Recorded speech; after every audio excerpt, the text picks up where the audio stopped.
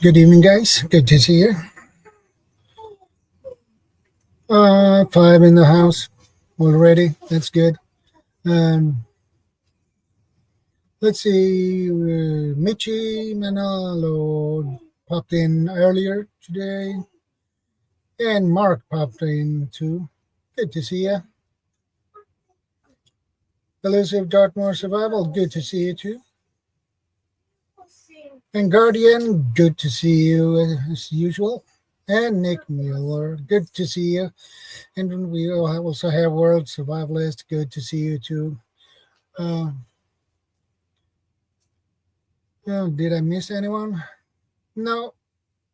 Obviously I did. Fire with Dr. Ninja Turtle. Good to see you. MPV. Good to see you. Mel Sibley. Good to see you. And we put on PV.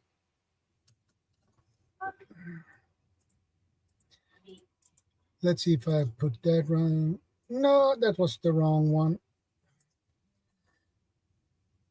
Let's see, I need to copy that again.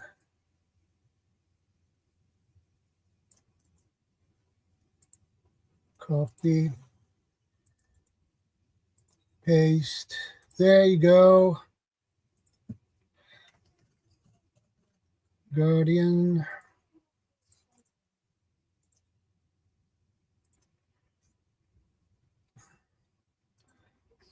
There we go. And Wanda Henry, good to see you. And Lisa Gibson, good to see you. Hey, PV, good to see you. Hello. Mic test, is that okay? Yeah, loud and clear. Good. How you doing? All right? Yeah, pretty. Well, actually, I'm floating away, but it's as it is. Hot and humid. Floating away. Yeah, as Guardian. usual. How are you doing, Guardian? And Fire with Dr. Ninja Turtle. This is a topic for you.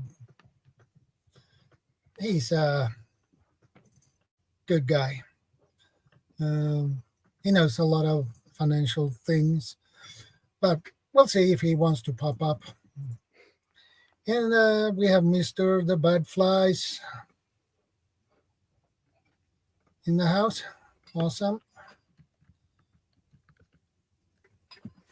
But anyway, today's topic is financial preparedness. Secure your future.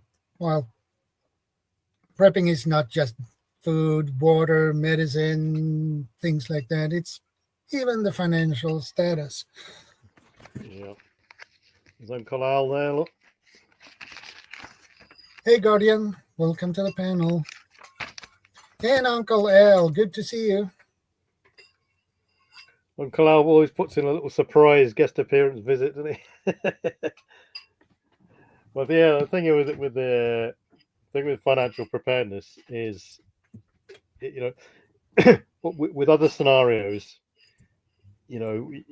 for someone it could be an earthquake preparedness event. For someone else, it could be a flood preparedness event. But financial preparedness will affect everybody, and it's something that everyone should be doing because regardless of any cataclysm, disaster, whatever it is, you will still have and use your funds or securities that you've prepared in advance at some point, even if that is further on down the line, retirement. So Yeah. everyone should be doing it. Everyone should be thinking about it in some way, shape, or form. And I see on YouTube, good to see you, man. Always nice to see you. It's oh la la to see you again. Sorry I couldn't help myself. And Diana too, good to see you.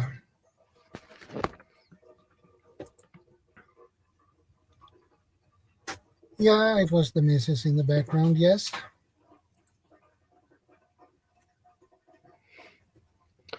So yeah, I mean, this sort of thing, I think there's no one expert because all we can hear and talk about is our own experiences, our own speculations, our own financial situations and who we've reached out to and spoken to and seen.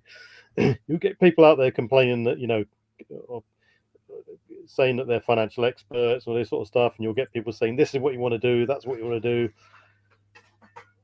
do. People listening to this, I'll take it with a pinch of salt. And disclaimer now, we're not telling anyone what to do. We're just going off of experiences and what we've read and learned throughout the years. So take this sort of piece of advice and don't rush out there. Start to act on what we're saying, evaluate what we're saying, and I hope it sparks some sort of thought process as to your financial situation and what you can do about it, really. Angela Macau, welcome. Good to see you. Hey, good evening, guys. Hey, Guardian. Hey, Guardian. Yeah, thanks for having me up on the panel. And to those two that are asking to join up, it would be always amazing to have new people that join in. So if you guys want to join up on the panel, no pressure for how long. I know that it's a busy life as well, but yeah, if you joined, it'd be fantastic. So yeah, I'm sure. Come up. We need sentiment. some extra. It's always good to see other experiences and points of view and angles. Yeah. So. Hey, Alan, good to see you. Welcome in, Alice. World Survivalist. How are you doing? Yeah, good. Yeah, doing good.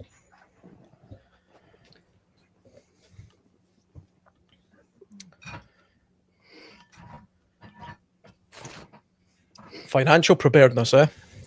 Yeah. Well, it's not just food and water. You need a you need a fund, this emergency fund if something happens. You don't want to be out of money if something happens. Yeah, emergency funds, insurance, document safety, securities, retirement, stability, that sort of stuff.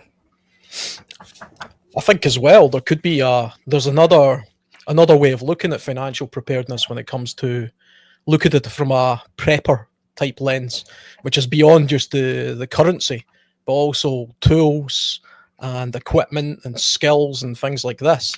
We're all aware of the idea of a barter system. If the financial world was to implode on itself, what would we be bartering with? And I think preparing and stockpiling certain items, even some items that we take for granted now, at one point in history had great value. Nails, for example, are incredibly valuable because they're quite difficult to make and they're in short supply when nobody's manufacturing them. But that's just the kind of thing you really need if you're building a cabin or something like this. So there's certainly other things to consider when it comes to financial preparedness, I think. Yeah, I thought the same sort of thing. If you had the foresight, once you're secure in the monetary side of it, you can start to squirrel away if the threat is that bad, various other items. And one that immediately struck me was booze, fags and booze, or cigarettes, should I say, to the American audience out there. Yeah. You go, I've been to places where people will give anything for a cigarette when they need one, and any sort of item that people are addicted to as well, it becomes like gold dust. Yeah, agree. Barter is definitely one. But personally, Yeah. I think people should get their own house in order first.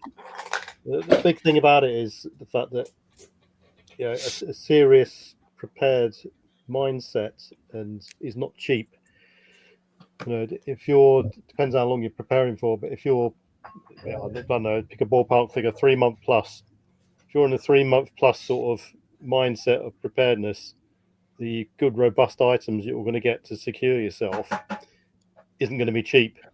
So that's going to be a long process to gather all those unless you've got the readies straight away. So you've got people out there got to manage this sort of journey they're on effectively, so they're not skinning themselves from day one. because you'll just be chasing sort of the golden solution forever. So they've got to play it sensibly and plan out how and when you're going to buy certain things. Yeah, I think that you're right about that as well, and the choices that we make, right, on a daily basis, and what we decide to do on the financial front.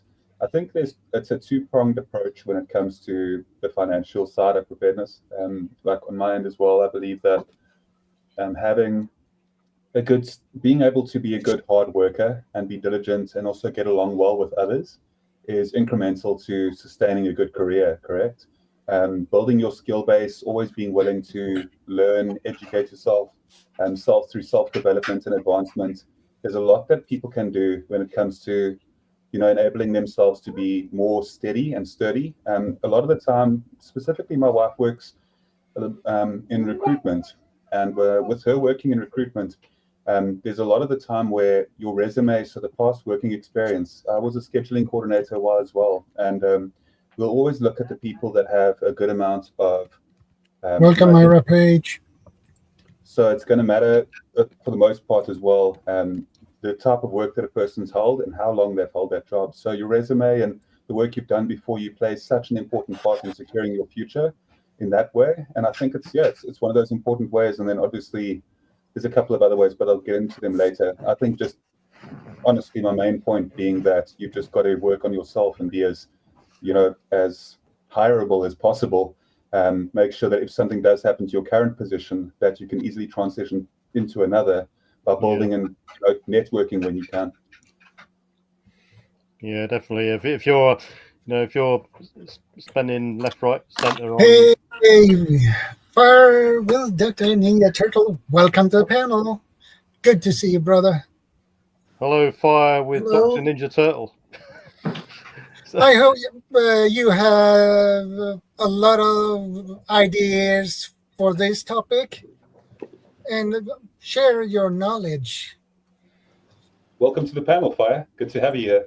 Well, thank you all so much. This is my first time on my cell phone using StreamYard, so it took me a while to get in. Yeah, looks good, yeah. It looks good. Sounds good. So just going on the back of what Guardian said there is, before people start, you can get the basics in and build that sort of preparedness base up for any sort of disaster or whatever. But before you start going out and buying, someone mentioned there, lifesaver, water jerry cans and power packs and all this sort of stuff, which are expensive items, then, you need to make sure your income streams are solid. And if you're in a position where you could, anyone's in this position now where they're tenuous employment and they could lose that job or get transferred to another job or for whatever what reason, then you've got to make yourself, as Guardian said, as employable as you can and give yourself as many options. And if possible, make yourself have multiple income streams so that you're more robust in terms of some sort of income in finances. Because once that's gone, you're that's it. Where do you go?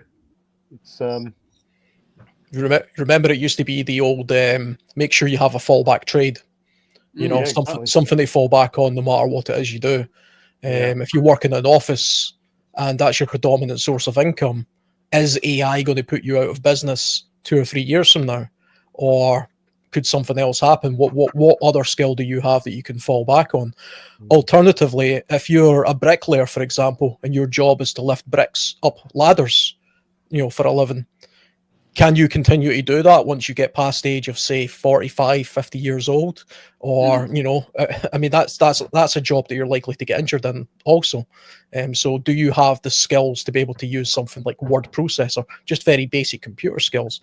Because, I know in the kind of industries I've worked in the past, where I've worked in offices, but also worked as a lorry driver, a machine operator, it's incredible to me how many truck drivers have had problems with their eyes or their health, and they've been unable to then find a job in an office because they simply don't know how to use, Word document or email or something really basic like that. And they're at the age where they believe that, well, it's now too difficult to learn this new skill, which probably isn't true. But it's certainly something to think about, having a diversify your CV, like Guardian said.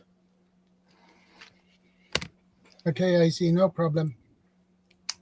Prior with Dr. Ninja Turtle, multiple stream of income, that is something you have talked about a lot on your channel.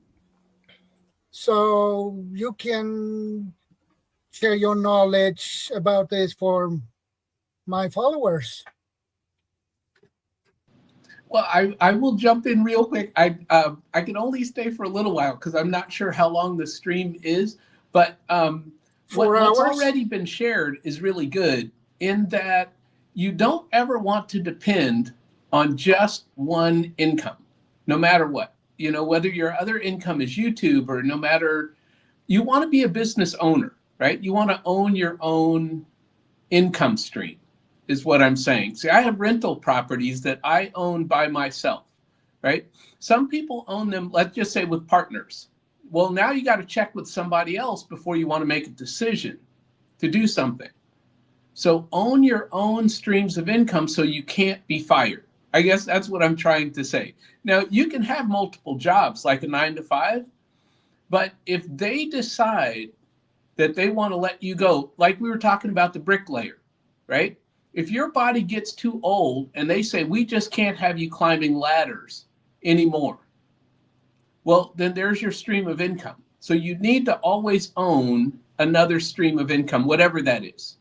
You know, and what I love about your channel is the survival skills. You know, when I had no money, I fished for food. So you have to have some survival skills. And that's one reason I love this channel. I'm going to shut up for now. Yeah, Fire, I mean, that definitely puts into perspective what the whole point of finance is, really. I mean, we take it for granted that, you know, we're out there, we're doing the 9 to 5, or we run a business or something in order to get an income.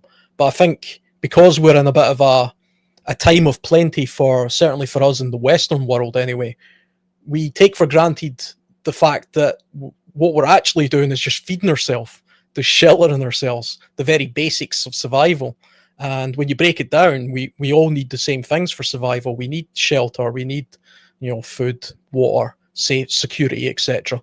And the model that we've been employing in the Western world certainly is to give our time in exchange for, you know, labor, or time in exchange for a currency of some description, so that we can then trade that currency for those items.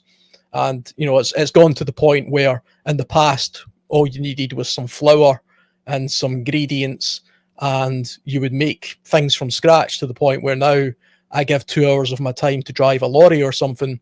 I get, you know, however much somebody deems that, you know, is worth, and then I go to McDonald's and, you know, buy a day's worth of calories that way. And that's a dangerous mindset, I believe, especially in the world of uncertainty and prep and survival and things like that. We should probably think more about what you were saying about, well, when it actually comes down to it, you would rather have fish that day, I imagine, than a couple of pounds or dollars, you know, because, well, you need to eat. And if you had that couple of dollars, that's the kind of thing you would have purchased anyway. And I think that, you know, if somebody loses their job, or they go on hard times, they have to think about how will they survive. What could be the minimum that they could live on, I guess, is what I'm trying to say. And people don't do that. It's like you were just saying, we have a 9 to 5, and I got comfortable. I had a government job here in America. So I thought that in America, the government job is supposed to be bulletproof. It's supposed to be, you know, you could never lose a government job. That's what people think, until they started cutting back on government jobs. Now, I got caught in the cutback in 2011. Other people got caught in the cutback last year in America. We all think in our head that our 9 to 5 is bulletproof, that whatever company we work for is never going to go through hard times. And so that's where I learned that you need to have a backup source Or in my case, I can survive on very little. And I've already proven that to myself. So if I ever lose my job, I know I can survive. That's what I like about this channel. It's survival. And I'm sorry, my lawn mowing guy is out there. Now that's a first world problem, having a lawnmower guy in my yard making noise. He's got to earn a living somehow. We have a question from Myra Page. Question: is cryptocurrency a good thing for financial preparedness? So just quickly on that one, it's very debatable. And I also dropped a bit of a comment on that where it comes to, if you look at those people just as a case study, for example, who invested early into, crypto ethereal such as Bitcoin, those people cashed in amazingly well.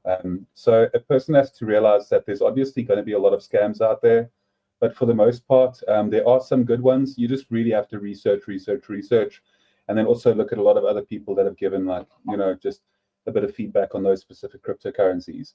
Uncle Al mentioned, so that's the Bullfrog, a good friend of mine as well, mentioned there in the chat section that a person has to look at the trades that they've got, and having those trades, correlates pretty well to something that I watched quite recently, where it came down to a person's ability to also realize, something Alan was mentioning, World Survivalist, is that what is going to happen when AI starts replacing a lot of those jobs. And you'll find that some of the jobs that are going to be replaced last are those exact trade skills. There's currently like hundreds of thousands of people needed within the different trades: plumbing, electrical, mechanic, like a lot of the different things that you can specialize in, and just having a little bit of a base knowledge in it and expanding that onto who you are. As mentioned earlier, the capability to improve ourselves, like it all, kind of works in synchronicity when it comes to who we are and what we can provide for the workforce. So yeah, trades, the Bullfrog, 100% I agree with you there. Having a good trade is brilliant. It's so good for you to have. Not only that is it great to have around the house, but it's also like really good for income, bartering, I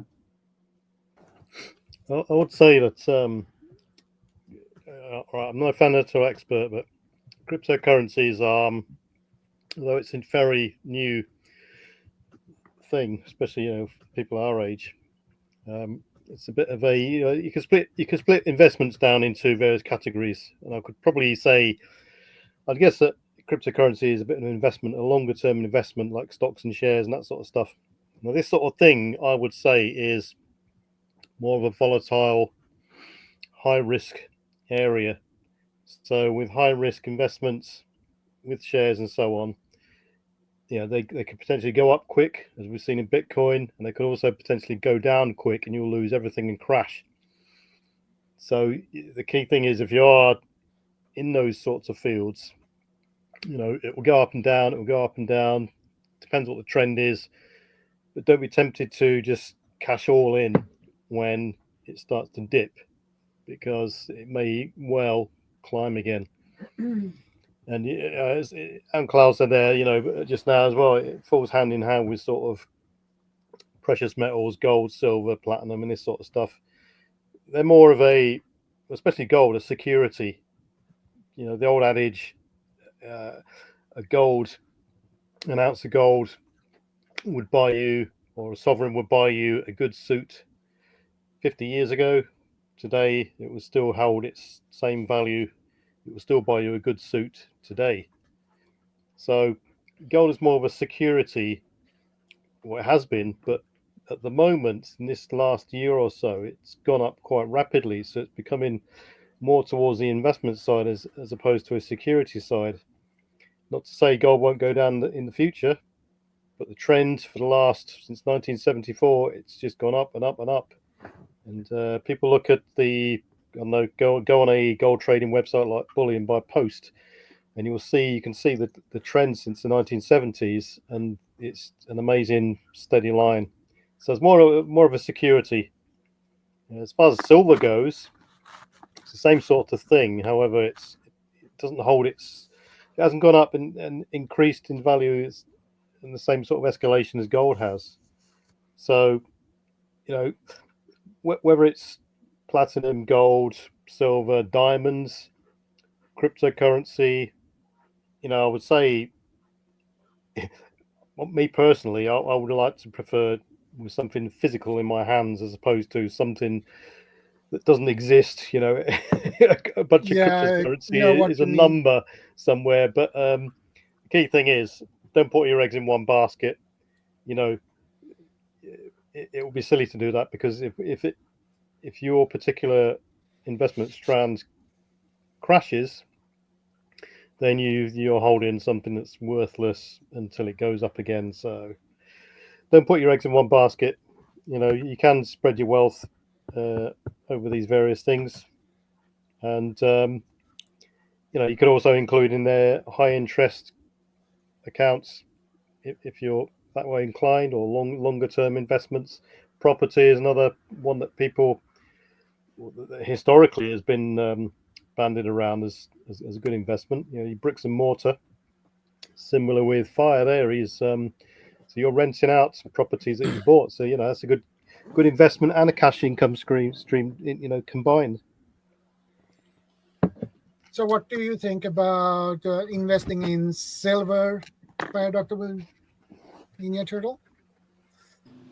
Well, and I'm going to back up for a second, and then I'm going to come back to the silver and the gold. I don't invest in silver, but I do have some gold, like in a safe deposit box in the bank. And basically, it's jewelry that I bought many, many years ago when the price of gold was very low. And over the years, that jewelry has gone up in value, but basically, it's just the weight of the gold. Doesn't matter that it's jewelry, that it's a ring or a necklace, doesn't matter. What matters is how much does it weigh. And so Yeah. what I've done is I've used that as my personal security that allows me to take more risks in my other investments. Because I said, if everything falls apart, I could sell this. See, so I've Yeah. kept that gold just as a hedge in case I have bad investments. But I'm going to say about the cryptocurrency that it has to pass the pillow test, right? The pillow test is, can you sleep at night? Some people, and we'll take people my age in their 60s, who may not be able to sleep at night with the ups and the downs and all of that. So I have very little cryptocurrency, right? As a percentage of my net worth, it's very tiny part. So if it goes up or down or I lose it all, it's okay, right? But younger people, you know, I have a sister-in-law, other relatives that are very heavy into crypto, and they believe it is the future. And so they are putting a lot of their future behind that. I'm just a little bit old for that. So I have to be able to sleep at night. But I will be putting more money into crypto in the coming years because it'll still be a small part of my overall net worth. That's sort of how I wanted to answer that. You can actually. Very good answer. I earned $130 worth of cryptocurrency because there's a couple of blog sites out there that if you write blog posts, your blog post will go up in value and they'll reward you with cryptocurrency. I mean, it depends how much you want to get involved in it, but you know, there's another income stream, I suppose. That particular website was Steemit. So the Steemit blog website would pay you in crypto. But you know, $130, that took me 2.5 years to accumulate that, you know, so 2 or 3 posts a month. But it's out there, you know. I've got to admit, when it comes to cryptocurrency, I find it quite difficult to understand exactly how it works. You know, I have heard people say, well, it's not a real thing. It doesn't really exist. Well, neither does the dollar or the pound. You know, that's just paper with a guarantee written on it. You know, so whether it exists or not is neither here nor where. There was a time where the dollar and the pound was tied to gold. You know, reserves or treasuries had to have an equivalent value of gold based on the amount of money that they were printing. That we don't have that anymore, from what I understand. the banks literally now just print money, and then put it out there into the system. And, from that we get inflation and debt and all manner of other things. Hey, Mark. Physical metals, I'm a lot more comfortable with. And recently I've actually been doing a little bit of experimenting with buying some physical currencies, physical metals and things like that. So I've got, some physical gold, and I've got some silver. These are just small amounts of gold and silver. And really the only reason I purchased these was because, one, I wanted to see how reparable the sites was where I was purchasing them. But also, these are not 1 ounce coins. I'm looking at the gold price and the silver price just now. Currently, a 1 ounce of gold is $3,336.66. That'll buy you a hell of a suit. Now, these little coins, these are 1/10. So this is 1/10 of an ounce. And the reason I purchased these smaller quantities of gold and silver is because I believe in a complete grid down system where we're at the point where we're exchanging gold physically for food or tools or anything like that. It's far easier to trade something this size for something than it is an ounce of gold, especially when I know an ounce of gold is $3,300 and all I want is a loaf of bread. How do I break into that? I can't. Whereas, I could use something like this. And the silver is easier. That's only worth currently $38 an ounce. So this little 1/10 coin here is worth practically nothing. I paid £5 for this. I'm absolutely with Alan on that. So, grid down. How do you play with your crypto? You don't. It's stuck in a computer vault somewhere and you can't get to it, can't do anything with it, and you're done. So your whatever dollars in crypto are now locked up in some electronic vault somewhere that you can't get to. But like Alan was saying, I'm pretty sure I know where he got it, probably the same place I did.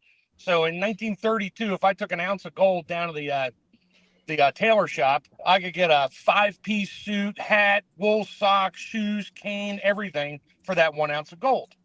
And it was worth $25.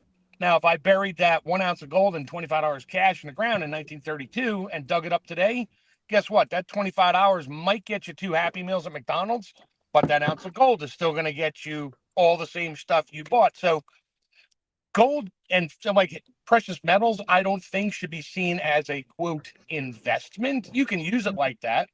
It's more of a way to stabilize your money. It never loses value. Paper currency will always go to zero. I don't care what country you're in. Zimbabwe printed the $1 trillion bill, and that was enough to get you 2 loaves of bread, and because it's worth crap. It's not even worth the paper it's printed on. And but same with America and any other country. Paper always goes to zero because it's fiat currency. Is not based on anything, and it always turns back to precious metals. Precious metals have been around forever as a form of currency trade, whatever, and it was always worth something, and it always will be, in my personal opinion.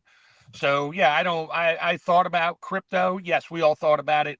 Should have bought it when it was, when whatever the cryptocurrency was, one of the coins, Bitcoin, back when it first came out, it was like $3 a coin, and now it's $100,000 a coin. Well, that's great. Can't go back in time, well, yet, but I still got my silver and gold and stuff, and my jewelry, and that jewelry's worth scrap weight, and I'm not parting with it.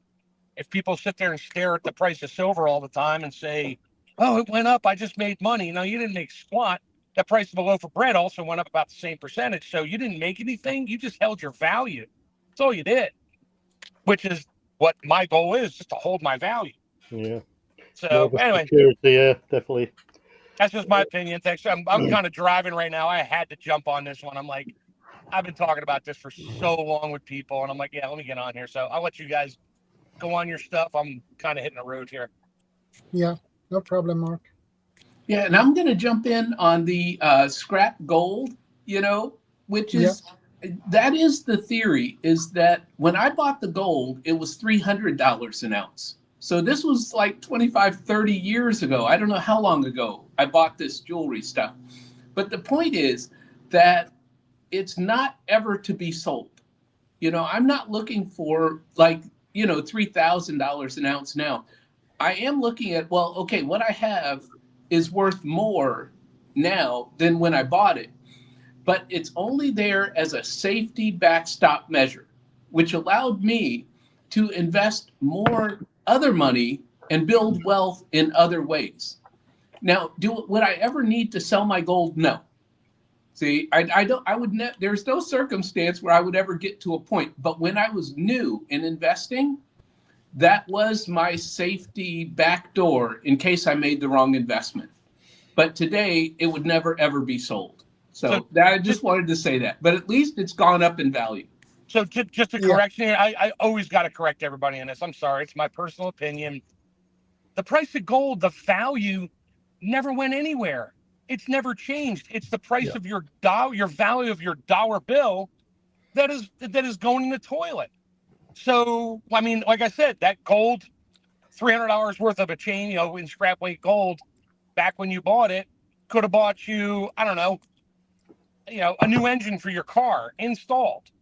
Now, that $300 cash might get you a gasket kit, but if you had the gold, is now worth, $3,000. Well, guess what? You just got your engine. So the fact that everybody, and this is the problem with, we've all been trained to believe that metal prices are increasing in value. Yeah, that's to get you away from the fact that the dollar value and the fiat currency value is in the toilet.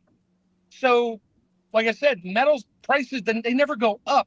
The value doesn't go up. It maintains its value.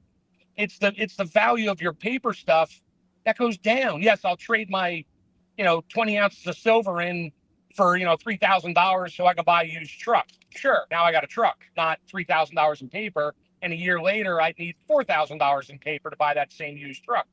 So yeah, I'll trade it as needed if I need it. But this is the fallacy that we all fall into. We are told to believe that the price of metal has gone up and the price of diamonds has gone up. And I have my opinion on diamonds. It's just a rock. You got to find a buyer for it that wants to believe it's worth whatever. But when it comes to precious metal, boom, it's stable. It is literally the most stable thing, except for the manipulation going on with the COMEX and all that. I can get down that rabbit hole, but I'm not gonna. And that's why they keep saying the price of silver is breaking out. Yeah, it's finally getting back up to what it's really worth, if you want to call it a worth. It's finally stabilizing the value it always had. But the paper money we use it every day. But this is unfortunately what we've been trained throughout our lives to believe. Silver goes up. No, stayed the same. Gold went up. Nope, stayed the same.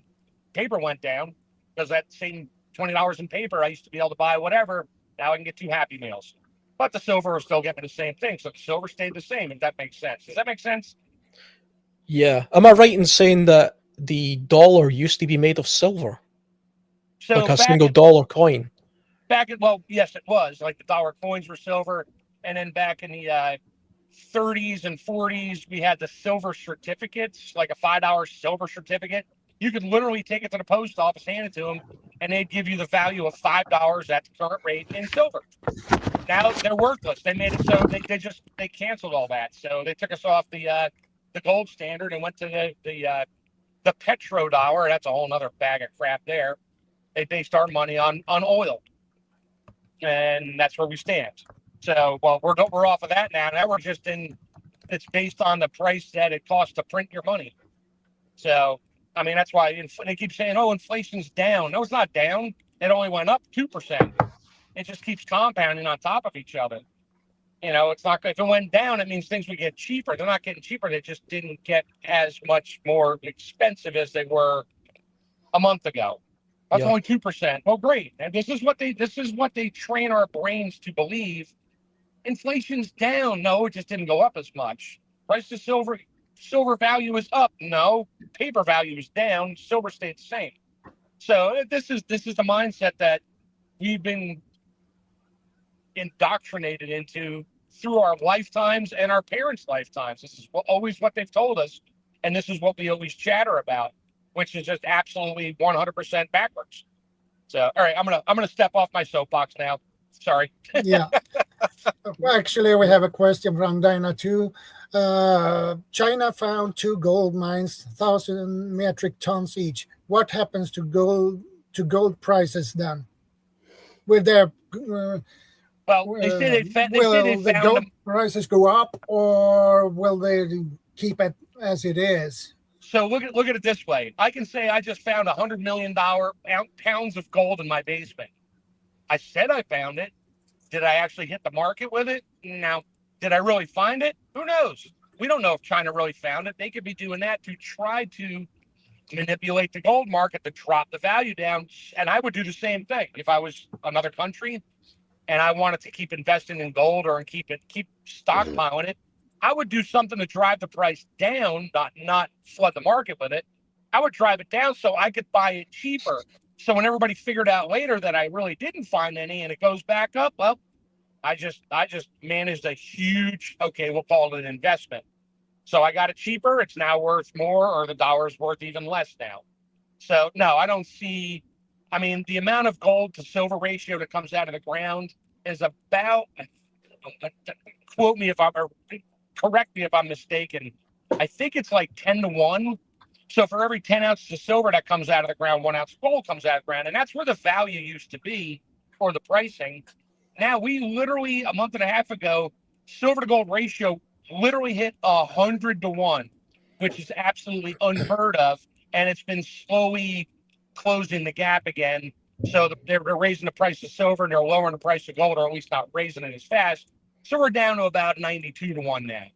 They need to get it down to about 50. And if they get it down to 50-1, your silver price per ounce will probably be $500 range in 2-3 years. But your $300 to $500 is still going to buy you the same thing you bought for $30 today, and your dollar will be worthless. So it's a mental gymnastics game they play with us. And gold and silver come out of the ground. 90% of the silver that comes out of the ground gets used for technology. It's going into solar panels. It's going into wiring. It's going into chipsets. It's going into everything. Used to be a lot of gold for the pins, which it still is, but not nearly as much as silver. It's like 0.5% of something made out of silver and gold is gold. The other, 99.5% is silver, not total weight, but in terms of percentage. So there's a huge disparity going on right now, and it's all because they've been manipulating the prices of silver and gold for decades. They sell paper contracts. They just dump it on the market, dump 100 million ounces of silver on the market in paper contracts, drives the price down.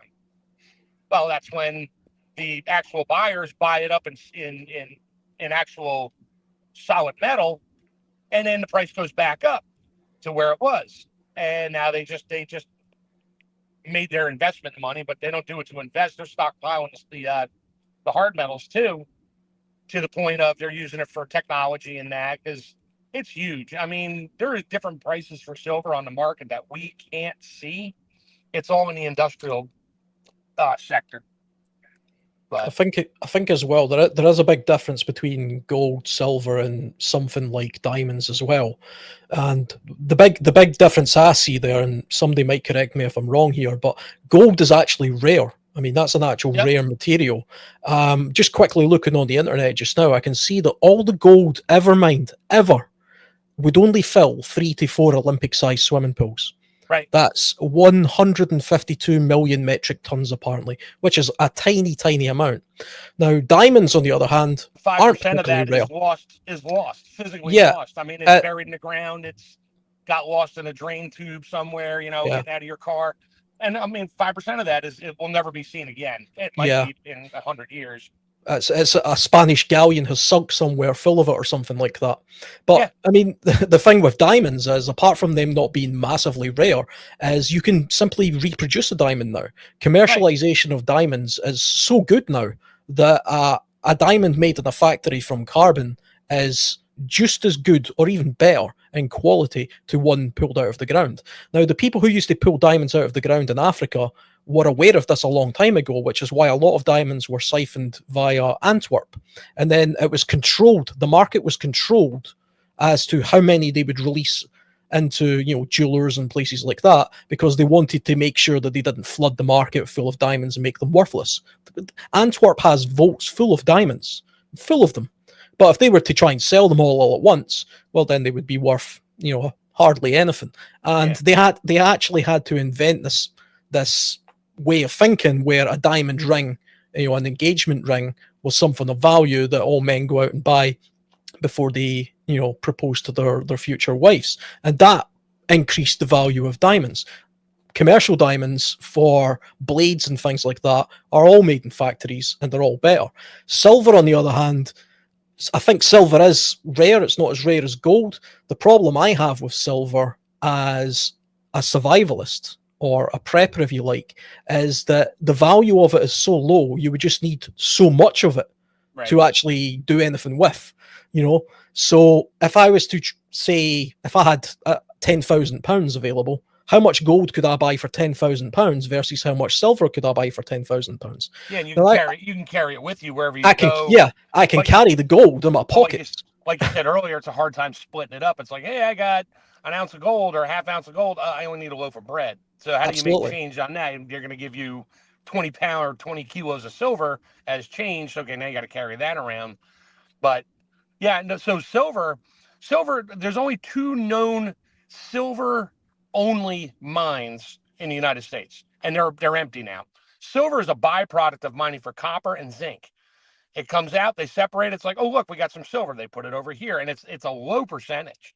So there is no, quote, silver like there are gold mines in, you know, all over the world.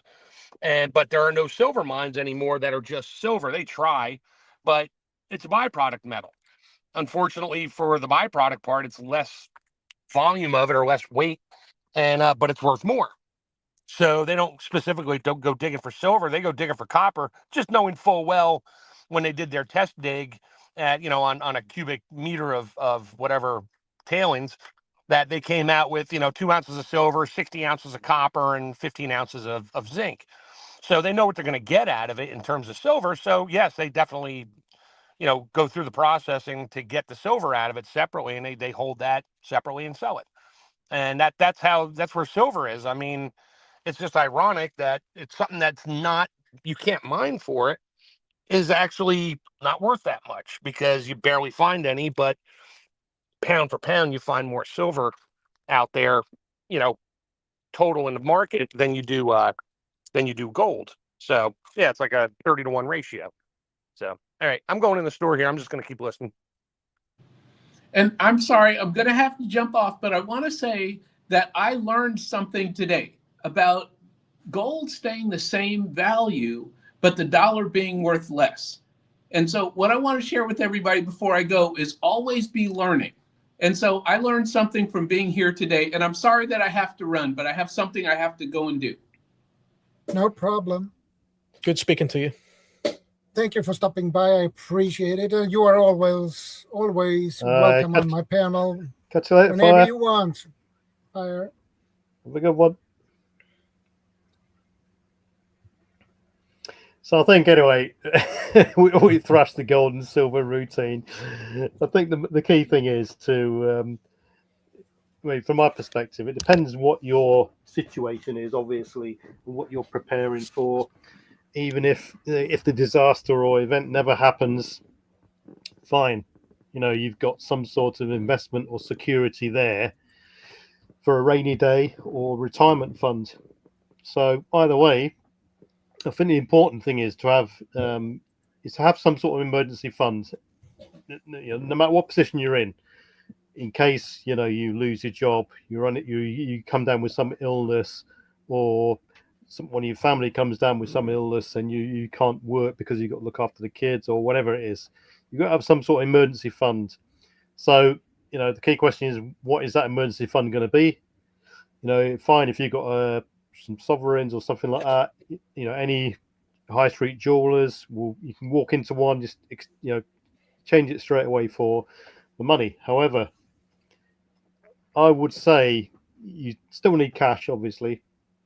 You know, it only took something like the Spanish blackout 3 or 4 months ago for everyone to revert back to cash straight away, almost instantly.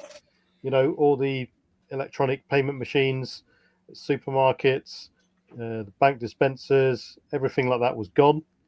You were unable to do any sort of online or electronic cash transaction. Transaction. So people were just instantly going to paper money. There's the old adage, cash is trash. Or cash is king, as Die Bullfrog says there. Yeah. Cash is trash in the longer term, but cash is king in the shorter term. So if you had to go out now in the midst of a blackout and buy something because you need it or you're unprepared in that sort of particular aspect, then cash is king. Fine. But the longer term, cash is trash. So revert back to your investments and securities. So the question is, how much would one need? So I think I would say, it depends on your situation. Again, I mean, you got to cover the bills. So 3 to 6 months.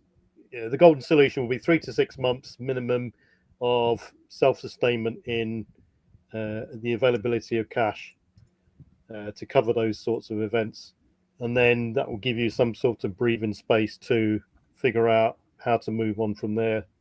Sorry, go on, Alan. Yeah, I was actually just going to say, I've always had this notion that you should have 3 months.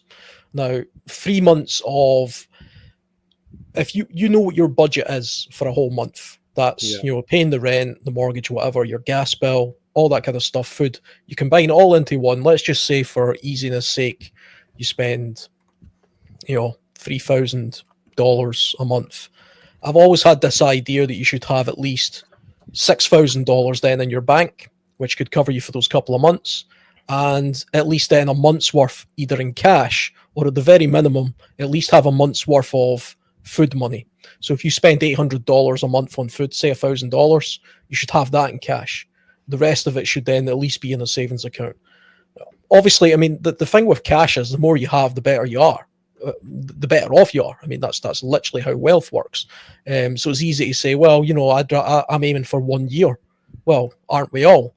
But in the real world, somebody, perhaps like me, I can only really live a couple of months ahead of myself. I go to work, I make an income, and most of my income goes to just sustaining my household and my family.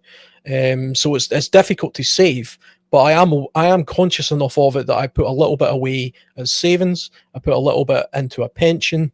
I put a little bit into small items like the little pieces of gold and silver, which aren't really investments, because if they were, I would be selling this stuff now, not buying it, because gold and silver is at an all-time high. I mean, having gold and silver in your house right now is the equivalent of having cash under your mattress. But I'm not looking at it from an investment point of view. I'm looking at it from a preparedness point of view, something to barter with. Because at some point it will get to the stage where if cryptocurrency or gold is so expensive from a value point of view, that you're actually better off not buying that. You're better off buying some other physical item that's worthwhile. Do I want to spend $3,500 on a piece of gold, or do I want to buy a new generator?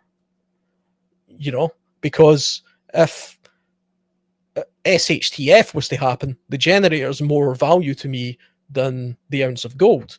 And I probably wouldn't be able to buy that generator for that ounce of gold off somebody if something like that was to happen. If I'm buying the gold for investment purposes, then yeah, of course, buy the gold and sell the gold. You have to sell it in order to, investing isn't about hoarding wealth. I mean, wealth is worth nothing if it's under your mattress.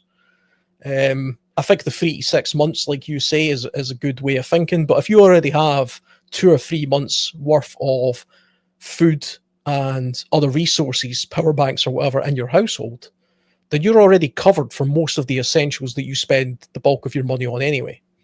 It would be great to have less bills with other things. If you can pay, if you own your house and you don't have a mortgage or something, well, yeah, that's great. But I would then spend that money on other resources. It's a tricky one to know where you should continue to squirrel away wealth or spend the wealth on the things that you think are actually worthwhile spending, because it'll be a hell of a lot more difficult to buy those items when you really need it. Yeah, I think having money stashed away is a good idea to cover things in the immediate future, and it's more or less something for a soft SHTF type of event, as in, it's not a life-threatening situation. It will cover your a couple of months worth, or out to 6 months or beyond, for covering essential bills and food. But and it will get you by the immediate uh, days after any sort of blackout or anything like that if you need it. And beyond that, it starts to devalue massively as a case of no one's interested in it. They start to revert to goods, food, fuel, water, and this sort of stuff. But so it's definitely part of my sort of toolkit, I'd say. Yeah, how much? 3 to 6 months, I'd say. To cover the things just in case an illness, you lose your job, an accident, or anything like this, or some people might not even be insured. Or your car break down, or something go wrong with your house. Vehicle's a good one, because an unexpected breakdown in a vehicle can cost thousands. A lot of money. Yeah, these days. And oh yeah, these companies, you take your car to a garage in UK, and I can't think of any garage in UK that will fix your car on credit.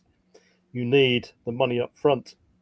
So, and that's happened to me before. I got into a situation once where I was commuting 25 miles into work every day. The car had the cam belt broke in the car, which meant 2 weeks worth of unavailability of transport.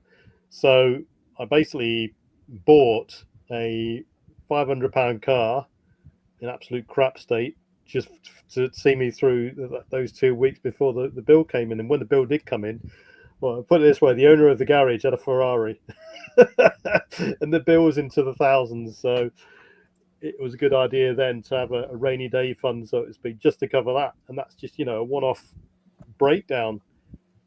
And then compound that with a couple of more back to back, and you can be in dire situations. So, yeah, emergency fund definitely good for the longer term, for the just in case, soft SHTF events, and then if you get some sort of breakdown in the grid where electronic transactions aren't available, then it's a good idea, I'd say. But the clock is ticking, as we mentioned before. At some point, goods are going to come into it.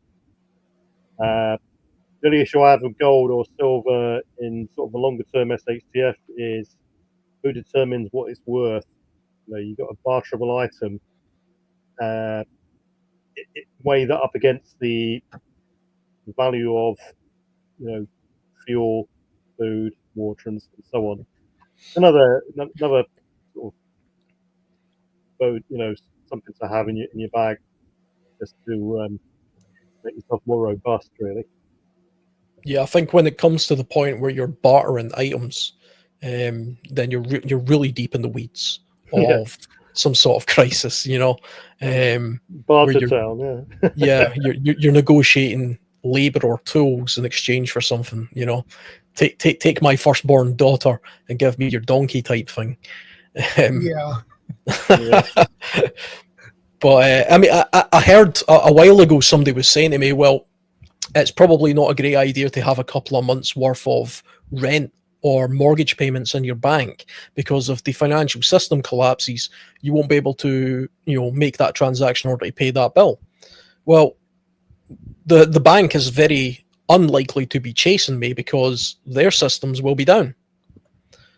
So to me, that's a digital exchange. So if there's a digital crisis, unless it happens to be personally, which, I get hacked personally or something, if there's a national or a worldwide financial crisis from a digital aspect, then I'd actually rather have that money sitting in that digital black hole, along with the paperwork that says I owe the bank X amount of money for the mortgage, because then it just comes down to a dispute between me and the bank as to, well, I've got the money there, It's just your system isn't working. So let's try and sort it out. In the meantime, you're going to need something to eat, and that's where the money comes into play. The problem with storing money, I mean, for people who say cash is king, I've never really believed that. But I mean, the problem with cash is it devalues. If I put £1,000 under my pillow, in 10 years, it's not worth £1,000. I mean, it might still say £1,000, but I'll get far less for it than what I would today. Whereas if I put £1,000 worth of gold under my pillow, I can pretty much guarantee that in 10 years, it's either going to be worth basically the same or more.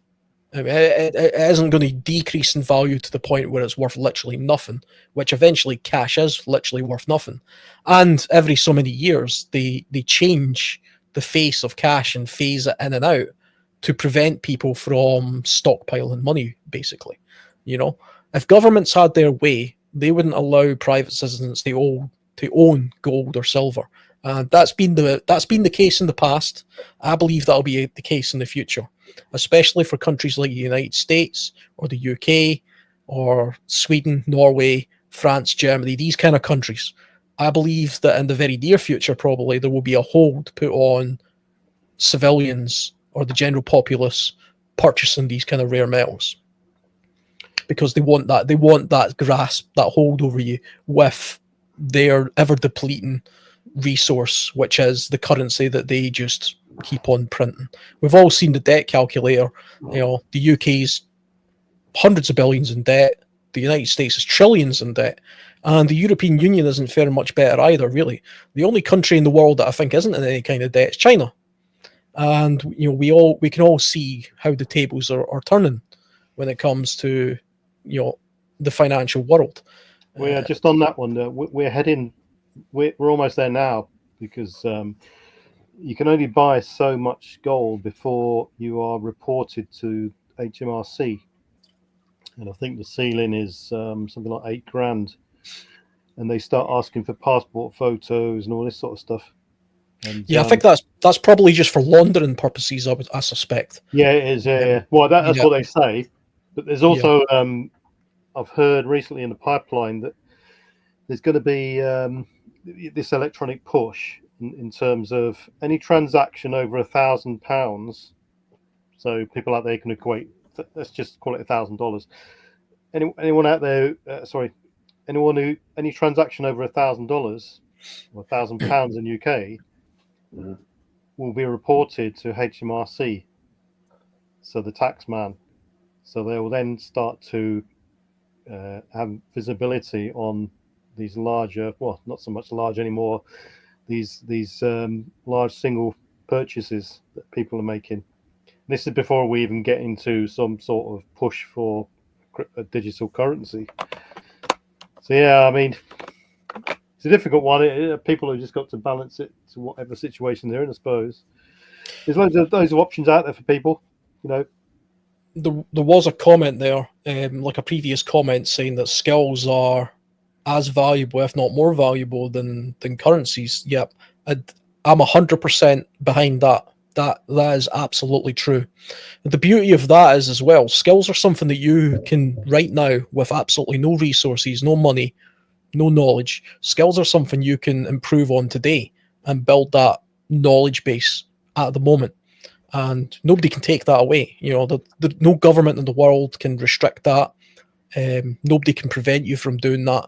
There's plenty of resources out there that you can go out and learn skills to do the thing that you ultimately need to do in an SHTF situation or survival situation, which is, frankly, just stay alive and keep your family alive. And that as a survivalist, as opposed, I don't believe I'm a prepper. I'm a survivalist more than a prepper. And one of the key differences between the two, for me, is the skills aspect of it, where I believe that survivalists tend to focus far more on skills as opposed to physical items like resources or cash or wealth or physical real world items. It's what's in here that's really important, because I can make tools, I can make shelter, I can make cover. I know how to purify or sanitize water or resource food. Of course, you can overlap the two, and that's what we should all do. We all live in the real world, but skills are always far more valuable, in my opinion. And that's where you should invest most of your time and resource if you've got very little ability to do the others. I don't have a lot of money. I'm a very sort of normal blue collar type, type of income. So for me, I'm only a couple of months ahead of myself when it comes to income. So I'm not building no bunkers anywhere or spending £8,000 on gold. I just don't have the means to do that. If I win the lottery tomorrow, I'll build myself a bunker. But what I can do just now is develop my skill base. I agree. Yep, definitely. I think The most valuable skills, in my opinion, would be medical skills. Let's say if you have lucky to meet a surgeon that is a prepper, well, and if he wants to be in a MAG group, well, your MAG group, that would be awesome, because that dude would definitely be worth a lot. So that guy he's valuable when you need to be him. protected. Yeah, absolutely. I mean, you can be Ray Mears and know every kind of survival bushcraft trick in the world, but if you need your appendix taken out, you're not doing that with a penknife and no skill or knowledge of how to do it. You need somebody who has a very specific set of skills and knowledge in order to do things like that. Medical knowledge is absolutely one of the most valuable things you can have. It's so vast that it's one of those things where you can never stop learning it. So from my point of view, my medical knowledge is very, very basic. It's basically first aid. The same for me. Yeah. I'd rather have a nurse, I think.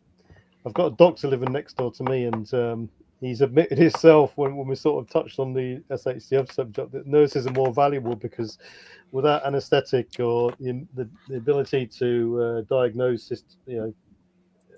diagnosis or imaging machines or anything like that, doctors are pretty much nurses. So I'd rather have one of those. Okay, until you need, fine until you need them. Don't discount the other ones out there, like someone who knows how to operate radios, the crafter, the electrician who can make rudimentary gear with this sort of stuff. But it could be pretty dire within that situation. Yeah, I think, the one thing that is inevitable, apart from taxes, is, obviously death. At some point, you are going to get to a point where you are sick or injured or just old, and you're nearing that stage where some sort of medical assistance or nursing assistance is required. And way back in the old days, this would be roles that, the midwives or the women in the family would take on the nursing type role, the midwifery type role and things like that. The midwife aspect of it being the most important part of it, because that's where the vast majority of premature death took place. And so it was the skills that were built up over the centuries of midwifery that really changed the life expectancy and the life improvements of basically all humanity. Doctors, I don't know much. I'm not a doctor or a nurse or anything like that. I know they have different skill sets. To my mind, the doctor is a person who basically administers chemicals to counteract symptoms, and that, of course, works. Medical science is a fantastic thing, but it's also, not always accurate. And if you haven't got those resources, a doctor that knows how to administer every kind of drug for every ailment is fairly useless if he has none of those drugs. What's he going to do? A surgeon, on the other hand, with a penknife probably could remove your appendix. It'd be bloody painful without anaesthetic and probably unsanitary, but you'd probably survive.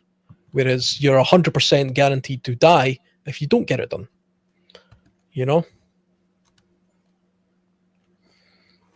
Yeah, that would be definitely painful with a penknife. Using a rusty nail or something.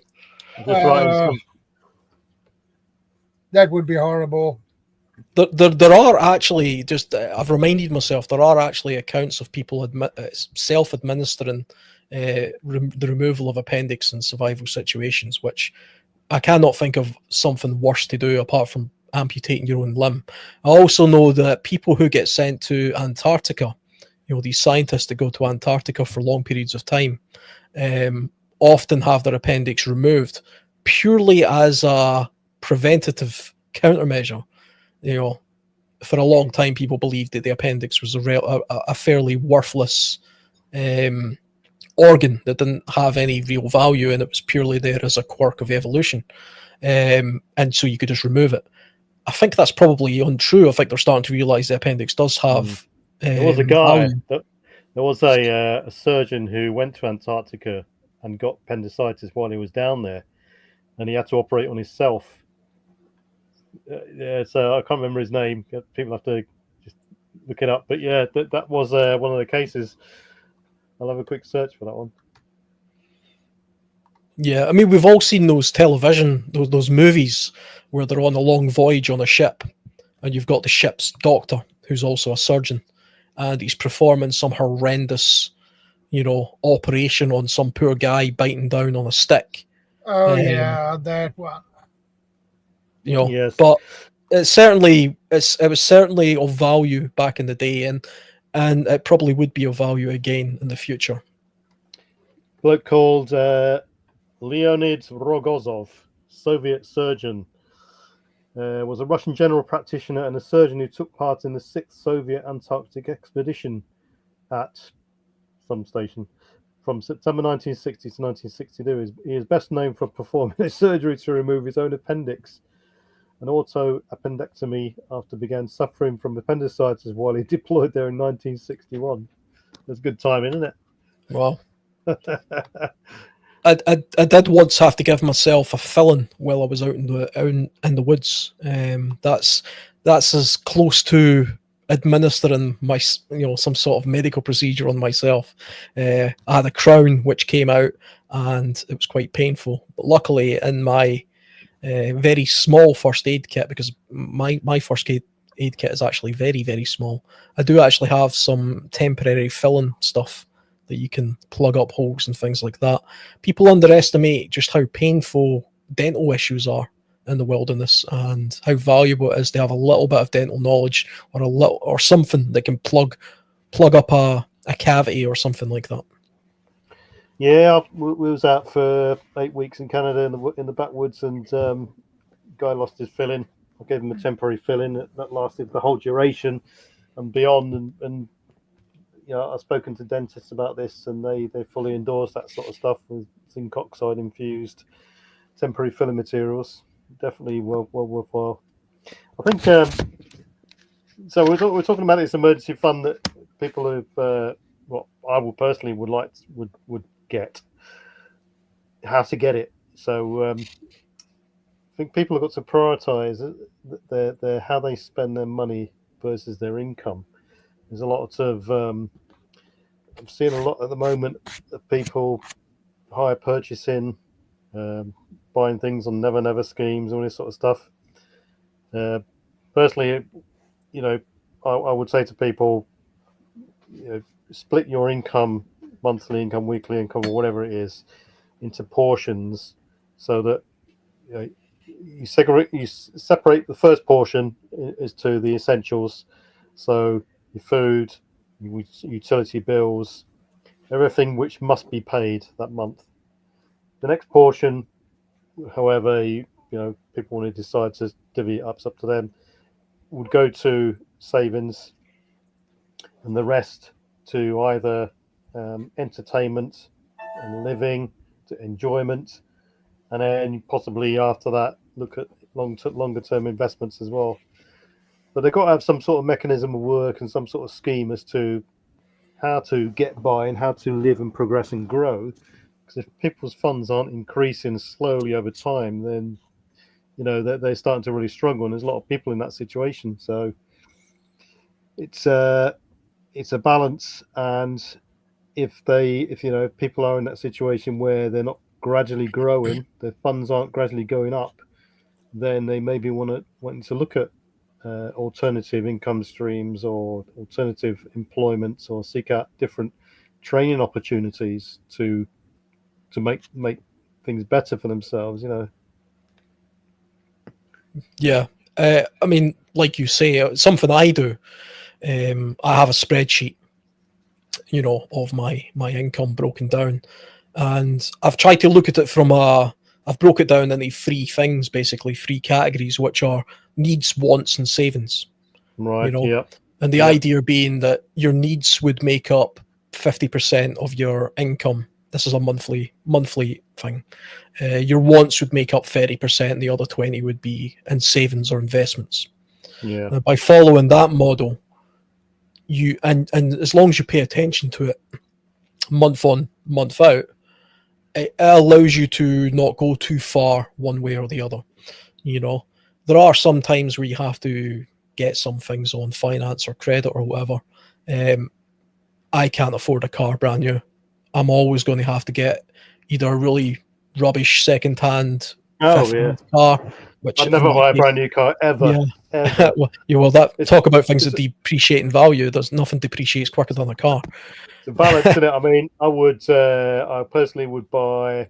I've had many cars. From my experience now, I would say I'd buy, best case scenario, 4 to 5 year old car, and then you're then sort of, you either get an older car, and then you gradually spend more money over repairs and replacement of things wear out, or a slightly newer car where it offsets that sort of thing. But I'll never buy a new car. Never. And it seems to me nowadays that new cars are a bit like mobile phones. They're just like rolling gadgets.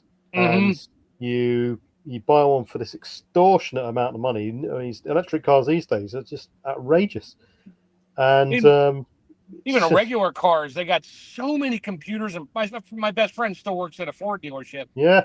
And he hates them. The sunroof doesn't open. It needs 3 modules and the sunroof. Yeah. It's like, wait, what? It's like, yeah, there's so many computers. I mean, why? Who knows? I'm literally tomorrow. It's funny you brought that up. I am going tomorrow to look. It's a friend of a friend. We're all mechanics, or were. And it's a 93 F-150 4-wheel drive, 5-liter motor. Saw pictures of it. It's a standard cab. I wish it was a super 5 cab, but litre. I can do it. Yep. Well, 302. you see, the over here, that would be just completely impractical because the price of fuel over here is way expensive. Oh, Yeah. well, I'm not buying it for a daily drive. I work from home now, so I'm driving Nice. currently, like literally right now, a 98 Ranger with 233,000 miles on it. But I take care of it. I just put new injectors in it and Yeah, same gaskets here. and stuff. I mean, I just fix my own stuff, and it only has one. Well, currently there's 3 computers in here. One that runs the engine, and then my phone and the radio. But that's it. So, I can buy a computer for this thing at the local auto parts store, like literally for like a couple $100. I could buy it. It's the new ones, can't even get them because they make them as they need it. Everything is programmable. They're not interchangeable. It's just the dumbest thing this world has gone to with cars. Yeah, even the headlights. A friend of mine needs a new headlight for a BMW, and £900 is what he has to pay because it's the entire thing. It's the whole cluster because it's LED and all this kind of stuff. Yep. Luckily, the car I drive, I can still go down to the supermarket and buy a bulb, screw it in. $5. I got a new headlight bulb. Those cars are very much on their way out. I've got a van not mine. with over 200,000 miles on it, and like Jeff says there, as long as you keep it maintained, regularly serviced, and you spot the signs early and replace things as you go along, then generally they go for.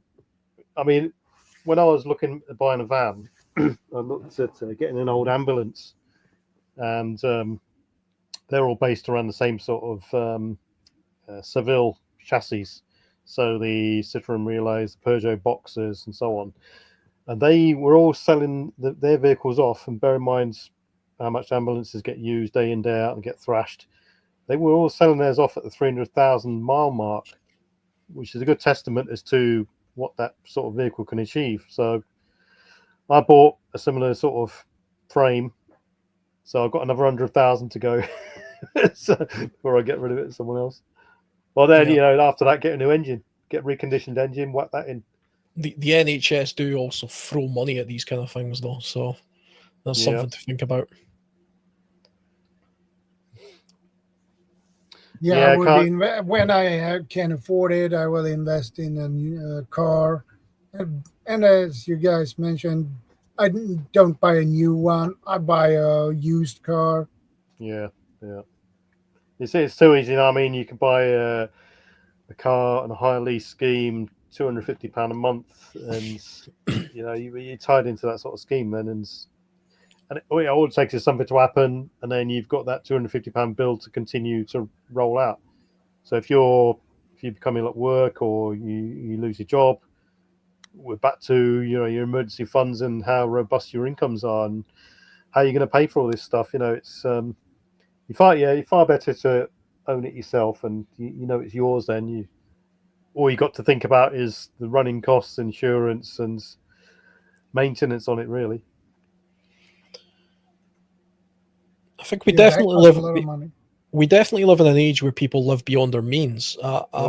I'm fully aware of people who will go out and spend £1,000 on a bag, or some other latest fashion accessory, or an iPhone that basically does the same thing as the previous model, but they feel the need to go out and purchase it anyway. But I don't know about you guys. I mean, this is maybe a question for the three of you. Do you feel like the tide might be turning on that? Because I kind of get this feeling, it's just a bit of a feeling or a perception maybe, that we've got to a point where probably some point after the Second World War, we're getting ever and ever more wealthy as a society. And we were able to do these kind of things and live beyond our means. We eat more food than we can grow. We have more resources than we make, etc. And it just kind of goes on and on because it's globalized. But there's something in the air that just feels like, that's going to come crashing down. Something's changing. I don't know if it's because we're all noticing the shift from the west east, because that's definitely happening. And suddenly people are now starting to realize, wait a minute, what do you mean everything I have and own is made in this other country that might hold me to ransom? So we're going to have to start living and making our own things. If we're building cars in America for Americans, that's going to cost a hell of a lot of money. If we're doing the same thing in the UK, where we're only going to try and eat more food that we grow, well, we have a very seasonal country, and it's a small country, so we're going to have to go back to the way it used to be back in the old, the good old days, as they say. Do you guys feel that, or am I just imagining that? I've been feeling that for years. I think it comes in peaks and troughs. You'll get and we're reminded of the situation we're in when you get some sort of either financial crash or some sort of event that rocks the global scale. I mean, we are back in pre-2000, sort of 2009 sort of ish area. There was a big financial crash then, and at that point, people were just completely living on, every country was running on credit up to the eyeballs. The citizens were, and then that sort of woke people up a bit, and we're sort of creeping back into that sort of a scenario again, where dependency for everyone to just buy things on credit, hire cars on credit, and all this sort of stuff. I mean, I don't know. I've always taken these kind of like market crashes that you have every now and again. I've always seen that as just the market kind of resetting itself. Every bubble eventually gets to a point where it has to either contract or burst. Presumably what they're trying to do is avoid the burst, and they're just sort of contracting. And I think a lot of this, I've always believed that it's somewhat artificial, or it's kind of built into the mechanism of the financial sector in order to be able to do this now and again. Otherwise, it would just be, you can't have endless growth. I don't understand how that's possible. The strange thing is, you were mentioning there about the financial crash. I think, what was it, 2010? Was that the financial crash? It must have been round about then, where a lot of things, went to hell. And the strange thing is, I remember at the time, because I was working on a job, it was a vehicle rental company. I worked there, and it was owned by General Electric, which is a much bigger company. And as part of the downsizing for a lot of businesses, General Electric decided they were going to mothball that company, so everybody there basically lost their job. It just so happened that the same day that they were going to put the big lock on the gate, I started a college degree So I was quitting my job anyway, and I was going to go and do that. I didn't have kids, I wasn't married or anything like that, and I was paying a very modest rent. And so I went off to college and university for the next 4 years, and it didn't affect me at all. So I was hearing in the news how devastating the financial crisis was, and I was looking around thinking, that hasn't affected me one bit. I don't know what they're talking about. But now I can see how something like that would be devastating, if I was to suddenly lose my job, because now I have kids and a mortgage and a family to support and all this kind of stuff. And for a long time, I think I was probably running off the fumes of, well, I can always just go and do something else, or I can always just go and do this. I've had a couple of these conversations now where people say to me, well, as a survivalist or in a prepping type situation, what do you think the biggest threat is? To me, it's not meteorites or zombies or World War III. It's losing my job or having or a financial crisis in the country that prevents me from being able to put this roof over my head. That is, when you look at it, probably for most people, the number one thing they should be preparing for and prepping for. Hence this conversation, which is why we're having this conversation. I don't think a lot of people, especially preppers or survivalists, take that in as much as they probably really should. I mean, if you'd never had a job, if you had absolutely no money whatsoever, and you just burn through the resources in your basement, how long are you really going to last? You're really not going to last that long.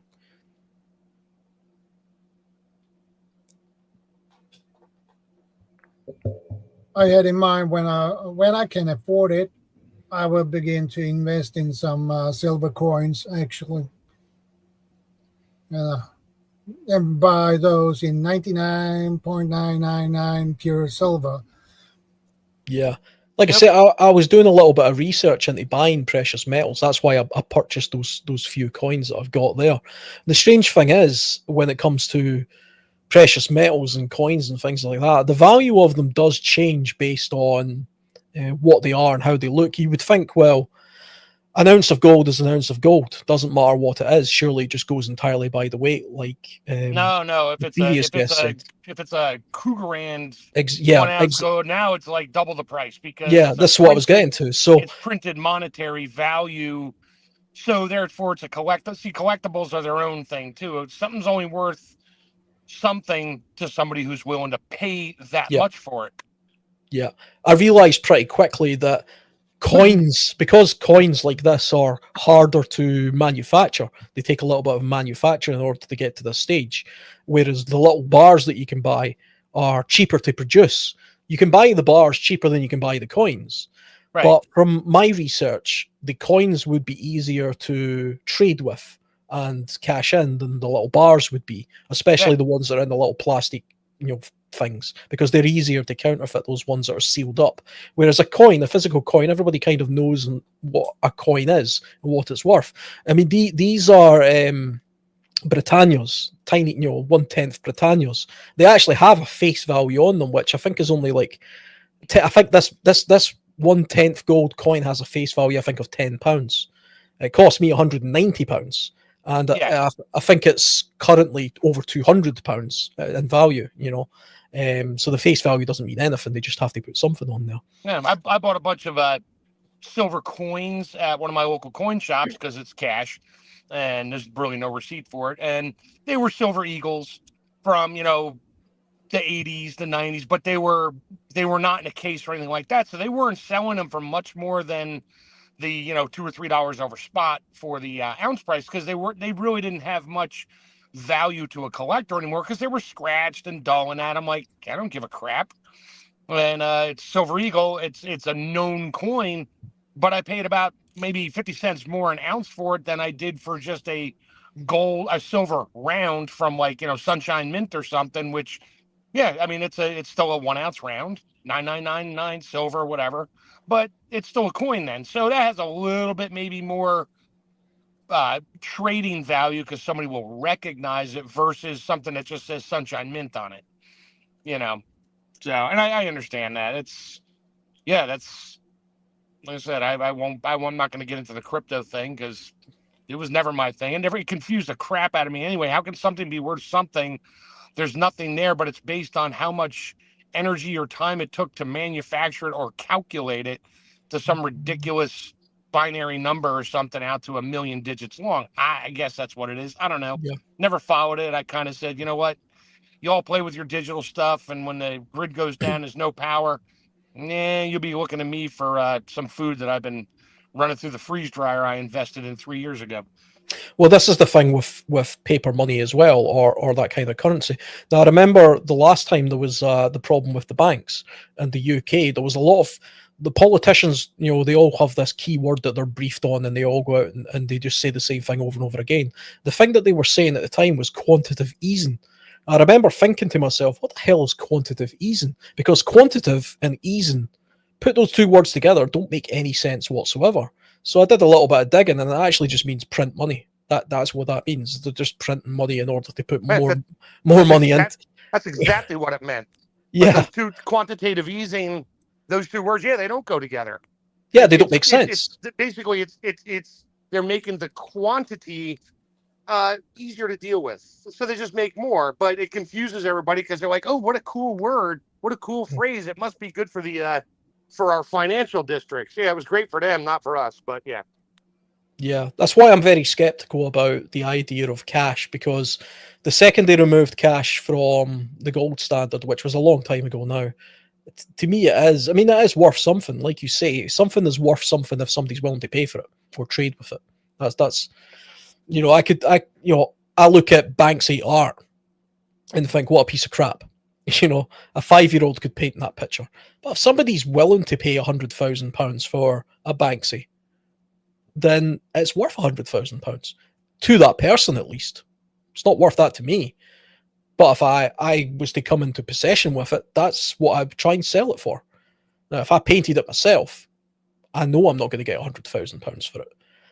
But that's the strange quirk of something being worth something when it's really not. I think Picasso, it might have been Picasso or somebody else, some famous artist once said that even he believed it was insane that he could look up at a beautiful beach house on a cliff top somewhere and paint it, sell the painting, and then buy it.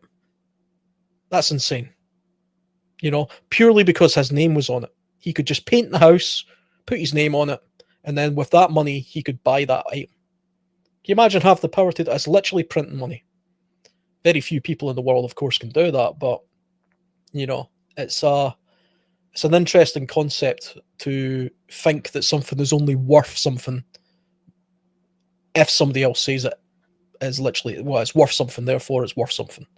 Yeah, my mom, and amongst other millions of people back in the during the .com boom back in the 90s or whatever it was, she fell into the pit of these collectible little houses. David Winters, I think that was it.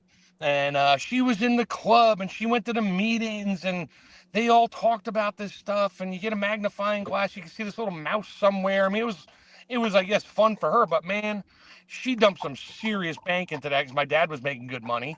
And then the .com boom hit, and then my father passed away, so my mom's going on eBay looking to see if she can sell some stuff. And she calls me. She's like, "Oh, I'm going to sell the castle." I was like, "Mom, nobody's buying it." She didn't have an eBay account. She's like, "Oh, they're out there on sale right now for, $2,000-$3,000. I'm like, "Mom, those numbers are all red." I said, "Hold on." I pulled up I logged in and I pulled up which one sold. $100, $200. I was like, "Mom, you're screwed. You literally got screwed." And she knew it. So we wound up, all that stuff, she wound up giving to people and stuff, and they wanted it. It was cute. She had all the boxes, all the paperwork, and I felt bad for her. And we tried to tell her then, it's like, "Mom, it's not worth anything unless somebody's willing to pay for it." But back then, everybody wanted it, and they said they only made 10,000 of this one. Well, guess what? That nobody seemed to look at that letter A, B, C, D, E, F, G, 10,000 each. So there was 100,000 made. They just had a different letter in front of it until people started finding out. Wait a minute, I got number 978, and you got number 978. How is this a thing? And then it turns out it was a scam.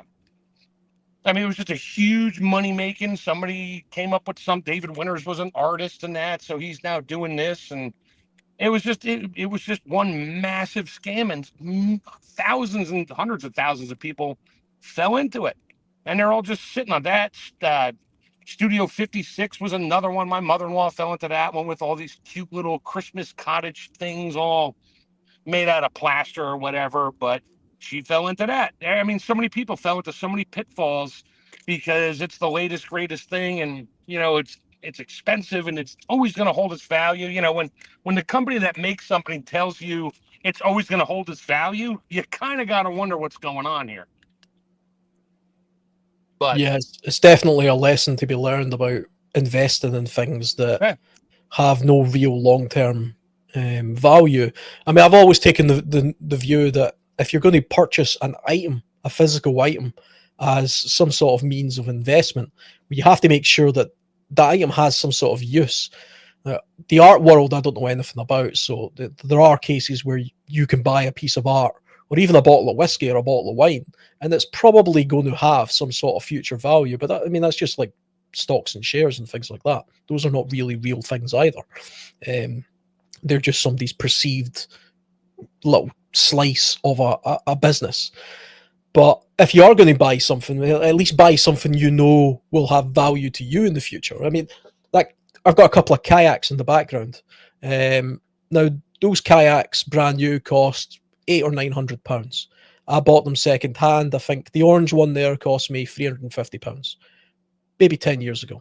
Now, if I tried to sell that just now, I'd probably get £200 or £300. It hasn't really dropped in value that much. I didn't buy it because I thought it would be worth any money. I bought it because it's an item I like. It's got a practical use. It's a boat. You can do lots of things with it. It's not just a hobby. It's something you can use as a practical, a physical item that has a practical value. So it's valuable to me because it's a genuine valuable item. A boat is a genuinely valuable item and will always be valuable because it's something that you can use to float on water. If I drew a picture of a boat and told you, here's a picture, I want £900 for it, in 10 years' time it'll be worth 2,000, I would be very skeptical. Yeah. And my wife and I go back and forth all the time, and I buy a freeze dryer, and she's like, "What do you want that for?" Then I start explaining it to her, start doing stuff. Now she's like, "Hey, can you freeze dry this? Can you freeze dry that?" I'm like, "I'll freeze dry whatever you want, honey." And freeze dry food costs a fortune. Yeah, I know. And those are really expensive. My kitchen equipment. I mean, I've been stepping up my game for decades. I went from a little dehydrator to a bigger dehydrator, which I still have. It has its purpose, and then a freeze dryer. Then I had, the little baby meat slicer that you got for Christmas back 30 years ago from whatever company it was. Which it worked okay. You're not going to open a deli with it. Now, no, I got a Hobart meat slicer. That thing is a tank. It'll last forever. I can get parts for it, and nothing's really going to wear out because it's just me. Meat grinder, stuff like that. All my kitchen equipment stuff that I buy, my wife stopped questioning me. She's like, "Why do you need that?" I was like, "You see the old one over there?" She's like, "Oh, yeah, broke." I went from a vacuum sealer, which are great, to a chamber sealer, which is, 1,000 times more efficient and better. It's bigger. I can do bigger stuff, and I can do liquids. And when that thing showed up, she's like, "It weighs like 150 pounds. I needed help getting it to my basement." She's like, "What is that?" I said, "It's a chamber sealer." She's like, "You bought another vacuum sealer?" I was like, I said, "Let me get this set up and I'll show you." And I did. And she's like, "Oh, crap." I'm like, "Oh, crap is right." Now when I buy food and have to freeze, and it doesn't get frostbite on it, it doesn't get oxygenated, and it'll last 2-3 years. Plus I can freeze soup. I put it in a bag and I chamber sealer, lay it flat. Now I got these little shingles of soup, tomato sauce, whatever I want. And she loves it. She'll be like, "Here, I made extra of this. Go do your thing." She stopped arguing with it. Meanwhile, she'll buy the little whatever digital something because it's cute and she saw it on an advertisement. She uses it once and now it just sits collecting dust. And 2 years later, you throw it in the trash. Key thing you've hit on there, I don't know if I missed a bit just before I was away, is someone put a question up at the beginning of this session about they were needed to buy, a solar power bank and a particular water filter. And you've indicated something there to me just now, is the fact that to fulfill your needs for, say, water filtration or power or anything like this, and if people haven't got the cash to do that immediately, then they should start off small, fulfill that requirement, and then over time you can increase the either the capacity or the productiveness, upgrade that piece of equipment, and then one in, one out sort of thing, and then you could possibly sell it to someone else, like clothes.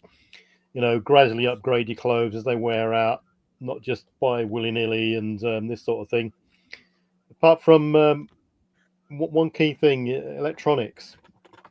People buying all these expensive cameras and all this sort of thing. The thing I found with electronic gear is, you can buy a camera, say, for £300, £400, £500, dollars, whatever it is, and fine, it'll be worth, it'll work fine. It could be top spec. A year or two down the line, that spec will not be so good. The demands will have increased.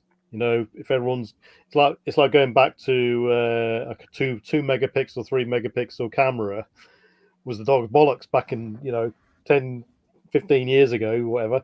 And now you try uploading that to a video or using that, and it's tosh, it's crap. People want to see 480 minimum and all this sort of stuff, or up to 4K. And you try selling an item which you spent quite a lot of money for, electronics item, like, for instance, a camera, and it won't be worth anything. The resale value is just absolute rubbish. So it's probably not even worth selling these days. And not just cameras, but you could relate this to other sort of items. Yeah, but the kids' point toys. is, I mean, the way goods, really, it doesn't have to be preparedness items, just the way people spend money. So a good thing possibly to do if people like to have the latest sort of tech gear is get it, keep an eye on the prices of the next model that comes out, and immediately that happens, then get rid of it, because you hang on for it too long and it's just not worth it at the end of the day. I think there's kind of three categories of things that we're talking about here when it comes to items and the financial worth of those items. Okay, so the three categories to my mind are the kind of things that you purchase because it makes you feel good to own the item. It doesn't have any. Yeah. It's not an investment because you're not going to sell it in the future. So let's take the phone, for example, with the camera. You don't need a camera in a survival situation. A camera has no value really, other than, it's a peacetime item. It's a first world item to have. The depreciation on that camera phone, like you say, is so great that if you're buying camera phones as an investment, then you're a bloody idiot. Because of course they depreciate in value. They only last 4 or 5 years, and then the technologies surpassed them, and the physical item itself is depreciated to a point where it's not worth anywhere near that kind of value anyway. And you can't get it fixed. Nobody will fix the stuff anymore. Nobody knows how to fix it, or you just can't. Well, Well, that's the thing. It's you just can't, because an iPhone is so technologically, technical, with so many different bits. No one person could build a smartphone out of anything. I mean, but the other two things, just quickly to say, with the two categories I see, you've got the investment category where we're talking about physical items like art and money and precious metals and things like that. Well, if you're hoarding or buying that stuff because you see it as an investment opportunity or or an insurance policy, well, you have to then realize that, well, that's something that you're hedging is going to be either hold its value or increase in value so that you can sell it in the future. So that's what those items are for. But then you've got another category where it's stuff that you have now because you know it's just going to last forever, like a cooking pot, for example. Now, if you want a cooking pot that will last your entire lifetime and probably hold its value as well as a pot, buy a Dutch oven and look after it. Yeah. Don't go and buy some cheap aluminium piece of junk out of a car boot sale, because that will be less valuable as an item. That's why I than thought when I bought my pressure canners, and yeah, I pressure can a lot. And the first one that, well, I had my mom's, which was like a Presto, had the rubber gasket, and that just annoyed me. I'm like, what are you going to do in 2 years when you need a rubber gasket and nobody has it? You know, and so I bought the All American. Yeah, they're like 4 times the price or more. You don't need a gasket. It's a metal to metal seal. I got 4 of them now, and I don't want to talk about it. It was I kind of got stuck into, yeah, I want another one. I want another one, but I was buying them used and refurbing them, and I use them, but they'll never go bad unless you damage the mating seals on the metal, which I don't. I know how to store them. So those things, oh yeah, I paid the one new one I got. My wife bought me. I think she paid like $350 for it like 10 years ago. Now the same one to buy it, it's like 700.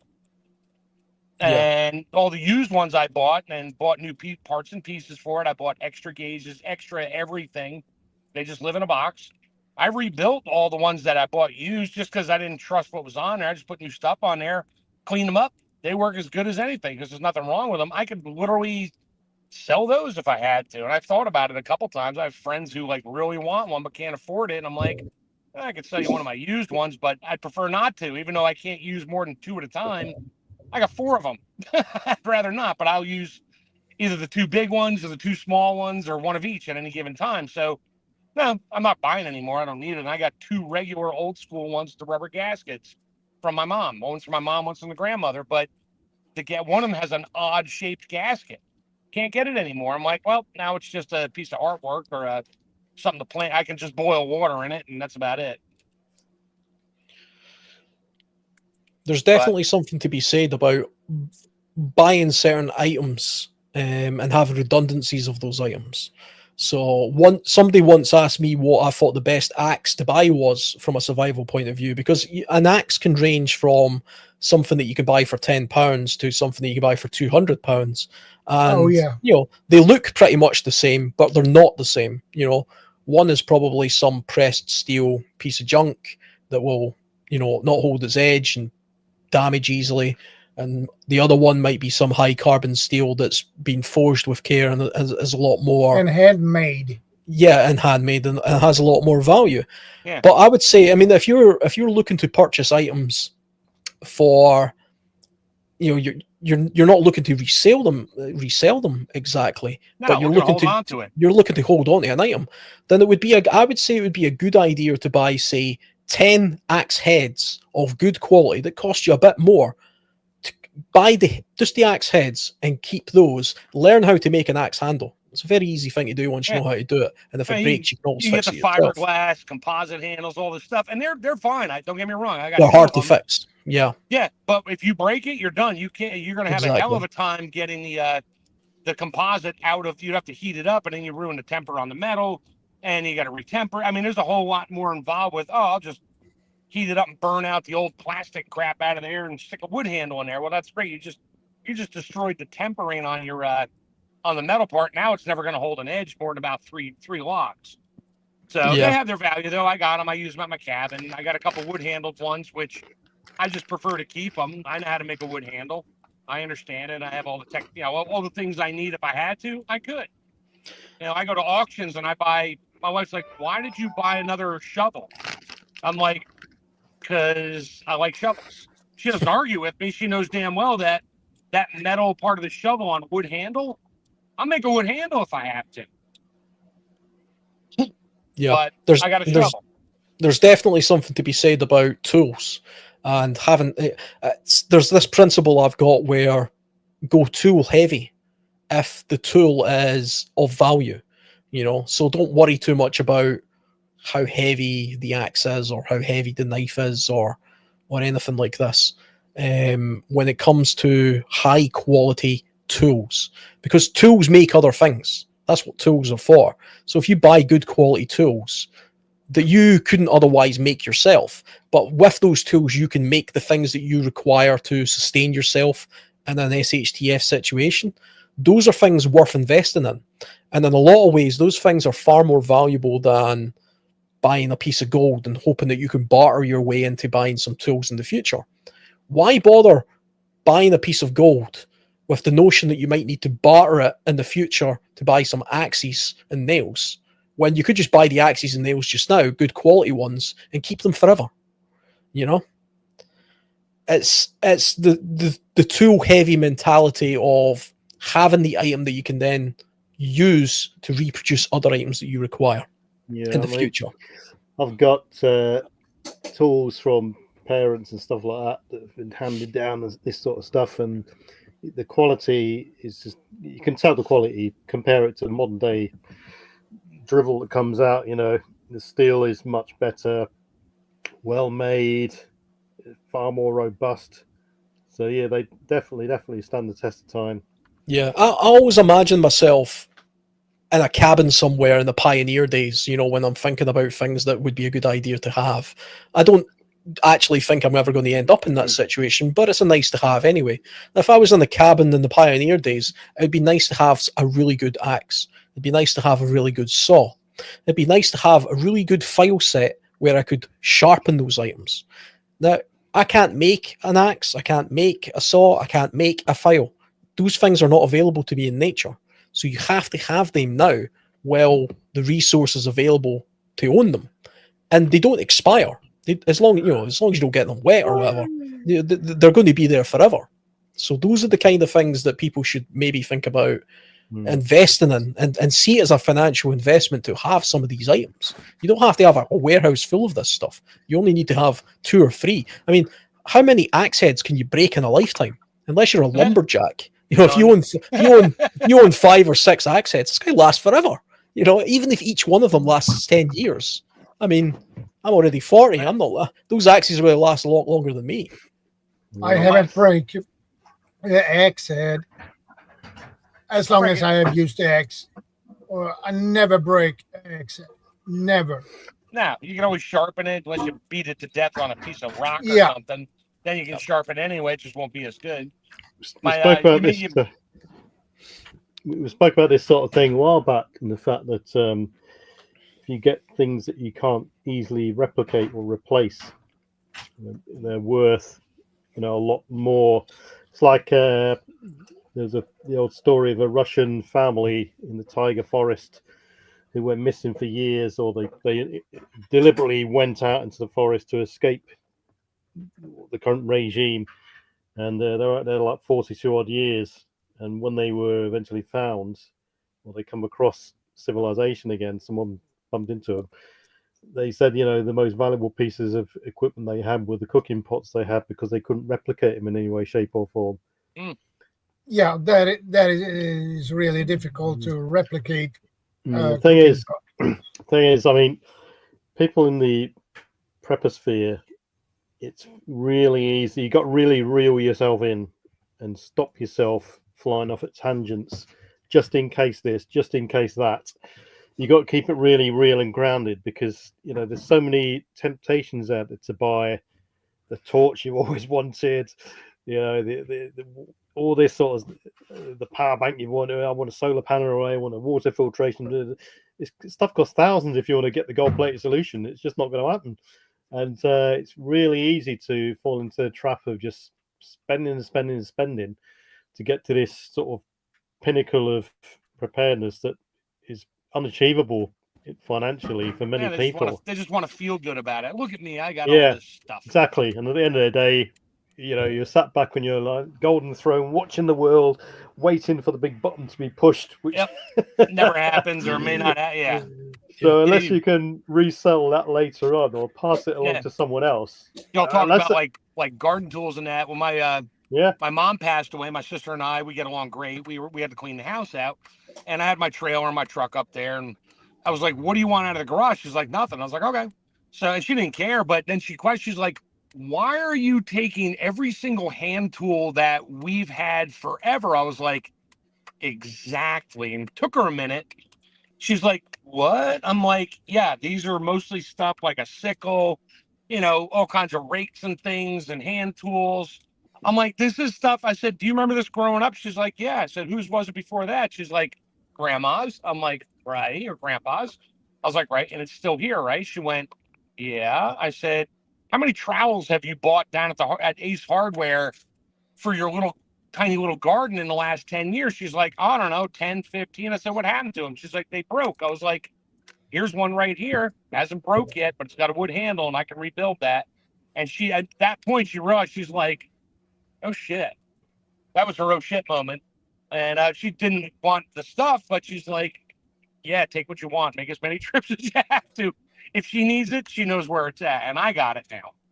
So, yeah, I mean, the metal was much better. I mean, I have a sickle that was probably sharpened 10,000 times. Not a whole heck of a lot left to it in terms of width on it anymore. But you know what? You could probably still shave with the damn thing. And it definitely cuts a hand sickle, definitely cuts the shrubs out. If I take it out to the cabin, want to use it out there. Yeah, I even have a scythe.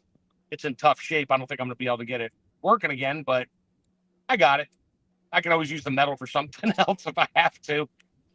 But yeah, those are the things I collect or have, or just stuff that it's not intrinsic value. It's actually just value. Some of it's intrinsic, but it still has, long-term value to me because, like, yeah, I can, if I have to do this, and this, digging a hole or a trench or a certain type of thing, I got the tool.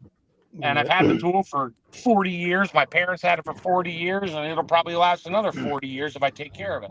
Well, exactly. Yeah. In the longer term, these things can save you quite a bit of money, I mean, if the average person, if someone stumbles across this episode, and it could be, the average family, 2.4 kids and a dog and all that sort of stuff, and they're sort of looking at financial preparedness, I'd say to people, look, it's easy to live in the here and now, but you've got to look out 10, 15, 20 years beyond and think to yourself, well, what position am I going to be in retirement, for instance? Am I going to still be in the same situation where I'm living month to month, or I've just got a bit of spare cash and this sort of stuff? So, I mean, a bit of sacrifice without, a bit of sacrifice without sacrificing life. I said that wrong, but, you've got to live. Meanwhile, you've got to live. You've got to enjoy yourself. It's very easy these days to overspend.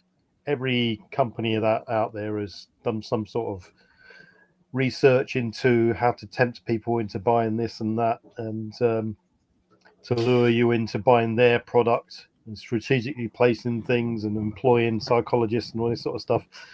You really got to reel yourself in, and I would say, especially people in their teens and the 20s and 30s,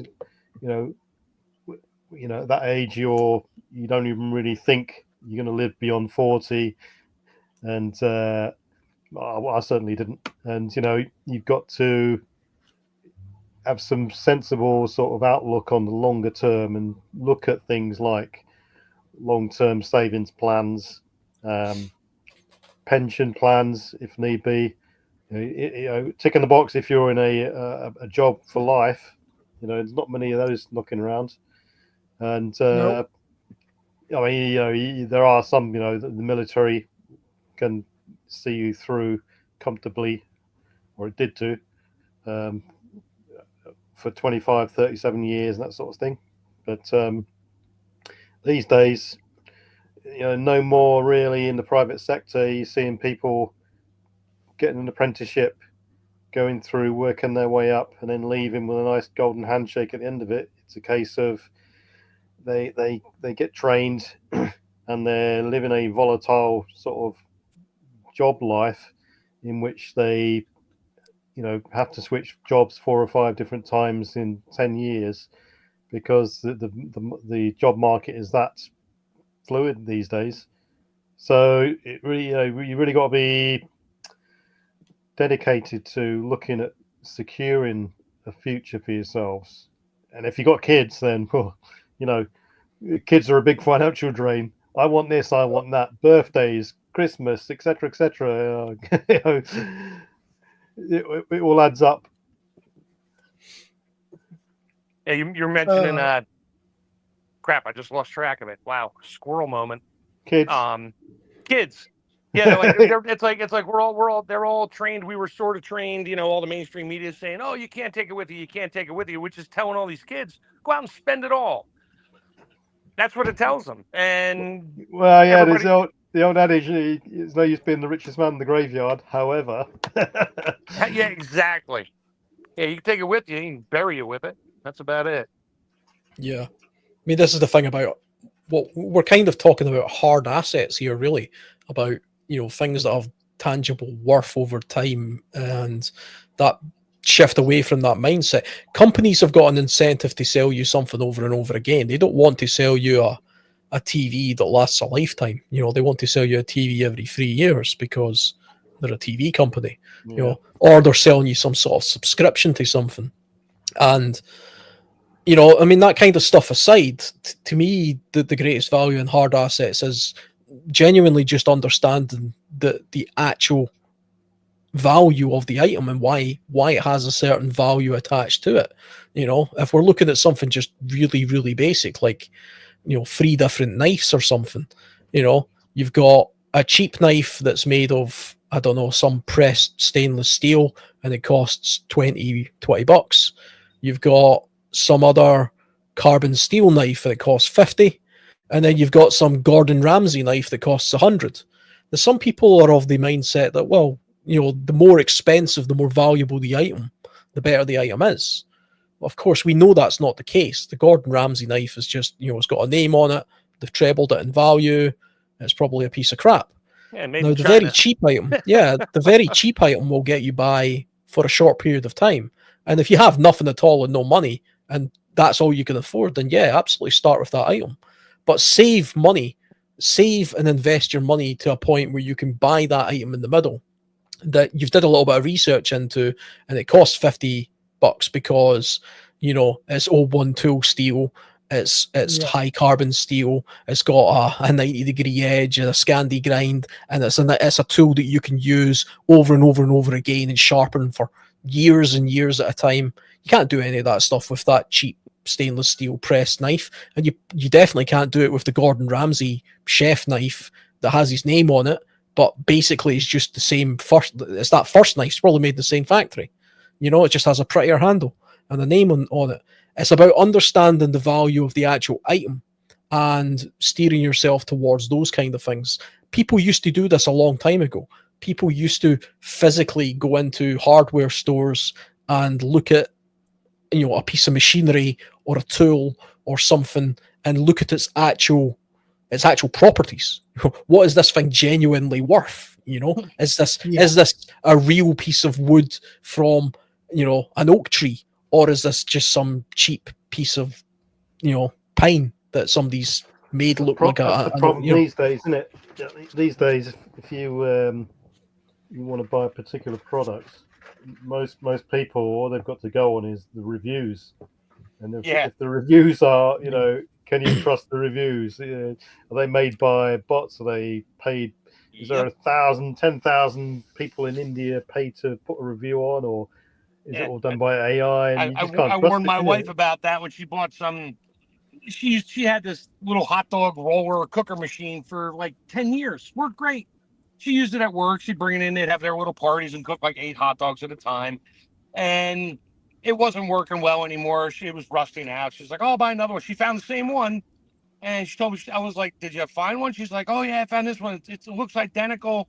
It's got to be the same. It shows the same picture or whatever. And it's got 10,000 5-star reviews." I was like, "Honey, you really think 10,000 people bought that thing and put a 5-star review on there? Really?" But she's like, "Well, it's got to be good." So she bought it. Yeah, guess what? It only fits 4 hot dogs. We're not sure where they came up with these 8 hot dogs on there, but nobody makes hot dogs that short. And we literally had to cut an inch off of each one, or like 2 centimeters off of each hot dog. It's what you do with the hot dog that counts. I'm like, what that? She wound up, she used it, she hated it, and she sent it back to Amazon. She's like, "This is not as advertised." They didn't even argue with her. They're like, I "Yeah, got to send it say, back." that's one of the only reasons. My preferred shopping method is Amazon online, because it's so easy to send things back. And when you send it back, do you think they're going to put it back on the shelf? No, they throw it in the dumpster. Yeah. If you can find an Amazon place that lets you on the property and go looking through their dumpster, you'll find just hundreds of thousands of basically brand new, almost new, barely touched items in their boxes in the trash. A They bunch just throw of it out because they don't care. They make so much money on this stuff. They bunch just of don't sausage care. cook, bunch of sausage cookers on the pile waiting to be. Yeah. Yeah. I tell you, Well, it's, Chef Tech, I'll just quickly say a little story there is several years ago, I used to work for a skip company, and one of the supermarkets on my route was Aldi. You know, I Yeah. don't know. I'm assuming you have them in the US as well. Aldi But and Lidl. Yep, we got them both. I used to love going to the Aldi pickup because the skip was a gold mine of items. Everything in there, you know, power tools, batteries, all kinds of things. Because Yeah. if somebody returns something and says, you know what, this box is damaged, or this I've broke the plug slightly, or it's got a mark on it, Yep. they have to skip it. And I remember speaking to the manager at the time that says, why do you throw this stuff out? Why don't you just put it on the, you know, Because China and doesn't want it back. well, they say it's because if you buy like a power drill, for example, and a customer returns it with the box opened and it's tampered with, they can't then guarantee that you know it's not going to burst into flames in somebody else's house, so they can't resell it, and it's not worth them sending back to the manufacturer to try and get one back, because the logistics of doing that costs more than simply just throwing away the item in the first place. Yeah. We're in this wasteful society. We're in a wasteful society where they just throw this stuff away. And I've got a shed full of that stuff because every time I picked up the skip, the very first thing I would do is jump in the skip and have a rummage through it to see, you know, what was. It's like, what did they throw out this time? Ew, I don't want the food. It's supermarkets. Yeah. Supermarkets notoriously Here's a bad for the fantastic power compact. drill with a strawberry stuck to the side of it, but it's a great power drill. Yeah. As a Best Buy is our electronics store in the States here. If you might have it over there, I don't know. And they do about the same thing. And the person that takes their stuff to the dump, they have to guarantee that they damaged it to the point of not usable. So the guy, and I knew one of the guys a couple years back. He doesn't do it anymore. I think he got caught. But you know, this TV is, you got to make it not usable. So you just cut the plug off it. Yeah. And that was it. Okay, it's not usable anymore. Take the remote and throw it, smash it. Okay, you can buy a universal remote. And he would take it to the dump and run the scale, and they had to see the weights on it. And his buddy was on the other side where they dumped the stuff. He would just load all that crap into his truck, and that guy would run back across the scale and be like, yeah, I just picked up a whole bunch of. They don't care if you're taking stuff in or out. They either charge you going in or charge you going out. So they didn't care. They were walking out of there with thousands of TVs and laptops every year and just go home and sell it. They clean it up, make it look pretty, fire it up, make sure it works, and sell it on eBay for a couple $100. I mean, one computer sold on eBay paid for their entire year of going to the dump. But that's the sad part about, we live in a disposable society, which is just absolutely sick. I agree. Supermarkets are notoriously bad for putting stuff in the compactor. I mean, Amazon are getting good at it now. They any returns, they either sell them in a return section of Amazon UK, or they sell it as a part of a big returns pallet, which some people buy, and they sell them onto markets and stuff like that. But yeah, there's a lot of that stuff. Sort of returns are just a nightmare, aren't they? I mean, all the waste. I think talking about investments and things like that, I think land is probably still a good one to invest in. I mean, of course, it depends where it is, but generally, if we're just talking about land for the purpose of living off, I think that's probably quite a good investment. Something I've been looking at in the UK. It's land is very expensive in the UK, even in the part of the UK where I'm from, where land is a bit cheaper than it is elsewhere.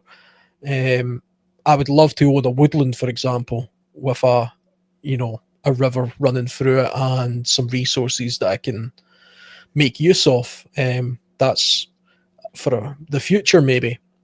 But the thing with land is, it's a tangible asset. It's something that's there. It might not always hold its value from whatever you've paid the cash price for it was. But if that land has resources on it, animals, water, materials to build shelter, and resources like that, that in itself is worth quite a lot to have.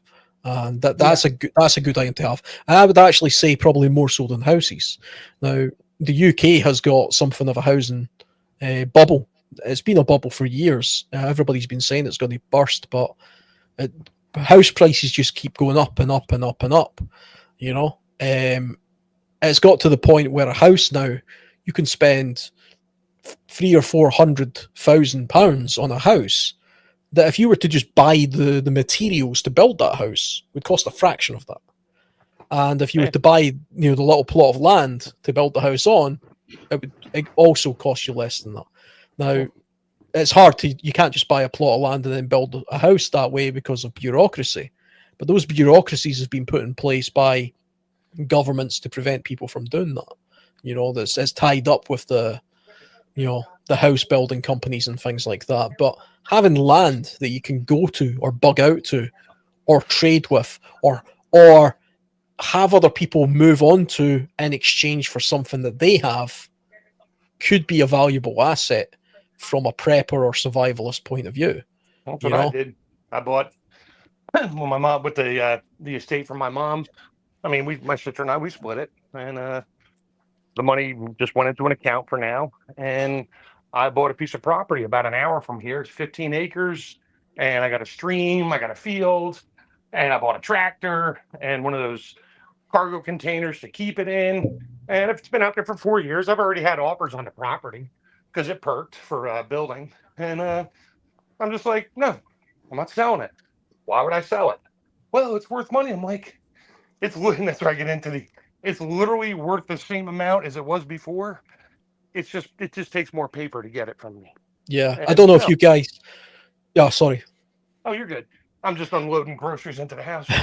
Yeah, I was just going to say, I don't know if you guys watched that TV show Yellowstone, which is about it's Kevin Costner, and he's a billionaire and he owns all this land and stuff. And there's a scene where somebody's trying to buy his land, and they're offering them this astronomical amount of money. And somebody, I think it's one of his sons, says, why don't you consider selling this land? I mean, they're offering you this amount of money. And he says to his son, a man with all the money in the world would buy this. This is what all the money in the world is for. It's the mindset of what's the point of having money? Yeah, I'm going to sell my property and all the stuff I currently have to what? To do what? Buy more property? An apartment and go to the grocery store every day and hope that I don't get mugged on the way. Yeah, no. Yeah, I think land, if you can get it, is something absolutely worth investing in from a financial point of view, a security point of view, a resource point of view. It ticks almost every box. If you keep it till you're dead, then yes, the land is always going to be there. You're not going to be, but such is life with everything, The problem here in Sweden is I would like to invest in just a plot of land on 6 acres. But the problem is you can't just buy a plot of 6 acre of land without a house. You need to buy a plot of land, 6 acres, with a house on it. Otherwise, you need to build a house on that empty plot of 6 acre land to put up a house. I don't want that. So it must have a dwelling. It must have a dwelling on the land. Is that right? Yeah, to buy land here, it's astronomical prices. You can pay a couple of millions for land. They won't be happy in Britain until it's all concreted over. And many plots of land, an acre here, an acre there, whatever. You might buy it, and there's loads of restrictions, and you might think it's yours, but you're not allowed to do this, you're not allowed to do that. It's a bit ridiculous, really. You would think as well in Sweden, it's a fairly large country compared to its population. So you would think there would be an abundance of land there that would be available for the population to purchase. But is that not the case? Well, probably all owned by the government. Yeah, most is owned by the government.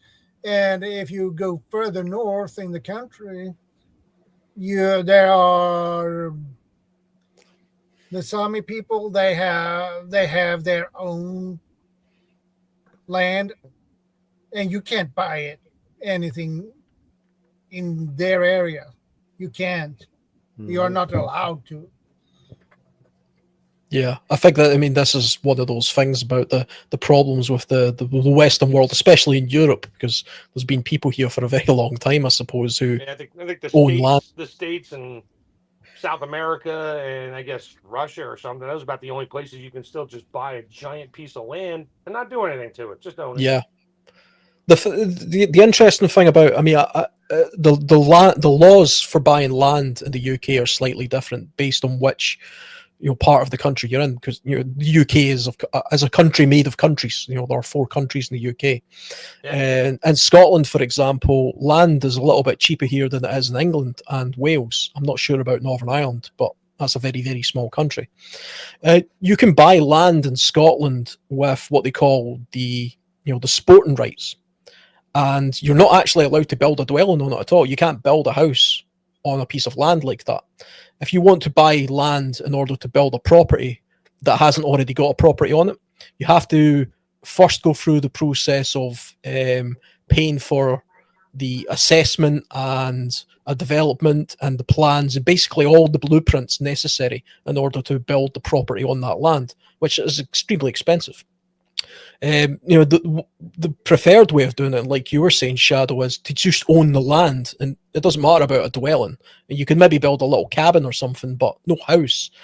You just want the sporting rights. Now, you can do that quite easily in Scotland, and it varies in price depending on, of course, the size and the type of land it is. Wooded land is different from heather, or if it's got a lock on it, for example, that'll cost a different amount. If there's a river running through it that has salmon runs through it, that'll cost more than a little stream, things like that. But it is still possible to do that in Scotland quite easily. I mean, there is one thing about Scotland. There's a little known fact that when you think of a country like Scotland and how old it is, and we have vast areas of uninhabited land, most of the population of Scotland lives on the central belt.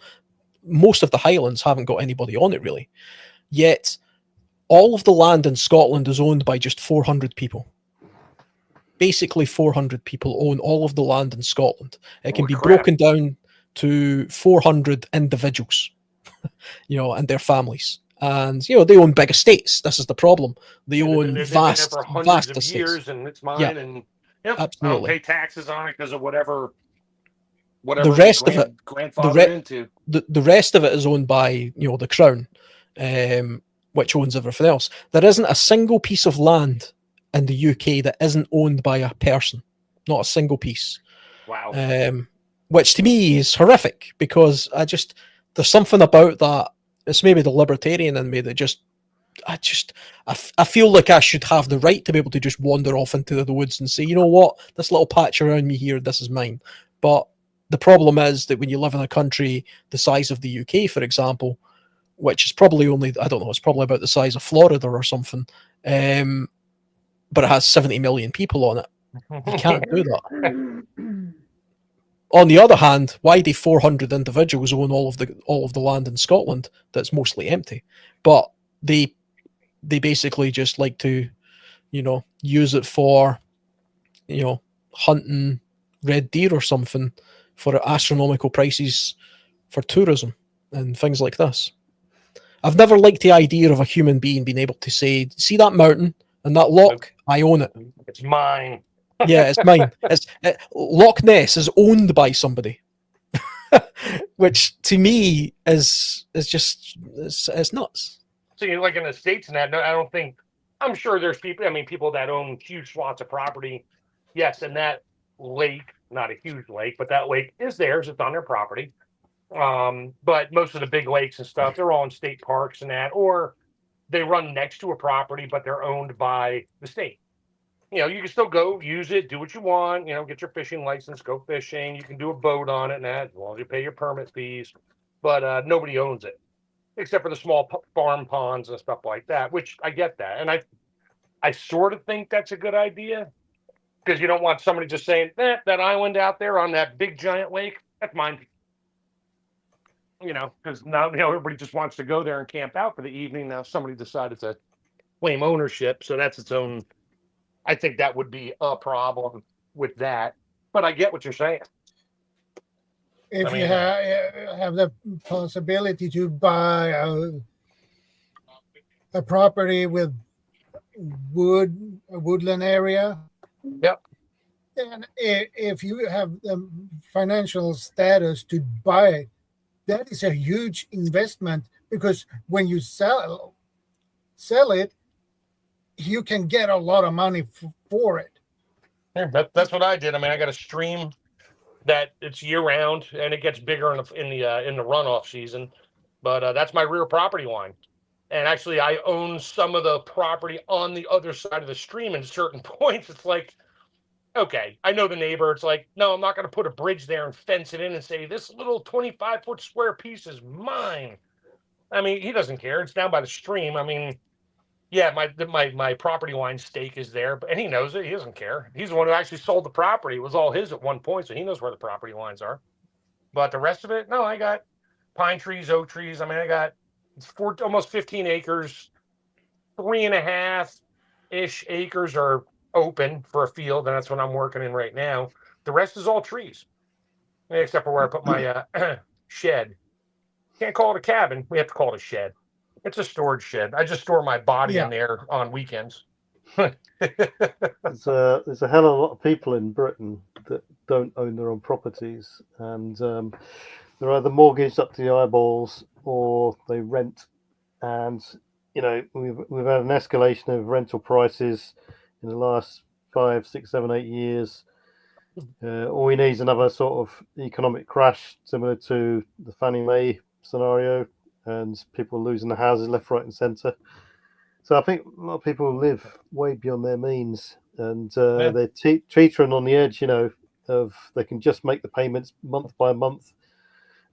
So we had that issue in our area when we first moved out here about 22 years ago. We sold our house at the top of the market. Of course, we bought this one at the top of the market, and but within 4 years, all of a sudden, there's a whole bunch of, I mean, I don't live in that neighborhood, but there's another neighborhood right across the way, and we call them McMansions. They're just these giant 5-bedroom houses with, 4.5 baths, all this stuff, and just normal people moved into it because they could get it so cheap, financed, and then they refinance, and then the market took a dump.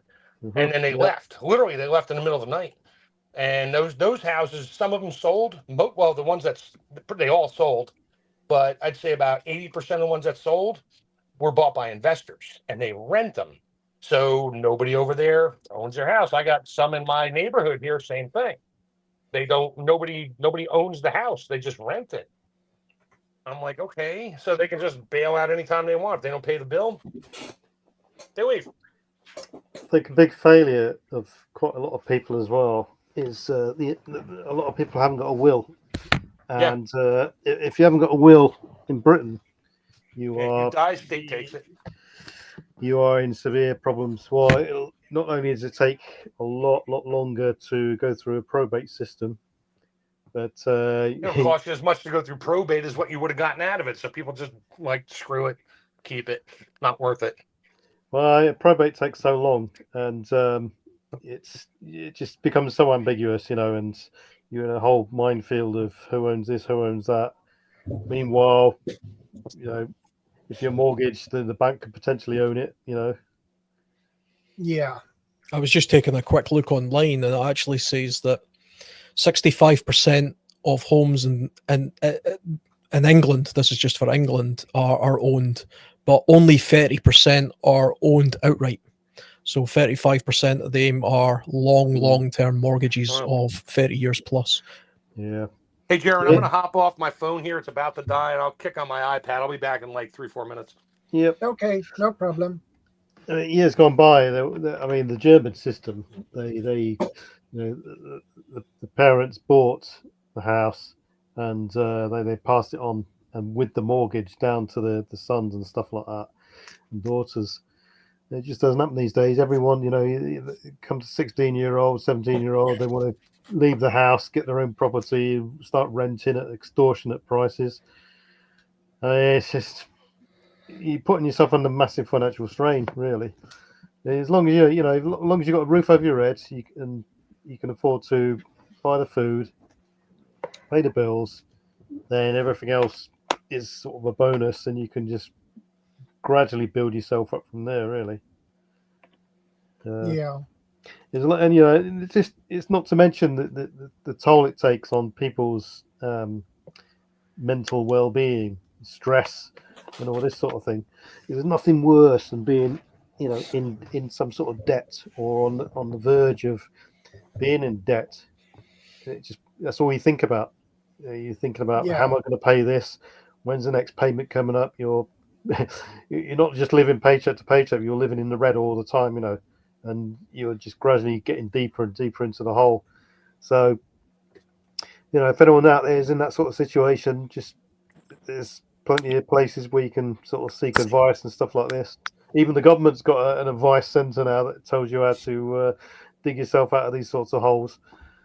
I don't know how effective it is, but the help is out there. Put it that way. Yeah, I agree. I would like to have extra, like I would like to have a homestead, a small homestead, but I can't afford it because that would cost me a lot of money, which I don't. It's have. not just, and I'm not able to take any mortgages either because I don't make that much money to be allowed to take a mortgage. So you've also got to budget into the fact, when you buy a property, you should reserve, say, up to 15% of the value of the property for maintenance and repairs for the ongoing life you're going to be in there for as well. And I would like to have a homestead which is off grid, which would be awesome, but you can always cost a lot of money. Always get yourself a bug out boat there, Shadow. Yeah, that would be a great idea. Hey, you could always just move to the United States. There's places in Russia, Sorry, I had to go there. Italy, and Spain where Russia are offering people to go there and live free, and they'll give you a place to live.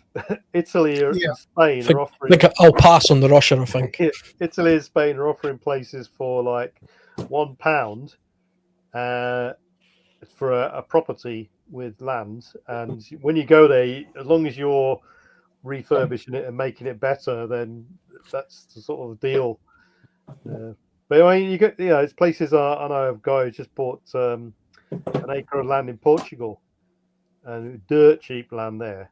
And he's got his little caravan on there, and he's refurbishing it. He's cut all the grass back, cut the trees back, and he's got a little vegetable plot going and solar panel array and this sort of stuff. So,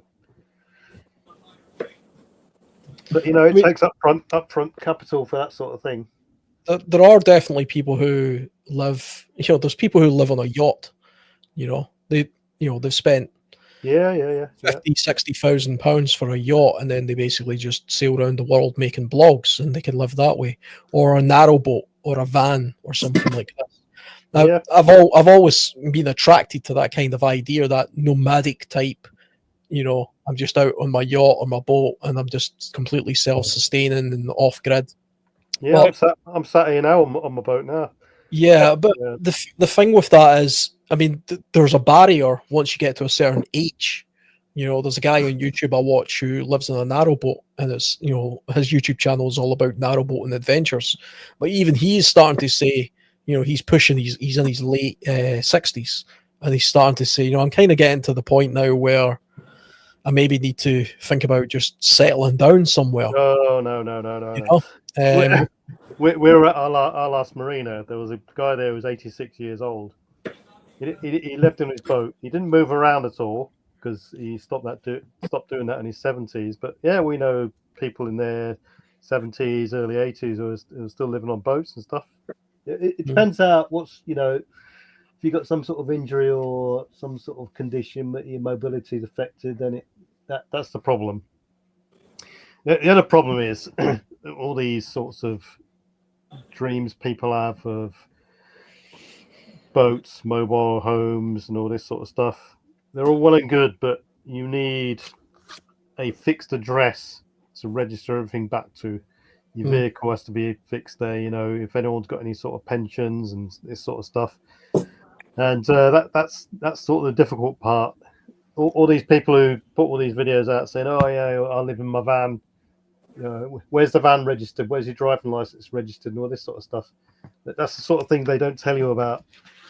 But yeah, it's doable though. It's doable. You Definitely. guys hear about there's people in the United States when they retire. Yeah, they got money, and they found it's cheaper to retire on a cruise ship. Yeah. That goes out for 1 week at a time, comes back for a day. They literally don't carry much. They get off the boat, they walk around the pier, and then it's time to load. They go back in, they get the same room, different room. Sometimes they get the same room. It's all cleaned up, ready to go. And it's cheaper than live in a nursing home or an assisted living or in a retirement community. And I get it. Not that I would want to live on a cruise ship, but Yeah, you can buy cabins on cruise ships now, residential cabins. Huh. It's so strange that you mentioned that, actually, because I was talking about this week, because I've never been on a cruise, but the missus wants to go on one, and while I was looking at the prices for holidays for next year, I seen that the World Cruise was available, and I just clicked on it just to see how much it would cost, and it was 106 days, which I think is about 3 months, and it cost £12,000, and I thought to myself, well, if it costs £12,000 for 3 months, you could basically for £48,000 basically live on that for a year. If you had that kind of income every year from investments or retirement or something, you could live on a cruise ship. And Absolutely. I've heard of people doing that. And it's luxurious. It's round the world. It goes literally round the world, going to all these fantastic places. It's all inclusive. Everything's included for the most part. Yeah, there are cheaper ways of living, definitely, and more exciting ways. I mean, everyone's conditioned from the moment they leave school. You've got to buy a house, and we're a nation of house buyers and all this sort of stuff. But I've lived multiple sort of lifestyles, boats, vans, house, and all this sort of stuff, and it's doable, easily doable. It just takes a bit of commitment, and it's harder when you're tied to family and stuff like this. That's the biggest sort of pull. But I know a bloke who lives in Croatia on his yacht, and it's a British registered yacht. He doesn't move it; it just lives on his boat in Croatia, and he's got a little caravan back in UK. He just flitters between the two. And summertime, it goes back to UK, but then it gets too hot. And wintertime, he buggers off to Croatia for his sort of 90 days, and then just 3 months on, 3 months off. Yeah, and I knew a guy who was a truck driver. He spent 6 months in the UK driving the truck, living on the truck, and the other 6 months of the year living in Thailand. Yeah. Well, I know two blokes here. They both got Thai girlfriends, and they both go for 3 months at a time away. You never see them. They flit in between the two. Yeah. And and places like that are, you can live like a king on what you would live on in Britain. Yeah, your money goes a lot further in these other countries. Britain is just, we've got the highest electricity prices in the world, I think. Yeah, it's just ridiculous, absolutely ridiculous. And the especially thing is, considering we generate a lot of our own power, and we still tax it to a point where it's an unbelievable level. Yeah, and we got all these gas reserves and oil reserves, and we rent all the rights to the Norwegians, then we buy all the energy from the Norwegians. The thing is nowadays, people are getting squeezed to the point in which they either can't afford to buy anything and they're forced to go down the hire lease renting route, or they just end up on benefits, really. It's subsidised by the government in some way, shape, or form. I can't think of many people I know that are completely non-reliant on governmental payments in some way, shape, or form. Yeah, I think when it coming back to the sort of financial security and financially investing in yourself, breaking away from that dependency on government should be a priority for everybody and everything. It's hard to do, especially. I mean, the government has clause in everything in all countries. Even if you live in a homestead in the UK, if you have your own land and you have a homestead on it, a cabin, and it's not connected to the grid, it's not connected to any amenities whatsoever, you still have to pay council tax. And that's even if you don't use any of the benefits that council tax supposedly offers, like bin collections and road maintenance, all this kind of stuff. Yeah, funny you say that. My property in Pennsylvania, I don't live there. It's just a piece of property. Now, my annual property taxes are like $45 because I don't live there. When I move there, it'll probably be like 3,000 or 4,000. But I get charged with a school tax. Well, I don't live there. How many kids? And the school tax is more than the property tax. It's like $80 a year for the local school tax. It's like, why am I paying this? Well, it's for the roads and the buses. I'm like, no, it's not. I don't know where it's going to, but it sure as hell ain't going to the schools because the schools out there are terrible. So, yeah, but we pay a school tax, and I don't live there. Right, I've got to go. I've got my time is up. So Yeah, no problem. Catch up with you all later on, and probably see you next week. Yeah, Catch you later. All right, later, BB. catch you later. All right, no worries. See you in a bit. Yeah, I don't think there's any avoiding taxes. It doesn't matter which country. I mean, the three of us are from three different countries here, and we're all screwed by tax in some way. Oh, yeah. Somebody's screwing us with tax in some way. That's just death and taxes. That's what they say. That those are the things that are guaranteed in life. I do think we can try and financially put ourselves into a place where we're more self-reliant and more independent if we use some of the skills that we have as survivalists or preppers, or even just whatever name you want to give yourself. And we do live in a world now where things like battery technology, solar panels, and other innovations could allow us to sort of maybe either not get round things like government taxes, or maybe not rely on them as much or use them as much. It's definitely it's a direction I'm trying to move myself into now. I'll never be able to afford to have a genuine homestead, I don't believe, unless I win the lottery or something, which isn't likely, usually because I don't play it. But what I can do is maybe try and cut down some of my dependency on the government for things like my lights and my gas. Do I need to get all of the electricity from the grid? I don't think so. Battery technology and solar panels have come a long way. So I think that's a good investment for people to start now looking at. Yeah, I agree. I definitely agree. Or even what Chef Tech's talking about with long-term preparation with things like freeze-dried food. Now, I'm trying to stockpile some food just now, freeze-dried food, but it's 3 times the price for freeze-dried food in the UK than it is in the US. I don't know why. I don't know how much it is in Sweden, but it's astronomically expensive here. Freeze-dried food over here? Oh, it's stupid money. And now that I have one, I know why. So if I got 10 pounds of ground beef raw, I paid, say, I'll just pick even numbers. I paid $20 for it. Okay, I cooked it, just enough to cook it. I lost some weight. Now it only weighs 16 pounds. And yeah, I'm talking in American terms here. And then I throw it in the freeze dryer. And when it comes out, now it weighs 2 pounds. So when I put that, now it was 20 pounds raw. So I'll divide that 2 pounds of freeze dried into 20 bags. So each bag is the equivalent of 1 raw pound of ground beef. It doesn't look like much, but I have to charge you. I paid $20 for it.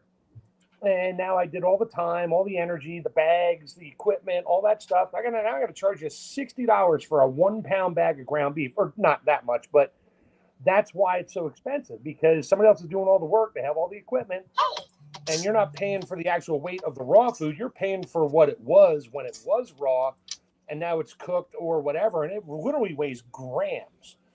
But you add water back to it, boom, there's my 1 pound, now 8 ounces of cooked ground beef to make my sauce or whatever I want to do with it. I get it now that I have one. It really makes a lot of sense. People are like, oh, you can sell it. I'm like, no.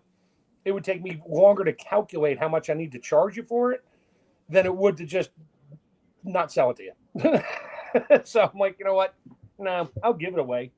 I mean, my family and that and certain friends, I give them bags of stuff. I'm like, oh, here, take this, take this. I make lots of stuff, and I enjoy giving it away to all my friends and that. They love it. And the rest of it, it's either in the basement here or at my cabin. Yeah, I don't know why the prices for freeze dried food seems to be incredibly variable. I only know this because I was watching a YouTube channel. It's this woman, I forget her channel name, but she was talking about emergency food from Costco. Yeah. She's American, and she was showing this bucket of freeze dried food called Ready Wise. Yeah, and it was 120 servings, and she said this cost me $85, and she was tasting every piece of food in it. Yeah. Now, we have Costco in the UK, and they sell Ready Wise here. Now, I'm looking at it just now on the Costco website, and it's £458. Yeah, I think she lied about the price of it. It wasn't that cheap. It's never that. The plastic bucket itself costs $20. Right. So I think either you misheard or she didn't say it right.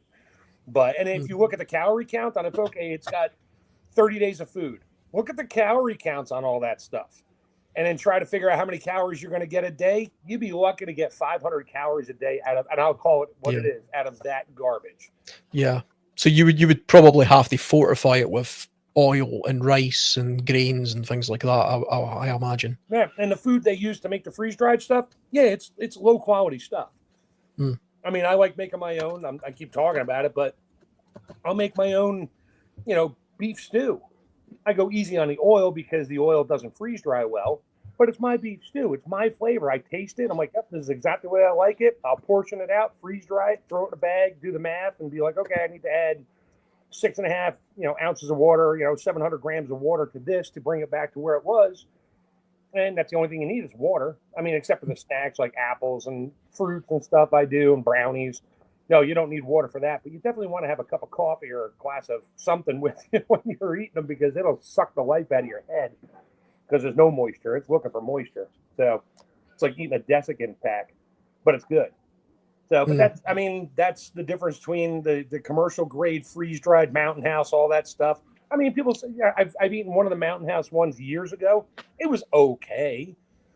I mean, you could live on it, but I didn't realize back then the beef stroganoff I purchased, I probably paid like $15 for it 10 years ago before I really got into it. And I ate it. It literally only had, and it was all empty calories. It was mostly noodles and sauce and little bits of beef here and there and a couple bits of mushrooms. And the calorie count on it was like 300 calories. And it was a good full serving bowl. I mean, I had to add like 8 ounces of water, which I forget what that is in grams, but I mean, I had to add a lot of water to it, and it was a big pile of food. And I was full, sort of, but there was hardly any calories in it. So you're not going to survive on that stuff. So you can go on a Mountain House and look at you can look at the label. They'll tell you the calorie count. Yeah, I've tried something similar to Mountain House before. I can't actually remember what it's rebranded in the UK. It's made by Mountain House, but it's rebranded as something else. I think it's Emergency something or other. I forget the name of it, but even that, I remember looking at the American website compared to the UK website, and it was about 3-to-1 in terms of price. Especially considering the pound is, £100 is. I'm not sure what that, I'm not sure what the pound to the dollar ratio is just now, but it's higher. The pound is generally higher usually, so it's far more expensive here for some reason. Right. Yeah, I don't know why, but yeah, that's. I think the EU did something about that. It could actually simply be tax. That might simply be the reason. That it might simply be taxed to the hilt. I mean, food generally isn't really taxed as much Yeah, in the UK. prepared food is usually taxed. Non-prepared, like buying a steak, that's like over in the states. Certain states in the United States, they don't tax like steak and onions and all your big staples. But if you buy a bag of prepared beef stew, just add your boiling water to it, not freeze dried, they charge tax on it. It's a taxable item because somebody did all the work for you, and now you're going to pay the tax. Yeah. I suppose, I mean, come from the food angle as well, the other thing you could do to sort of try and enhance your financial resources is to buy things in bulk, rather than buy, small portions of rice. Buy a huge bag of it, especially if it keeps. You could do this with grains and lentils and things like this as well, things that have long-term value to them. Olive oil prices in the UK have skyrocketed recently. I'm not sure what's going on there. I think they could be having a bad crop in Italy or Spain. Most olive oil actually comes from Spain, but I've noticed that a normal bottle of olive oil, normally would cost £3 or £4 has now gone to sort of £8 or £9. I've done that in the United States. Used to be like, $8 for a 500 ml bottle, and now it's like 22. I mean, it's gone almost triple in price. Not sure why. It could be tariffs. It could be whatever. And a lot of the olive oils you buy, take your olive oil bottle, throw it in the fridge overnight. You open it up. You open it up in the morning. If it's still liquid, it's not olive oil. Even though it says olive oil, but you read the fine print, it says it's an olive oil blend. They just don't tell you what they blended it with. They blend it with seed oils, which are crap.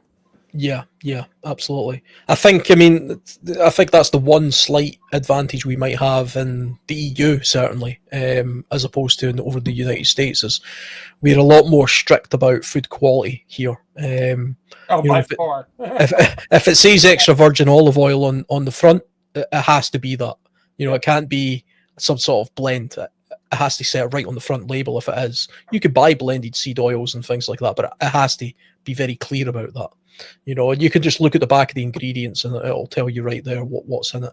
And there's a big move away from things like seed oils and other preservatives nowadays. I think that's a worldwide trend. People are starting to wake up to the realization that, hey, wait a minute, maybe oilseed rape isn't something I should be consuming, seeing as it's pretty much an industrial oil that just causes inflammation and isn't particularly good for you. Back to the natural stuff. Exactly. Although I do notice that in the UK they're trying to repackage it as, there's a lot of advertising on TV just now saying, they always try and push it as a healthy plant-based oil is what they call it now. Plant-based. For a while there, everybody thought anything plant-based was good for you. Yeah, they don't tell you that the plant is actually that plant down the road with 3 smokestacks on and a bunch of tractor trailers backed up to the loading dock. That's the plant they're talking about. Yeah.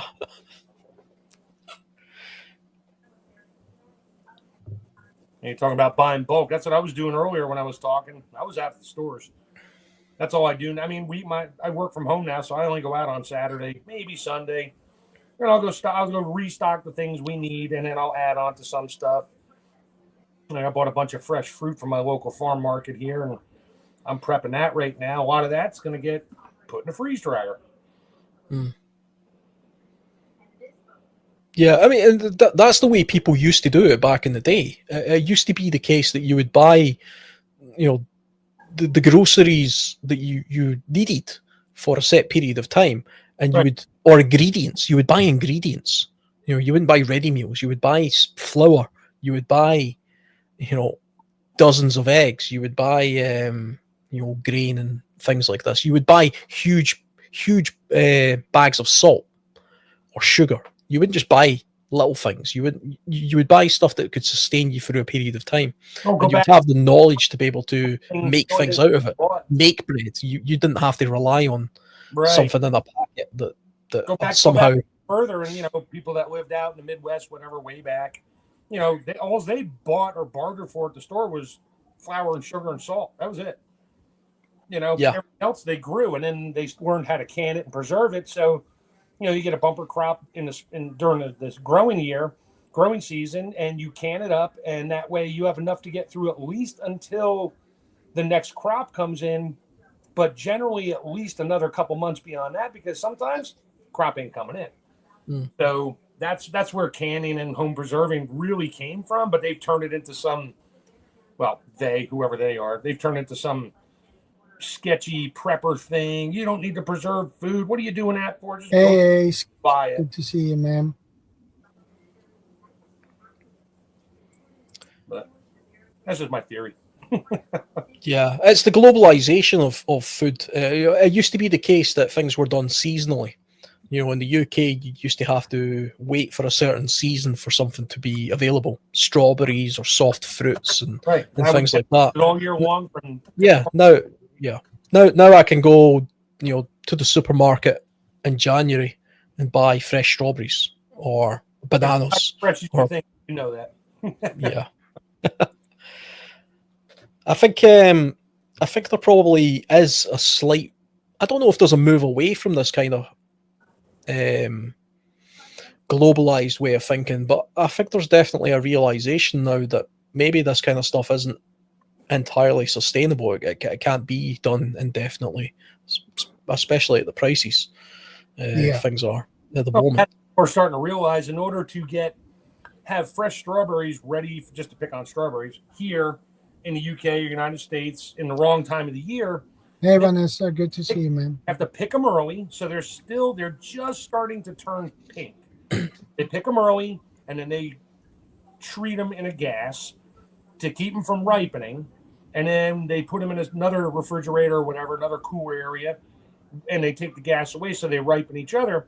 And if you've ever grown your own strawberries and eaten a strawberry from the store, oh my God, two totally different strawberries. The ones you grew yourself, ripened on the vine, they taste amazing. The ones you buy at the store literally just taste crunchy with a tiny bit of hint of strawberry flavor to it. That's all they are. They're garbage. Yeah. I agree. I agree, Mark. Yeah. Grow your own if you can. You just have to not have them at certain points of the year. Exactly. I suppose as well. You can have the best greenhouse in the world, but you're not growing very many pineapples in the UK. I wouldn't be growing pretty much any pine. You know what? I think I could live without pine. I love pineapple. I could live without it. It's not a staple in my life. Yeah. Well, this is the thing. It's the idea of sort of, do you actually need it? Do we actually need to have bananas? Do you need pineapples? Do you need grapefruits? Yeah, you need vitamin C and whatever fiber in that is in a fruit. You can get it from different fruits. Hell, some fruits have more than the pineapples and strawberries and that, and you can grow them locally. But they don't, because they don't last very long on a store shelf.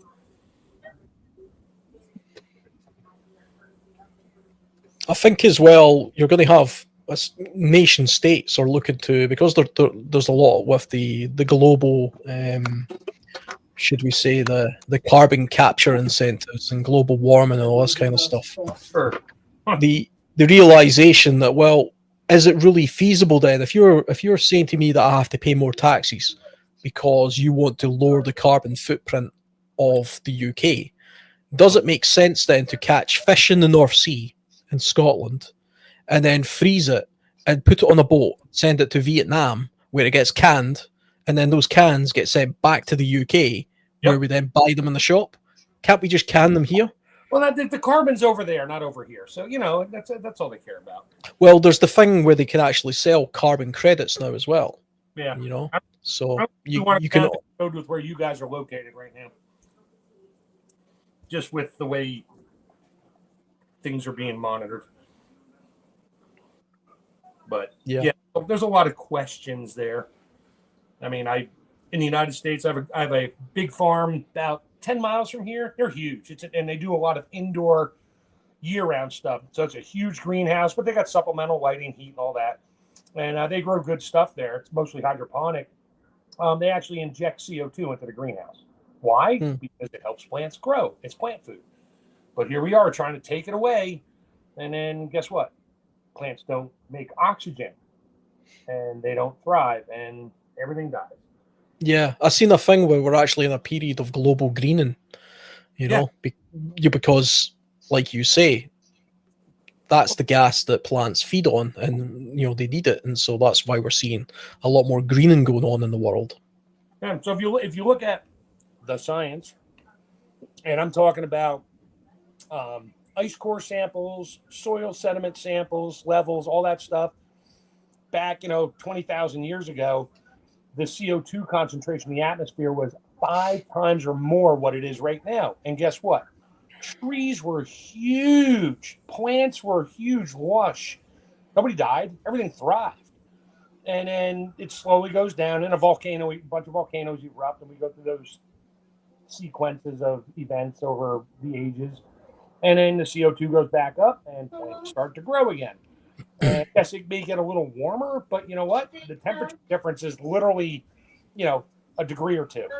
Yeah. But it sound like we're all going to die. It's going to be 500 degrees tomorrow, and we're going to die. Yeah. There's a thing that they like to do in the UK when you look at the weather is they've changed the colours on the maps. Right. Yeah, I saw that like 2 years ago. I saw a map where it said, okay, it's 30, 32, Ja, det har jag. 28 degrees, and it's like yellow and a little bit of orange, and then everything was Ja, men den är off. now it's bright red and dark red and purple. Like, really? Temperature's the same, but just change the color to scare people more. It's your fault. They for sure do that. The picture I was looking at was, I think it was from the 1970s, where at this exact time of year, London was 31 degrees. And it was just a green map, and it just had a 31 written on it, and it actually said nice sunny day. Sunny day. It's the middle of the summer. You wanna, enjoy the sunshine. And sunburn. Now it's 31 degrees. It's bright red, and the headline was something. Brits are about to, what was it, roast to death or something. Oh, yeah. Baking sun, hotter than the Costa del Sol. It said, Yeah, well, welcome to the world of fear mongering through the media. Yeah. Well, I mean, there's certainly something to be said about institutions and the way institutions feed us the information that they're giving us and what their incentives are and what the purpose of that is, etc. It's a crazy time in the world just now for this kind of stuff.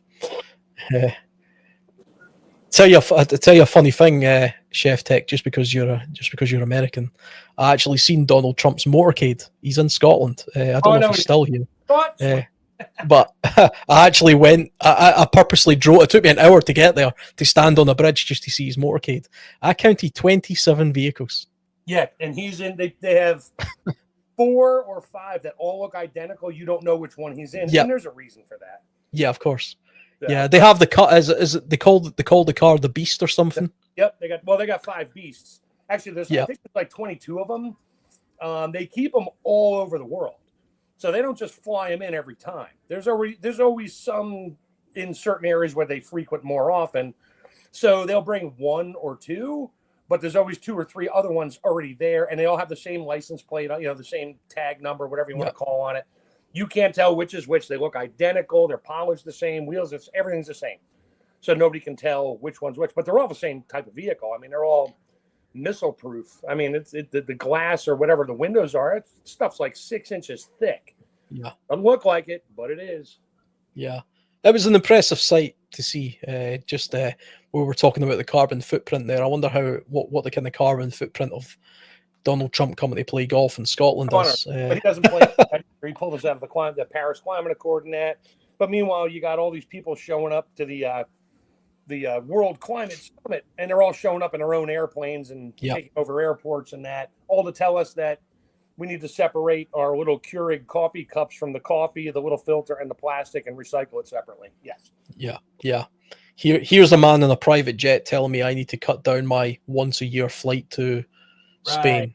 Exactly.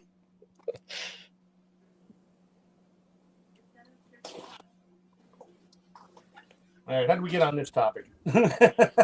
I have no idea. All right, let's get off and get back on the financial preparedness. And is it really financial? money financial, or like we said, I think you guys were talking about earlier when I was just listening, your finances are your personal safety net. Yeah. Yeah. Well, for me, I mean, I kind of said this in a couple of roundabout ways earlier on. It's easy to say, well, the best financial position to be in is to have more money. You know, that's just the more money you have, the more things you can buy, etc. And there's lots of different ways we could go through about how we think you should invest in order to make money. But I mean, that's literally a genre in itself. And if I knew how to make a lot more money, I would live in a I would live in a homestead by now. I wouldn't be Yeah, I wouldn't be sat in this house in Scotland talking about how to make money. But for me, the best financial thing to do from a prepper or survivalist point of view is to have the tools and the equipment that you need in order to get through any situation, whether it be financial or, you know, SHTF or anything like this. Yeah, you know? say for tools, everybody thinks of shovels and axes, but no, Yeah. skills, Yeah, absolutely. tools, and just so many things. So tool, my wife says I'm a tool, but anyway, the tools is just such a generic term for all the things that you need or need to have to sustain. Yeah. Whether the crap hit the fan or not. I mean, like you said earlier, you lose your job. That's number one fear. How far can you go if you have no job or there are no jobs? Yeah. Power's still up, all this stuff, but guess what? You got the light switch on. Yeah, you're going to get a bill for that. Can you pay for it? Yeah, I agree.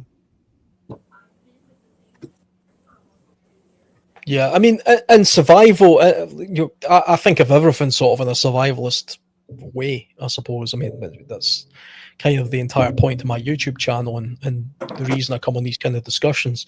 But I like to follow the principles of the 10 C's of survivability, which was a concept popularized by people like Dave Canterbury, who's a popular survival instructor in the US.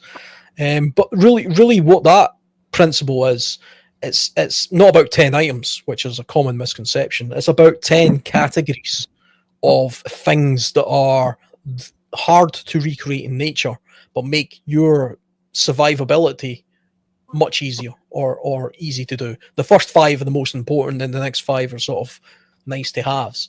And you can extend that to life. Addition to his or first 5, basically.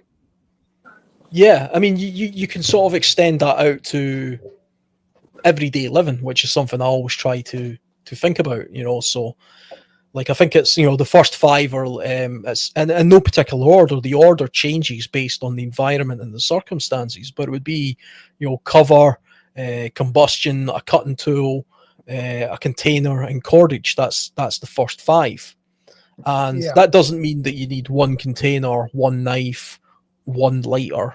It's about categories. So if you think about cover, for example, well, what is cover? Cover is cover from the elements. So it's your clothing. It's a cover from the environment that's trying to attack you, whether it be hot or cold or wet or whatever. So your clothing, what kind of clothing should you purchase or invest in or look after? Do you know how to maintain that clothing? What about the shelter that you have, whether it be a house, a tent, a cabin, whatever? You know, that's your first priority. And if you think about your financial situation or where you are in life, you can literally run through maybe those first 5 categories and say, where am I from a cover point of view? What is the state of my house that's covering me just now? Do I own it? How much do I owe on it? How maintained is it? You know, how safe is it? You know, is it in a location that's likely to be where it's going to be damaged in some way? Do I have the means to prepare myself against those possible outside forces, whether it be flood, fire, global unrest, you know, local unrest, all this kind of stuff? And if you subcategorize everything down from those first 5 and then the next 5 categories, you can kind of build a survivability philosophy of life, as you will, which relates to everything else. And of course, all of this stuff needs to be financed in some way, you know? Yeah. But my argument is that it's not about having physical money in order to go out and buy items that fit these categories. It's about the item, it's about the category being that is the thing.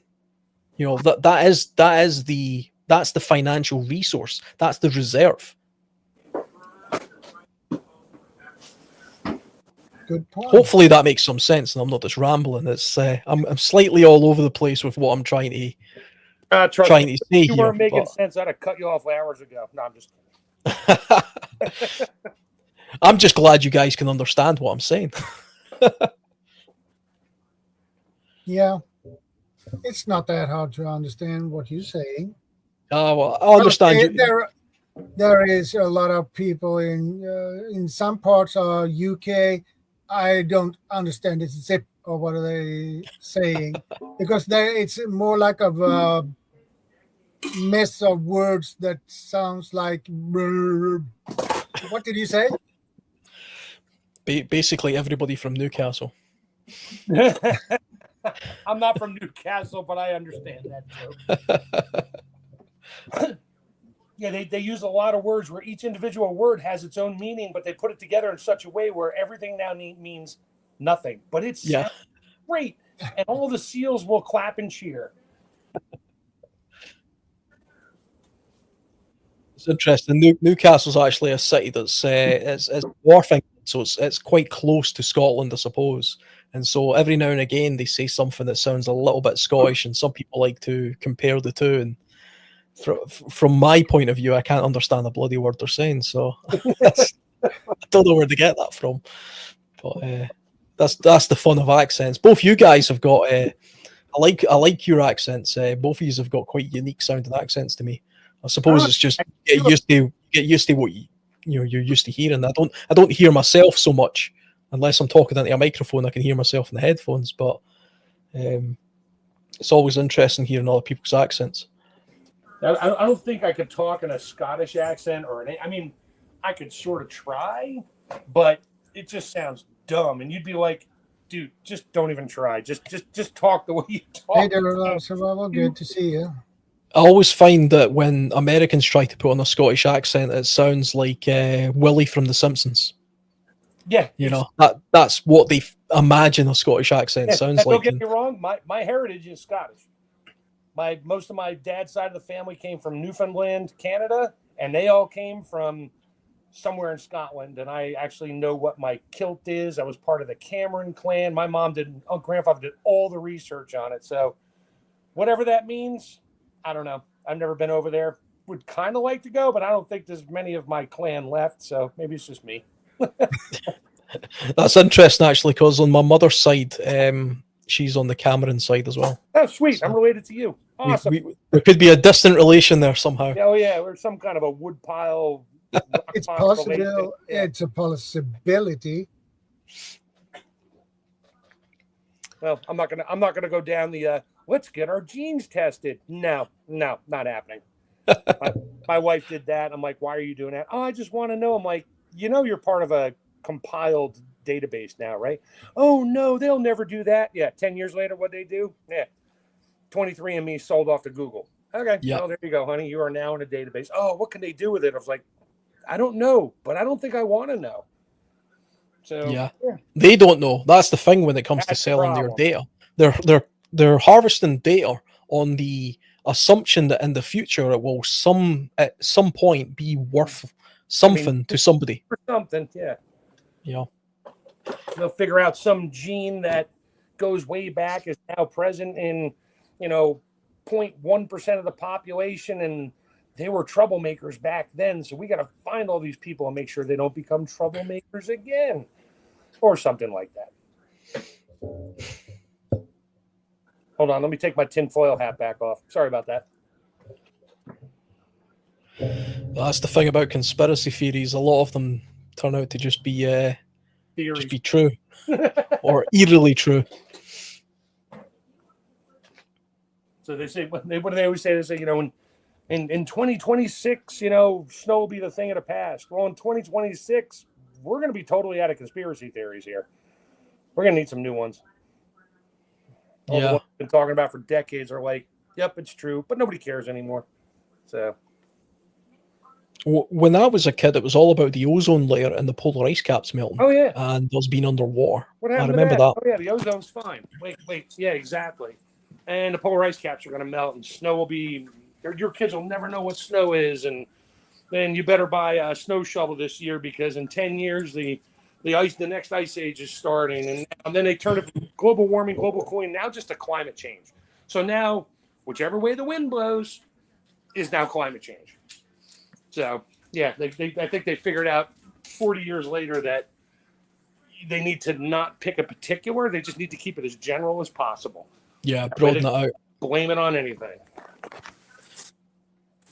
Broaden it out, mix the message a little bit, throw some scientific sounding words in there so you can't follow or understand it, and put you down if you dare question it.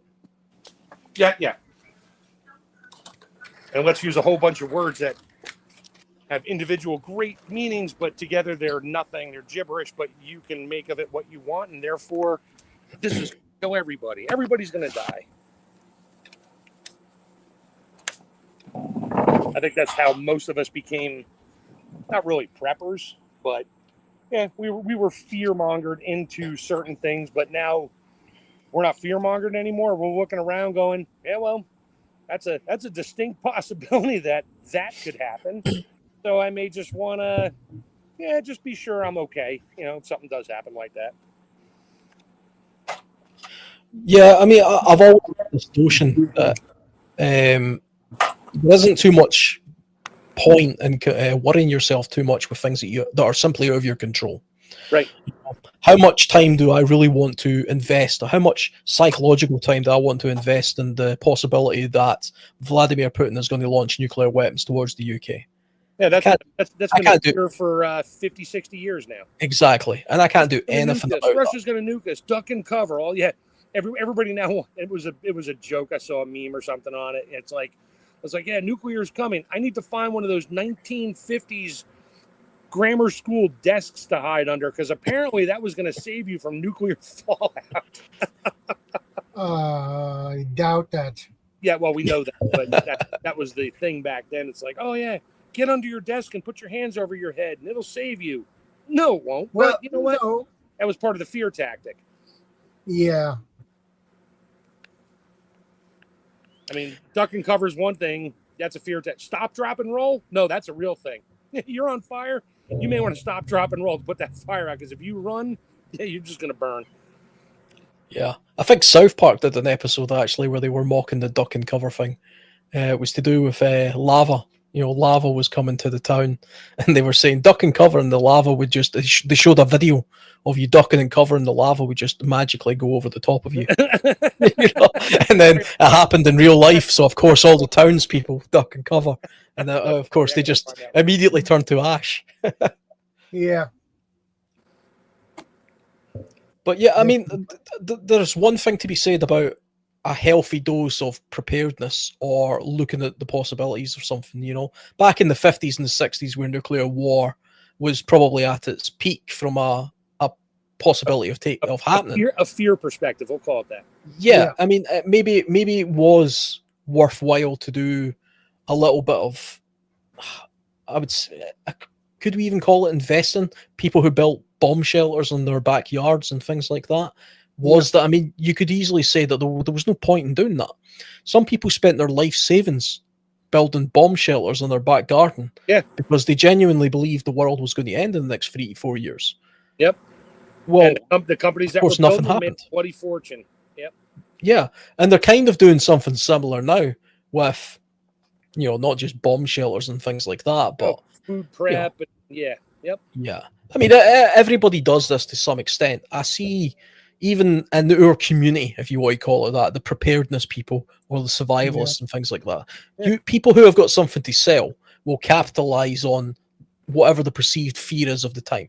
Exactly. So if I look at one of the big prepper channels right now on YouTube, the biggest ones, they're trying to sell me stuff based on what's going on in the news right now. Yeah. Buy this gas mask. Now it has these special pills that counteract the radiation in case nuclear fallout. Yeah, I know which channel you're talking about on that Yeah, one. I Every think now and most then of I us do. watch it just to get a good laugh. I'm like, really, dude? Yeah. Really? Is this all The- you do is fearmonger? Yeah, it is. He's got his the- big storage. Yeah. And he always says, I'm not trying to sell you anything, but if you enter this now, you get a 5% discount Yeah. code plus free shipping. It's like, shut the hell up. Yeah. And hey, I'm all for people making a living and all that kind of stuff, and doing what you know to sort of make a bit of a profit. But I'm not into the fear mongering. He's making money. He's doing well. Good for him. Will I fall for it? No. Will other people? Yeah. And those are the ones I'll feel sorry for if something happens and they're like, I got this bag I just bought from this guy. And they open it up. It's like you got 400 Band-Aids and a piece of tape and a little booklet on how to suture a wound, but no gauze, no nothing. Really? That's your first aid kit. Okay. Well, I guess you better start unripping those Band-Aids because that sucking chest wound is not going to get any better anytime soon. Yeah. I think, again, though, this, in a way, this kind of brings us back to some of the stuff that was mentioned in the comments earlier on, whereas this idea about having skills or thinking about skills are that's the real resource. That's the real currency. Because you can be scaremongered into doing something like buying the latest bug out bag or the latest gadget, or if you've got the money, you could be scaremongered into buying a $250,000 bomb shelter, but have absolutely no skills whatsoever. Gun room, all that stuff. Yeah. Whereas if you spent most of your time thinking about the skills that would be required to get you through most situations, including, I suppose, some sort of nuclear attack that you just happen to be lucky enough to survive. I would rather have the skills to know how to make my way through the world in a devastated landscape, if I had the means to do that, just in my head, than hope that this house just happened to still be standing when it all went wrong, or I managed to run out to my bunker in the garden. Again, though, I think this is one of the fundamental differences between survivalists and preppers. Whereas preppers have this idea that you can bug in with what you've got and ride out the storm, whereas a survivalist is more interested in how can I think my way through the storm, without having. There's good aspects to both. Absolutely. I mean, there has to be overlap. You can't have one without the other. Yeah, I mean, but you can choose one if you want. That's up to you. And you think about it's like, okay, I built this $2 million underground bunker. It's got 3 bedrooms. I can fit 15 people in here. I got enough food for 5 years and oxygen, everything you need, the whole 9 yards, top of the line, everything. And guess what? You're on the other side of town when the crap hits the fan and you can't get back to it. So now with that theory in your mind, you start thinking, well, I don't want to venture too far from the house. And then you just start living in a bunker. And then the world just continues on the way it was, and there you are stuck in your bunker living your fear life. And that's all it is. If you can't live life at least the best you can, understanding that if something happens, okay, well, if I have the skills and I'm not near any of my stuff, I can figure it out. I hope, depending on what happens. And you can go down a million avenues here. We do this all the time on the show here. It's like you can pick a million different scenarios. You can't prep for every one of them. You just have to be prepared for any one of them. Yeah. Or to some extent. I mean, if a bomb goes off over my house, if I see it coming, I'm just going to say a quick prayer and vaporize. Yeah. So there's that. I mean, really, what can you do? Nothing. I'm going to hop in my car and get stuck in traffic, try to run away when I got 2 minutes before this thing hits the neighborhood or hits the city I'm in. And where are you going to go? Nowhere. You're going to die with the rest of them in your car crying and screaming and praying to God. You might as well just stay home and pray. It's easier. Yeah, I mean it's one of the. I mean it's kind of to quote a great movie: the things you own end up owning you. And if you are entirely dependent on resource as opposed to mindset or skill set, then you're at a massive disadvantage there. You certainly have to have resource and stuff. I have lots of stuff, which I've collected over the years. Sure. And I could call myself a prepper. I could easily just say, you know what, I'm a prepper, because I got enough I have stuff, and I have more stuff than what I need, which is certainly true because I've acquired it over the years. But I'm not tied to it. I'm not tied to it to a point where if I didn't have it, I wouldn't know how to adapt or survive my way around it. I'm far more content with the knowledge of a container, for example, just to take a simple item. I've got one sitting in front of me. That's why it sprung to mind. I've got lots of great containers because containers are difficult items to recreate in nature, and they're hard to make in nature, and they're very useful. You can sanitize water, cook in them, all sorts of stuff. I know how to make a container though, from natural. I can make birch bark containers.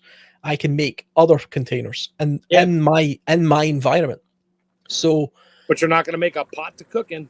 Exactly. Well, not easily, but there is a way of doing that. You know, I can. You could if you could learn it, but it would take a very long time, and you take a very long time. Other supplies and things to sustain yourself just to make a pot to cook in.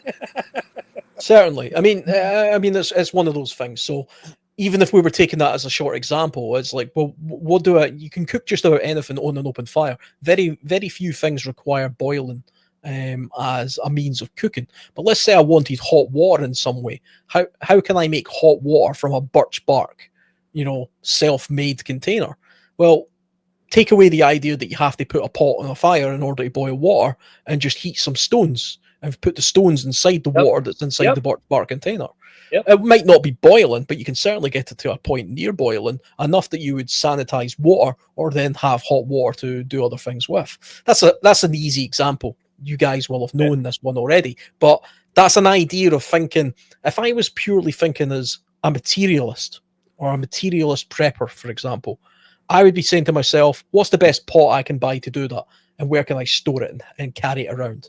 Whereas as a survivalist, I'm thinking, well, yeah, that's a great pot and I'll store it and I'll have it here. But if I lose it and I don't have it at hand because I'm at the other side of the town, so what? I know how to do the thing that gets me the same result, just not as efficiently. Yeah, but it'll get it done and you can survive or do what you need to do. Clean yourself, take a warm bath or a shower with a cup or your hands, whatever, and just to clean off by throwing a bunch of rocks and something you made. You could literally, if you have a stream that's slow moving, you could dig a hole in the stream. It'll fill up with water, not really run through it, have a fire next to it, and drop rocks right in there. And you could take a warm, hand bath if you want. I mean, there's some that's always a cool thing. You just got to watch out for rocks when you heat them. They do tend to explode if they were wet for a very long time, but that's just a minor detail. Yeah, and Dear Love Survival says, learn how to spend less now for the future. Yeah, that's another good point. Yeah, because I think we will be spending less in the future. This is going back to something we said earlier on. I get this intuition, this feeling that we're going to get to a point where we're not as wasteful. We're not able to spend as much as we currently do. I think the age of being able to spend astronomical amounts of money relative to your income on meaningless things like I'm there with you. I think there might come a chance where we might have the money. There won't be anything to spend it on. Yes, yeah, that might be the case. Or the money that you're sitting there holding. Yeah, just great. Now I can't buy it. It's just not. Yeah, you just can't do anything with it. Yeah. That's certainly something you see in conflicts. After the Second World War, people were literally pushing wheelbarrows full of money to bakers to buy loaves of bread because it was worth nothing. It was worth nothing, and it cost so much to get the wheat and make the bread and that. And they had armed guards around it because people would try to steal a loaf of bread. Yeah. And no, there's no free samples today. Sorry. Yeah, it was the German Deutschmark that where they walked with wheelbarrows full of the, because the German government printed out so much of it, so it was. They did the same thing in Venezuela. There were literally just money flying around the streets. Nobody cared, and the only thing people were doing with it, they were actually making crafty things with it, like paper chains. If you've ever done that in like Scouts or whatever, you fold it just the right way and you feed it through another piece folded the same way, and you can make a chain of paper. It's not going to do anything for you, but kids were just like, go make a paper chain, and they would hang it up. That would be their decoration, so they can't run down to the local store and buy some wallpaper. You might as well just stick money to the wall because it was cheaper. But Venezuela did it. Zimbabwe did it. I mean, it's going. The fiat currency, like I said way back, It never lasts forever. It always goes to zero. The American dollar is right there. I mean, literally, I've seen the charts of, what a dollar could buy 40 years ago versus what it could buy now of the same item, regardless of where in the world it might come from. But, I could buy 500 of one item for $1 back in 1920. Now I can get one, maybe half, because the value of the dollar is not worth crap. Same with every other fiat currency out there. The only thing it's being traded on and used for is the fact that we believe or think it's worth something. That's it. So, I mean, financial, like I said, the gold, the silver, and all that stuff, it never goes up in value. It holds its value.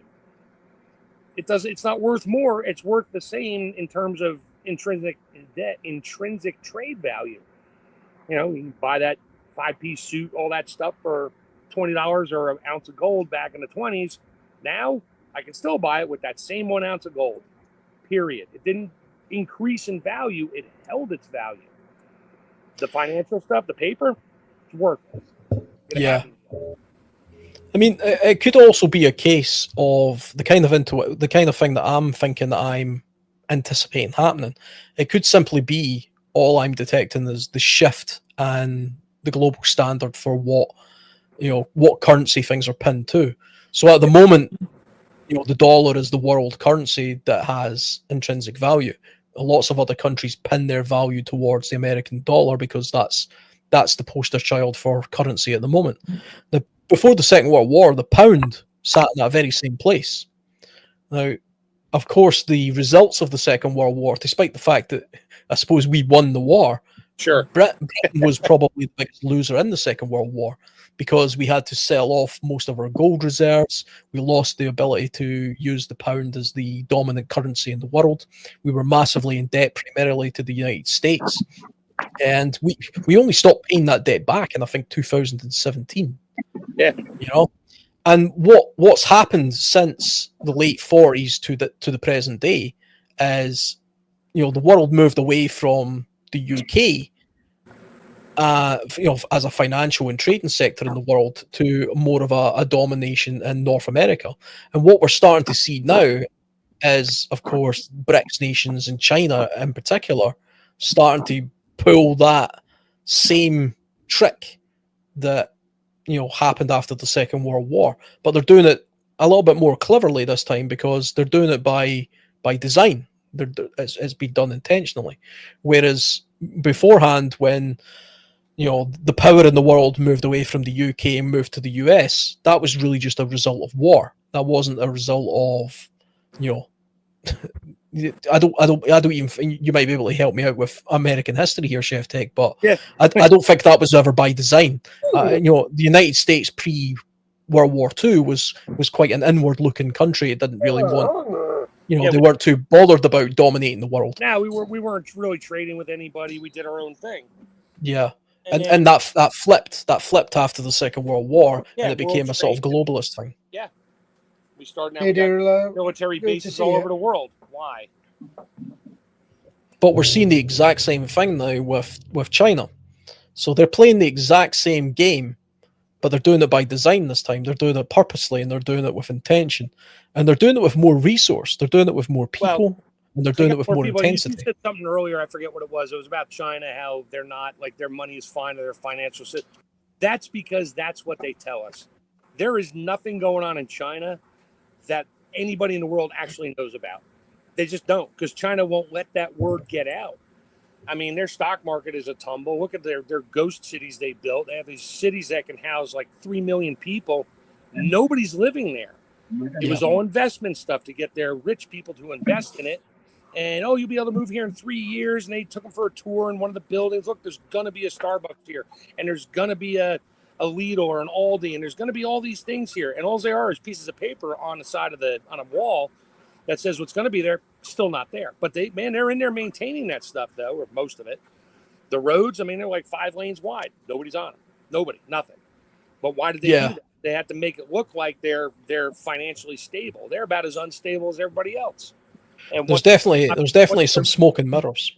Yeah, once they're 10 billion people in that country, you start to realize that there's more of them than the people in charge, then they're in for a world of hurt. And dynasties have fallen over the centuries or millennia, and they come and go. And usually it comes and goes with food. If you can't feed your populace, you're done.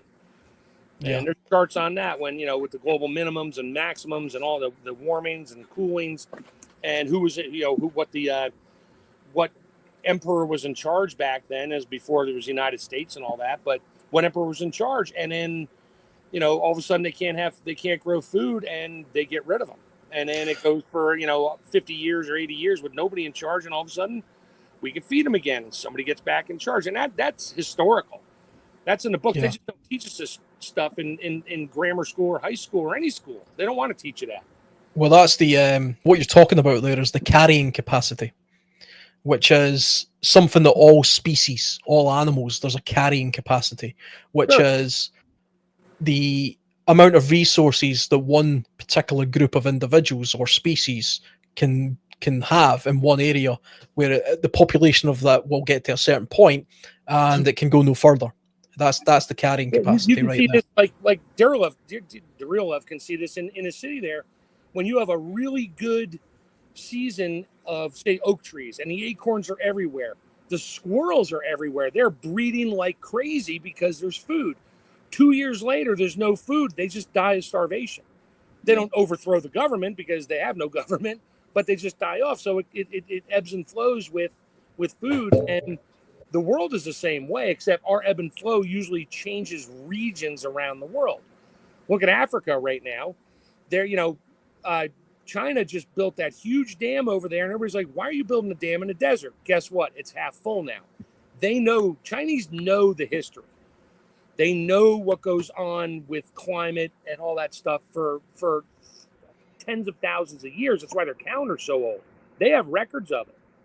We may have records of it too, but we're not going to tell our people that, oh, by the way, the whole middle of the United States, even though it's been the grain belt and all that stuff for the last 100 years, in about 10 years, it'll be a desert, because the rains are going to stop falling there, because it's not climate change, but that's what they're blaming it on. It's just global climate change, which is normal with the sun and all these, just all the natural progression of things. Nothing is, and this is where everybody thinks everything is, it should be perfectly stable. It's right now, this is the way it is, it should never change. And then it does, and then they blame somebody for it. Hold on, my dog is being stupid. Yeah, I mean, it's one of those things where whenever you see a hurricane, or a tornado somewhere, and they say, well, this is a clear result of global warming. It's unprecedented. Yeah, global warming. Here's the results of it. It's like, well, wait a minute. Are you telling me there was no hurricanes or tornadoes pre-industrial civilization in that exact place where they happen all the time? Pretty sure that's just something that happens. It's always happened. Whether the frequency or the intensity increases over time, well, that's just weather. I mean, that's the environment. Things do change. I'm not a climate expert. I mean, I'm more inclined to believe that the Earth fluctuates as time goes on. The Earth, the rotation, the weather, the temperatures move, and the ocean change the climate in different directions, all this kind of stuff. No doubt humans have an impact on it, for sure. Whether we have such an it for, what happened when the dinosaurs, whatever, it was an asteroid. Really? One asteroid that it should have wiped out the entire world in one shot. But they'll blame it on that. But what happened when in the 1800s, when Tonga erupted and there was a summer without a sun and barely got out of freezing in the northern hemisphere, and there was no big factories, no cars, no SUVs, none of this crap going on. What did they blame it on then? Oh, that's right. It was a volcano. It actually blocked the sun. The ash up at 100,000 feet takes years for it to come back down again. And it's actually going on right now out in the Pacific Rim. I mean, there's volcanoes erupting everywhere, and they're not talking about it. They're saying, oh, it's an eruption and went up to 50,000 feet. But they don't tell you what the effects are going to be. But you can actually plot it on a weather chart with temperatures over the course of a year. And you can see the temperatures slowly change up or down depending on where that ash cloud went to. But they don't want to talk about that. Their weather map, the weather patterns they use to tell us that things are getting colder or hotter, they only go back to like the early 1900s. They don't want to go before that because it totally ruins their narrative. And I mean, the temperatures were all over the place, and it wasn't because of us, but they started at a point where it makes it look like, oh, look, this is when the Industrial Revolution started, and they show a picture of a smokestack billowing out smoke, and they say this is what happened, and now look at the temperature slowly go down. Yeah, well, that's a minuscule speck in the realm of all the weather that's ever happened on the planet. And we're just at one tiny little point, but they're focusing on that and trying to make it seem like it's all our fault. And that's just to raise taxes. They get more money so they can go build their underground bunkers and never see the delight of sun again, which I hope they just go there. Yeah. Oh, I mean, it's the inability to grasp time periods as well, because we're so fixated on generations at a time. We think about our own lifespan, say 80 years if you're lucky, and we think that's a long time. The weather and the climate doesn't care about your 80 years. It's in the realms of 5,000 years or 10,000 years and beyond. That weather patterns change over thousands of years. They don't change over, what happens in an 80-year lifespan is irrelevant. From a global over point of view. 10,000 years, 80 years is just Hey, Chuck, stand good on to a see beach. you. Yep. It's worthless. But they'll blame it on us because that's what the people in charge want to do. And I'm not going down the road of who's in charge there, to real love. Well, back in the day, back in the medieval times, back in the medieval times when crops failed, they would blame it on witches or some other individual or some sort of thing. Maybe climate change is really just a modern day witch. Yeah, it's a witch hunt. No actual witch there, but it's a witch hunt. Oh, there's definitely witches out there. Yeah.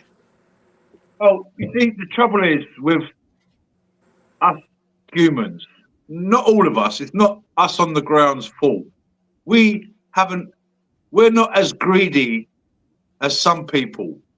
There are some people out there that are so greedy that they're saying everything is theirs. And the way they could say that everything is theirs is that they evolved into a position where they control that money and the resources. So therefore, they use that like saying we're the chosen ones. They got it.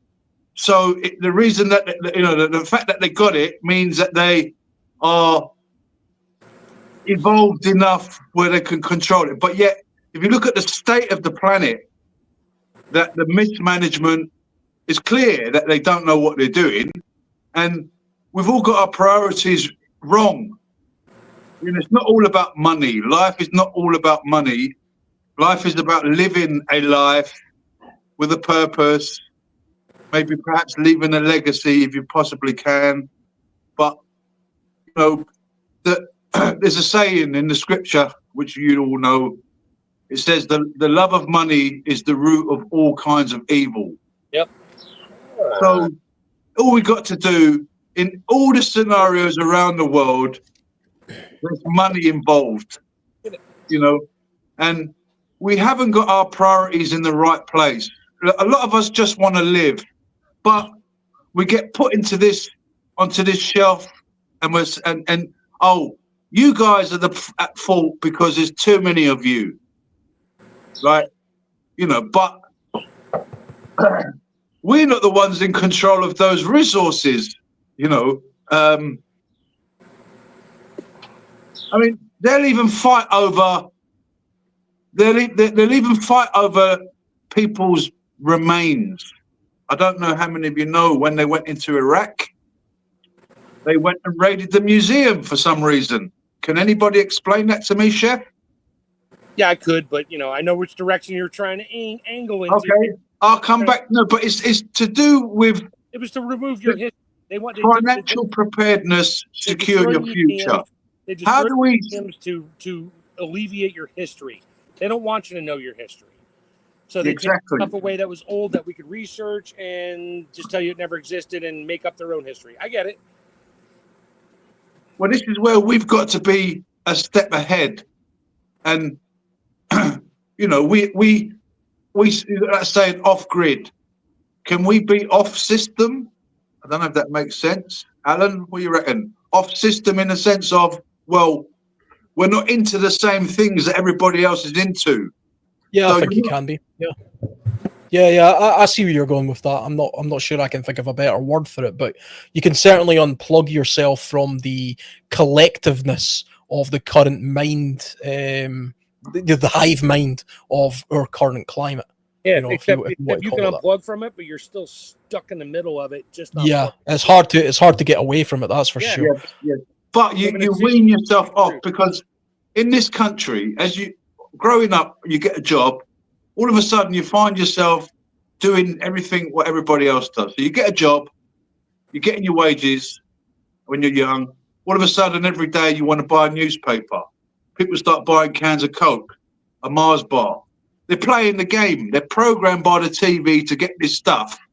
And now you're working and you're buying this stuff. So I'm thinking, well, if everybody, you want to protest, stop buying the stuff. Don't buy Mars bars, sneakers, Coca-Cola. You know, hit them in the pocket. Nestles, Cadbury's. You know, because what they're doing, people say, well, who's they? Well, we know who they are. That doesn't matter. Yeah. Yeah. But, you know, they're collecting all the resources, and they're going to say, well, we don't need you guys anymore.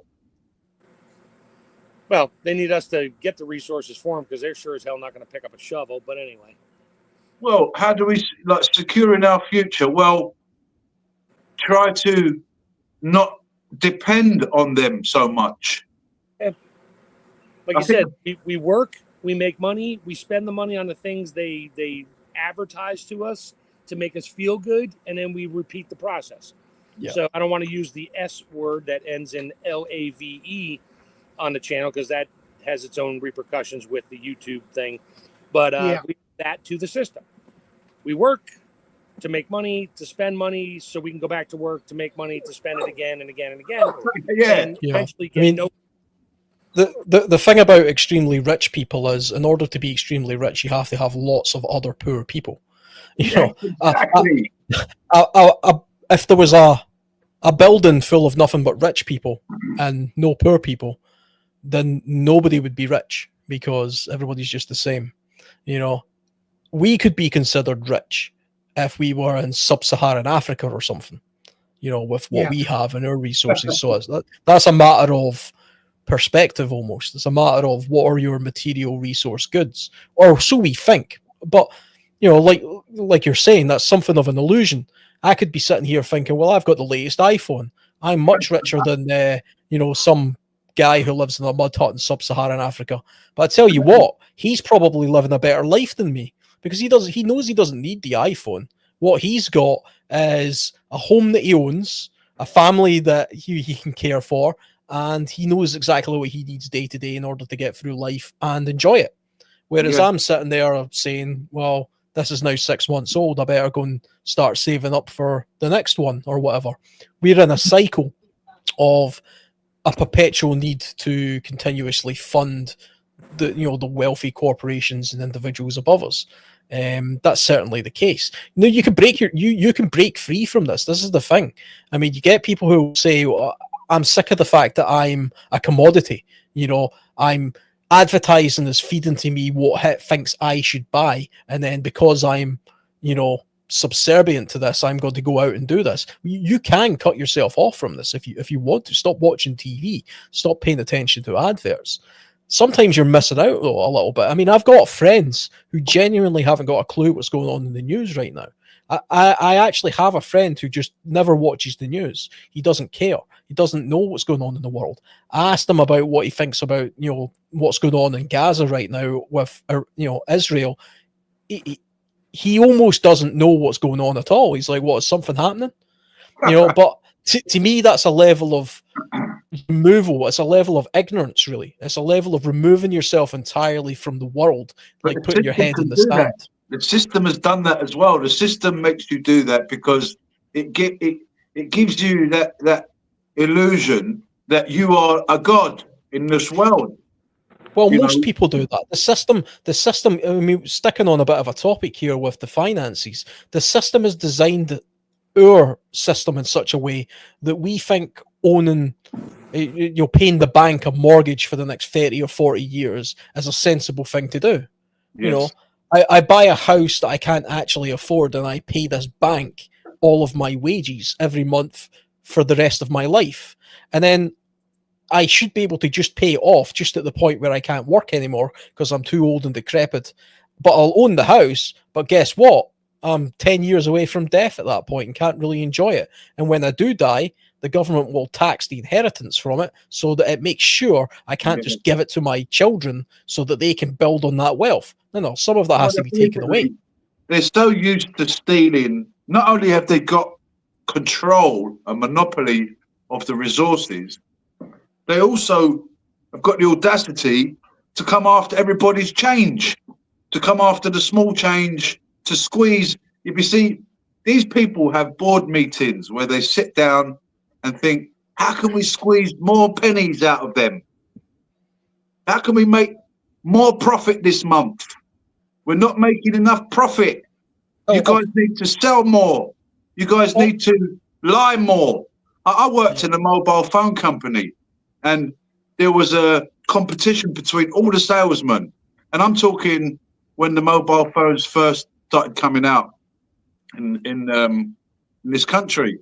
And the salesman would say to the people, the phone could do anything like that you want, just to sell it, and then people after would be complaining, you told me the phone could do this, but it can't, but they don't care. There's people out there, salesmen, it's higher pressure, it's money, you can see it, like where they got the Financial Times, I don't know what it's called in America, stock exchange. Yeah, Wall Street Journal, yeah. Dow Jones, all this. I mean, that us lot, we just want to live. But these rich, these massive people, all they do is look in newspapers every day, see if their stock's gone up, and But it's funny you say you ask, they want to get every penny out of us. Here's what they do around me now. You go into the grocery store, you go into the convenience store, and say my total is $3. It doesn't matter if it's $3 even. They won't say anything, but if it's $3 and a penny, they say, would you like to round up to help save the children? Yes. I look them right in the eye every time. I'm like, no, I'm not going to round up. Do you know why? And they look at you like you don't love children. It's like, because your corporation is taking all this money, they give it to some tax deductible fund, they get the tax write-off. I don't get squat. And you won't even give me my double coupon at 25 cents. So, no, you're not getting a penny out of it. And people, I say that loudly when I say it in the convenience store because there's always a lot of people around. They're like, would you like to round up? I'm like, no, because I don't get the tax write-off. Your corporation does. Maybe if they just lower the freaking prices, you'd get more people in here. But, whatever. And I walk out the door with whatever I bought, and I'm gone. And other people are looking at me on the way out the door going, oh, shit, I never thought about that. It's like, yeah, you don't get a dime. It's only a couple pennies, but the corporation gets hundreds of thousands of dollars a month out of this to get a tax write-off and get their tax credits or carbon credits or whatever credits they're looking for. And they get the tax write-off. I don't. Not to mention the incentives of those charities themselves. I don't give to charities because I don't trust them. I mean, I think Unit, like the whoever it is that runs Unit, I think it was UNICEF. That guy's a millionaire. Yeah, they rip off who, all these charity, Oxfam. Yeah, they're all rip offs. March of Dimes. You know why they call the March of Dimes the March of Dimes? Because 10 cents out of every dollar actually might make it to the people they're talking about, the starving children of the world. The other 90 cents, no, it goes to their bloated technocracy of presidents and VPs making $300,000, $400,000, $500,000 a year to sit there and just say, yeah, we need to put more of these little plastic jars in all the convenience stores. They're invested in the infrastructure in order to get more out of you. That's all they're invested in. That's what's they don't care about the kids. They don't care about anything. No, that's just a resource. That's just a resource to them. That's a commodity for them to use in order to get what they need out of the rest of us. The priorities being wrong. Mankind is all, instead of teaching people how to live, how to live a symbiotic relationship with nature, how to live with each other. It's just constant wars, constant division, and this is how they roll because it's on the dollar. In order out of chaos, you know. So they make more money not sorting out the issues than they do sorting out the issues. And if we go back to what we said, they're going to try and squeeze every penny. Well, they're thinking, well, when everything's a mess, we're making loads of money. If we sort everything out, we're not making as much money. Yeah. So it's like the whole system needs to be scrapped. And thank God for Jesus and God, because Jesus says a new kingdom's coming. We need a new kingdom. We need something new because, like you guys said, these, things been going back thousands of years. These people ain't just learned how to do what they're doing. They're like Roman Egypt. Everywhere they go, they leave a mess. These families, they come from Babylon. They left the place in a mess. They go to Egypt, leave the place in a mess. Go to Greece, leave the place in a mess. Go to Rome, leave the place in a mess. Come to the Great Britain, leave the place go to America, leave the place in a mess. You're talking about these places in China empty. You're thinking, are they all going to move to China? What are these? These guys are thinking years ahead. Us lot, we're like tomorrow. Years. They think generations ahead. But hey, quick question for you, Darilov. Would you have an issue if Shadow sent me your email address? No, of course not. Okay, Shadow, do me a favor. Send me if you have Darilov's email. Just you send could it have got it on my YouTube channel. It's there. You can get my WhatsApp number. Oh, okay. I'll pull it off there. No biggie. You'll know it's me by the name of my email coming in. No problem. Oh, by the way, before we carry on, we were talking about pans earlier, and I picked this up for 50p, Shadow. Yeah, that's good. Is it stainless or aluminum? Stainless steel. There you go. It's got a foldable handle. Yep, and clip it shut. You could probably put other things in there. Yep. Got a plate. And what happened was I walked into this pound store, and the lid of this was missing. So I said to the woman, "Is there another bit that goes on here?" She said, "Oh yeah." We couldn't find it anywhere. She said, "I'll tell you what, you can have that for 50p." It is the lid. No, that's the plate. No, flip it over. No, I know you can use that as a lid, but it's not quite right, you see, because it's not. No.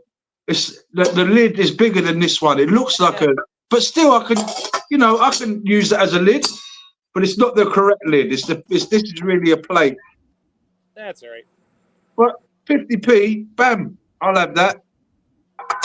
That's funny. Just a couple of days ago at a car boot sale, I picked up this. This cost £6. This is a US canteen kit. Yep. Yeah, US military canteen kit, stainless steel. Lovely. Has the lid. It's never been used. Wow, you see, when I bought it, I even had the cutlery set inside it in the little bag. Cool. Wow. And the woman didn't know what it was. She said that her husband had all sorts of stuff like this. There was a lot of fishing gear and stuff there, and I think he'd passed on. Brilliant. It was. I don't think they're expensive anyway. I think you can buy these for about £20, I think, on Amazon. But I thought that was a bit of a bargain there. I've always wanted to try one of these anyway. I've never seen the American ones. I've used the Dutch ones, the British Army ones. This is the first American one. It's at the end of the day, they're all the same. It's a pan. Yeah, it's a pan, and you can eat in it.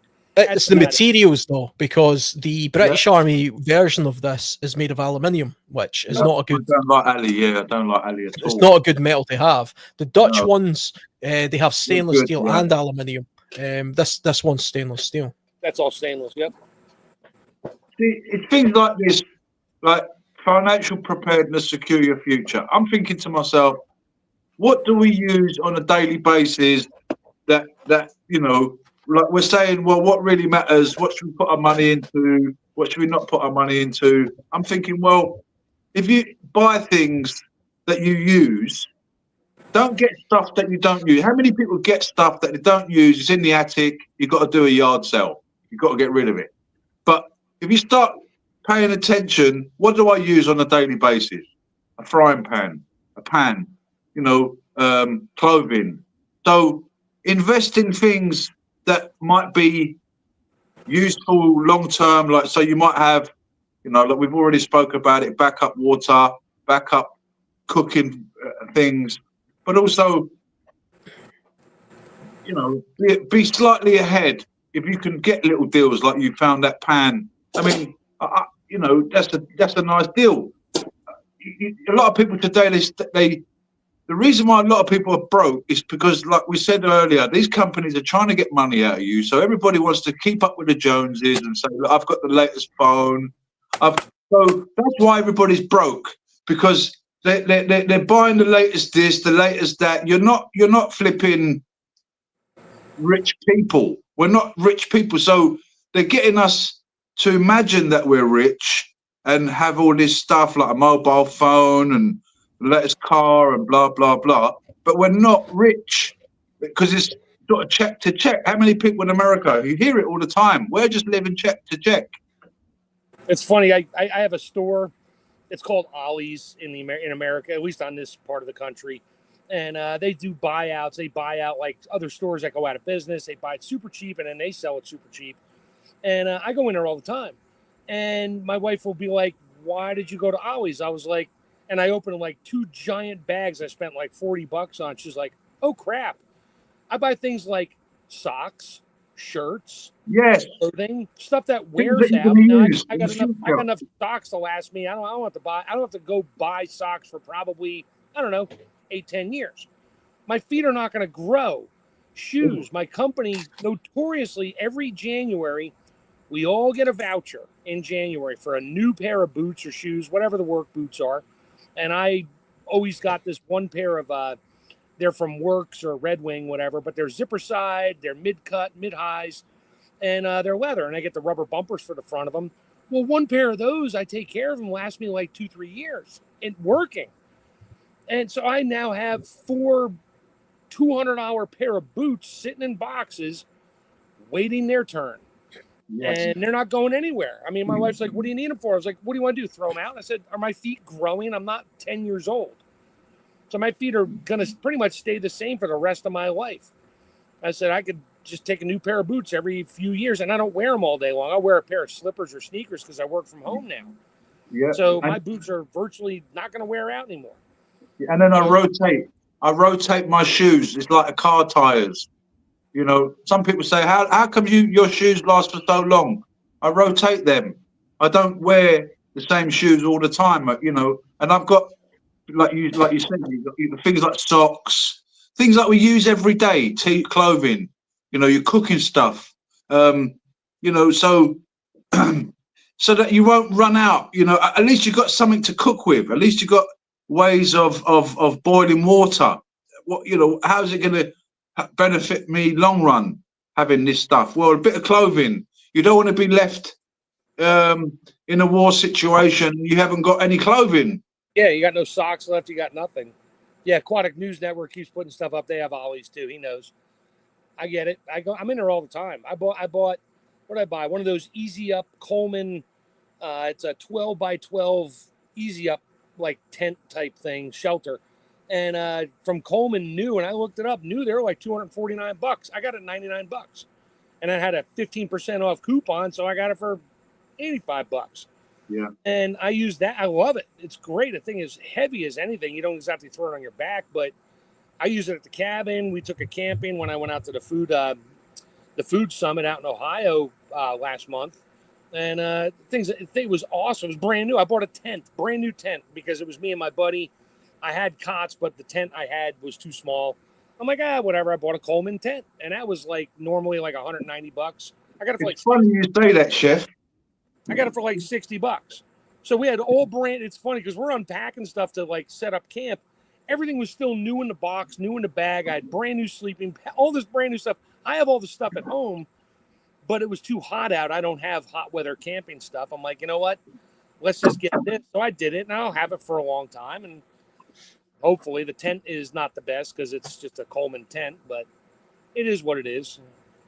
Yeah, there you go. There I you go. picked up this tent for £100. It was usually £200, and I got it for half price. I mean, how much That's a stuff do I need in my house? Really, I don't. I need the basic dailies, food, water. Maybe I'll buy toilet paper in about 10 years after what happened in 2000 and 2020. But yeah, I mean, I don't really have the desire or need to go out and just continue to buy stuff anymore. I mean, when I go shopping, I will walk up and down every aisle and look at stuff and go, nope, nope, nope, don't need it, don't need it. Ooh, I'd like that, don't need it. Yeah. Keep on walking. I go buy my, box of paper towels or whatever, and maybe a little jar of nuts, and some food and stuff that I'm going to eat, not just to stash and stockpile, which I've already done that, so I'm good. So everybody else is walking around with shopping carts, loading stuff up, and I'm looking at the stuff going, Marianne, good to see that's crap, right?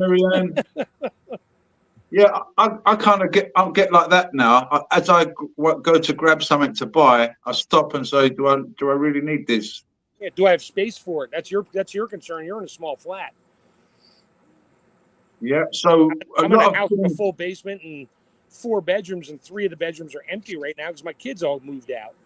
But I'm not going to start stockpiling stuff into the rooms. It just adds more crap to the house. Yeah. Well, there's a fine line between being a prepper and being a hoarder. Yeah, that's exactly yeah. it. Mom was a hoarder. Yep. Well, It's understanding the difference between the two and stopping yourself, When preppers, preppers often prep food, stuff like that. But how many pans have you got set aside? How many pans do you need? I know, but if you've just got one, and it gets breaks somehow. I don't think you want to ask me that question. I was a chef. Right. I have more kitchen equipment in my house than most restaurants have in their restaurant. But the thing is, I use it. I know what I got. Well, that's what I'm saying. This is what we're talking about. How financial preparedness secure your future. I think that is part of it as well, where invest in your money properly. So, like you said, socks. You won't need socks for ages. You won't need boots for ages. I mean, that's a good investment. Yeah, it is. Yeah. It goes back to something that you weren't on the chat earlier on, but I was saying that buy something that you use, you need, but make sure you buy well. Don't buy the cheapest. Don't buy the most expensive because it's got a brand name on it. Yeah. Buy something because you've researched it. It's going to last, and it's a good piece of equipment that you need for your own survivability. That's what you should be investing in. That's rather than don't put money under the mattress. Buy something useful with it. Buy that top quality pan that you've researched and it's going to last you decades.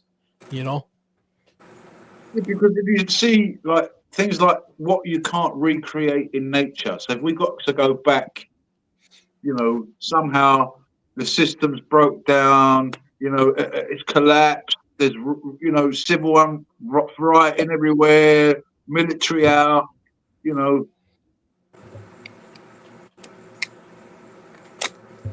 Every day people are like, how are we going to survive? Well, we survive day by day. And what do we need every day? You need to eat, you need some shelter, some water. I'd say putting getting yourself some water purification system would be good, not just a filter, because depending on where you are, you might have to get sewage stuff out of water, Alan, for example. What would you do, Alan? We got no water, we find somewhere and it's mixed with sewage. How are we going to clean it? You're not. Yeah. I mean, there are things you can do to actually get fresh water from sewage. You can construct some sort of still, and by using the steam, you can do it that way. That's one method of doing it, but They filter it through sand, charcoal. I mean, there's a million ways to do it. It's a matter of it this way. I just found sewage-infested waters. I have no water. How many calories am I going to burn when I don't have much food in order to, desalinate or whatever, descumify some nasty water that I might only get a cup out of. I'm not. I'm going to move on and see if I can find a better source, period. Yeah. I'm not going to waste my time and energy, literally energy, to do something that's not going to gain. It's going to be a negative net gain. So that's my whatever. The thing if is, you're in the city though, and there's no other option, but you've found rubbish water. Okay, well, we could try to discuss this for the next hour. Not going to happen. Yes, you're right. Yeah. I would do the same. If you left Move on. yourself in an environment where that's all that's left, and you're still there, you probably should have left a week ago. Yeah. I mean, the thing is, you don't CB, actually, good to see you, man. you don't need much to survive as a person. I said this earlier on.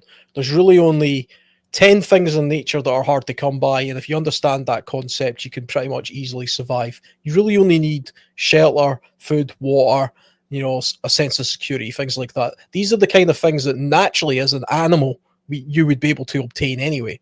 The thing that holds most people back, and this is relevant to the topic here, is debt. I mean, I'm not a financial expert, but if I could give one piece of financial advice for preparedness or financial interest, is if you have debt, get rid of it as quickly as possible. I've got some debt, and I'm doing everything I can to try and clear it. I have a mortgage on a house. That's a debt I'll be paying for a long time. That's just the way it has to be. But if you've got debt to other things, stupid things like mobile phones or TV subscriptions that you don't need, or you or whatever, get rid of that stuff. You don't need that in your life, because all that's doing is holding you back. I've got a good question for us to ponder on. Sorry to come in like this, Al, but all this is actually relevant. What you're saying, very relevant, because the way the system's going, it's getting to a point where that outstanding debt that you got from maybe 10 years ago, like some people might have a debt that's following them, and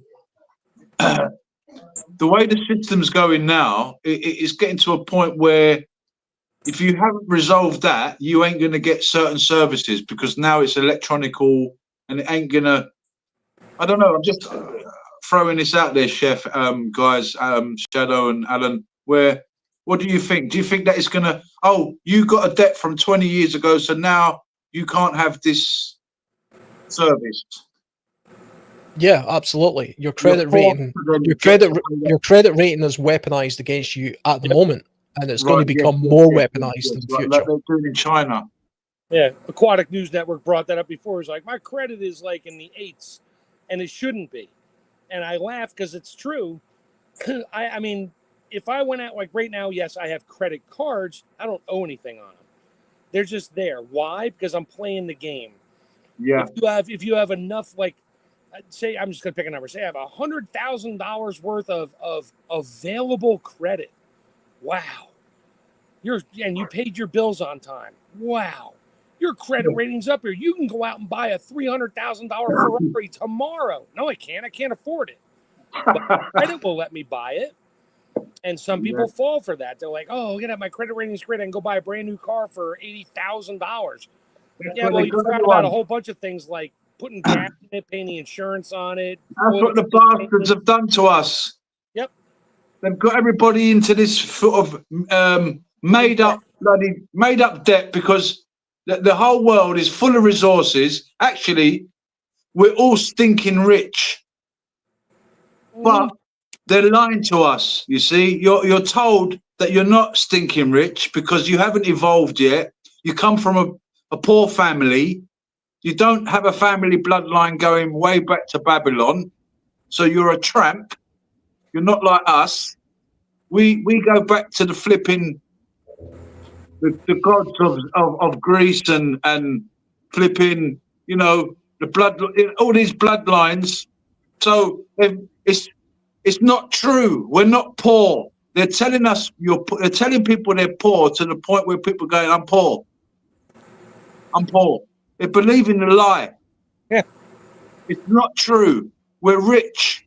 If one baby is born in this planet, look how many resources are there for that one baby. But we've got people that are greedy bastards. Sorry for using that language. But they're greedy, selfish, and they're the chosen ones, aren't they? You know. Anyway, so don't believe it. You know, see yourself as being rich. It's not. Someone asked Bob Marley, "You've got a lot of money, haven't you, Bob? You're loaded. You're rich. You're Bob Marley." He says, "Does money make a man rich?" Nope. Well, so money can buy me coffee, and coffee makes me happy. So yeah, I guess money can make me happy. Yeah, but you could also have your own coffee. I could grow my own beans, and I could. I'm just Have your own coffee. I'm just poking fun at the. And you could say to that guy with a chain of restaurants, "It's all right, mate. I grow it at home. It's natural. I don't have to buy yours. That's actually been tainted because you need to preserve it. You're also polluting everywhere, so people have to go to your shop and get the trash from the coffee." Do you have that in the States as well, Chef, where you can go to a coffee shop and they give you the sort of... Oh, yeah. I can go in there and get a 5-gallon bucket of the coffee grind, the used grinds for my mulch pile. I could. Some places will sell it. They're not selling the grinds. They're selling you the bucket. And that's fine. It's like $3. Great. I can go to Home Depot and buy a bucket for $4. I'll take the bucket. Here's $3. I'll take the grinds. I throw them in my garden. The other thing I laugh at is I have friends. I don't really laugh at it. I feel bad for them. They go out, they're like, "Oh, we went to dinner last night. We went to this latest, greatest restaurant. We got this most beautiful, luscious steak, you know, prime rib and a baked potato and some broccoli and dessert and all that. And we each had a drink." I'm like, "Well, how much did it cost you and your wife to do that?" He's like, "Oh, it was like $150 plus tip." I'm like, "Wow, okay. Must have been one hell of a steak. Was it made of gold?" They're like, "Well, do you guys go out to eat?" I'm like, "Rarely." Like, "What do you mean?" I said, "Because I can go to the store and buy a whole prime rib for $80, a whole one, cut it, trim it, and I'll have dinner for a week, and I'll buy a bag of baked potatoes, and I'll go pick some broccoli out in the garden or carrots or whatever and make my own dessert." It's like, yeah, it costs me literally, even if I just went to the store to buy stuff, that dinner that you just had literally only cost me like maybe $20. And I'm going to eat that same dinner every night and get sick of eating prime rib leftovers after a week. But, you know, it's a good thing to get sick of. Then I'll move on to something else. I've got a story for you, Aquatic. The Aquatic News put there, "Being poor puts you in front of your family, makes you realise what's actually important, though. I don't see many wealthy people spending much time with their children." I've got a quick story for everyone. There was this guy, he had a child, but he was a very rich bloke, very busy at work. And as his child was growing up, the child was saying, "Dad, can I spend some time with you, like more time with you?" The dad said, "Sorry, son, I'm busy at work." That was a song. That was a song. Was that a song? Yeah, Cats in the Cradle. I didn't know that. Well, anyway, the son grew up, and the father kept saying, "Haven't got time to see you, but here's a car, here's some money, here's some this." Like, you know, in the meantime, not spending time with the child. So he grew up, the child grew up. Now the child's grown up, he's a young man, and he's quite busy now. Now the father says to him one day, "Son, when am I going to see you? When are you going to spend some time with me?" And the son says, "Sorry, Dad, I'm busy." That's literally Cat Stevens sang the song. I'll post it up here on the chat. It's a brilliant song, but it's a good story. It's a very relevant song. It's true.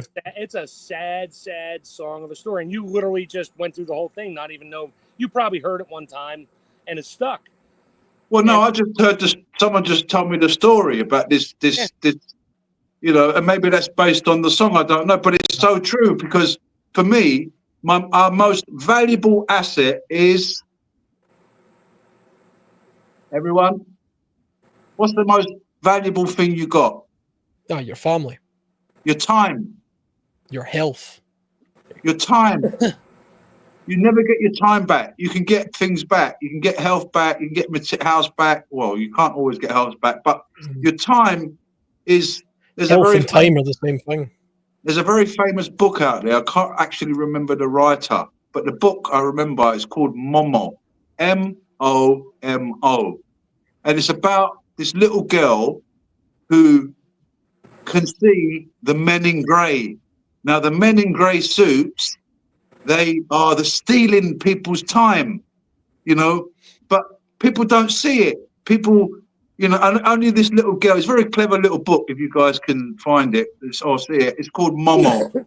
And it's about how people are, the men in grey are stealing our time. And this is what they do, like when we get sort of things like distracted, you know, oh, follow this news on the news, and everybody's like following the news, like distracted, and they're stealing our time.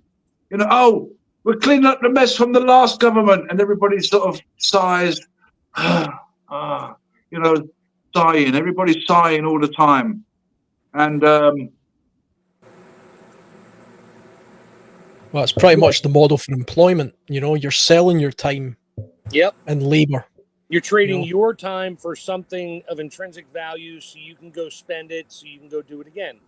Yeah. can you imagine you give your time to go and buy flipping sneakers? You're giving your time to go to the pub, you know, to give it back to them, basically, because it all trickles back to them anyway. Yep. And it's a lie. They say, oh, it's good to have rich people because the money trickles down. What? No, it doesn't. That trickle down effect. They want that change. They want that pennies. You know, you know, they're set up fake charities. You know, oh, look at his cause in Gaza. Blah blah blah blah blah. What? You got a couple of sheikhs down the road. They got more money than Flip that sort out everything in 5 minutes. Yeah. Same with like Bill Gates. He could literally solve world hunger in a day. But he's a whatever he is. You know, he's out helping the world, but he's not helping anybody. He's just brainwashed. They get brainwashed. They get these little muppet people that come and whisper in their ears, "Hey, Oprah, look, you're a multimillionaires now. You're way better than them down there. Look, you evolved, Oprah. You evolved." She starts to believe it. Yeah, I'm special. I'm evolved. Those people, they're peasants. Yeah. So she starts believing in their bull crap that they give her, and all these, you know, people sell out. They sell out. Well, you get these people that speak in, they're not so eloquent with their speech, but then when they become actors, they start speaking much better, you know. Yeah. Because they. Hey, Shadow, I got to cut out here. Sorry, we don't want to keep Shadows. I'm sorry, a little bit over here. I know it's getting late. Sorry, Shadow, guys. Oh, it's all good. Yeah. Can you hear us, Shadow? Yeah, I can hear. All right, no, I'm gonna bail off here. I literally have to give my dog a bath before the wife gets home. I'm gonna shoot as well. That sounds like a good idea. Get up as well. Sorry, Shadow, that I came on late. Hey, make sure Alan's coming back every week because I love it when Alan's on here now. It's freaking awesome, Chef. dude. You're the bomb. So I work a lot of weekends, so every now and again I'm off a weekend, and I'm always happy to jump on. These are great, these chats. I always learn something when I'm on them as well. Yeah. Cool. Well, it's good to have you on here. Appreciate it. So does Shadow. It's always nice. So, all right, I'm going to bail. You guys all have a good one, and stay cool out there. Because Take care, Chef. Okay, see you later, Chef. God bless you. All right, Shadow, you're going to see that it's up to you, brother. Yeah, I'm going to wrap things up. It's late. Well, guys, I will see you next time, next week, next Saturday, same time, same channel. So take care of yourself, stay safe, stay vigilant, be part of the solution, not the problem. God bless everyone. And we are out.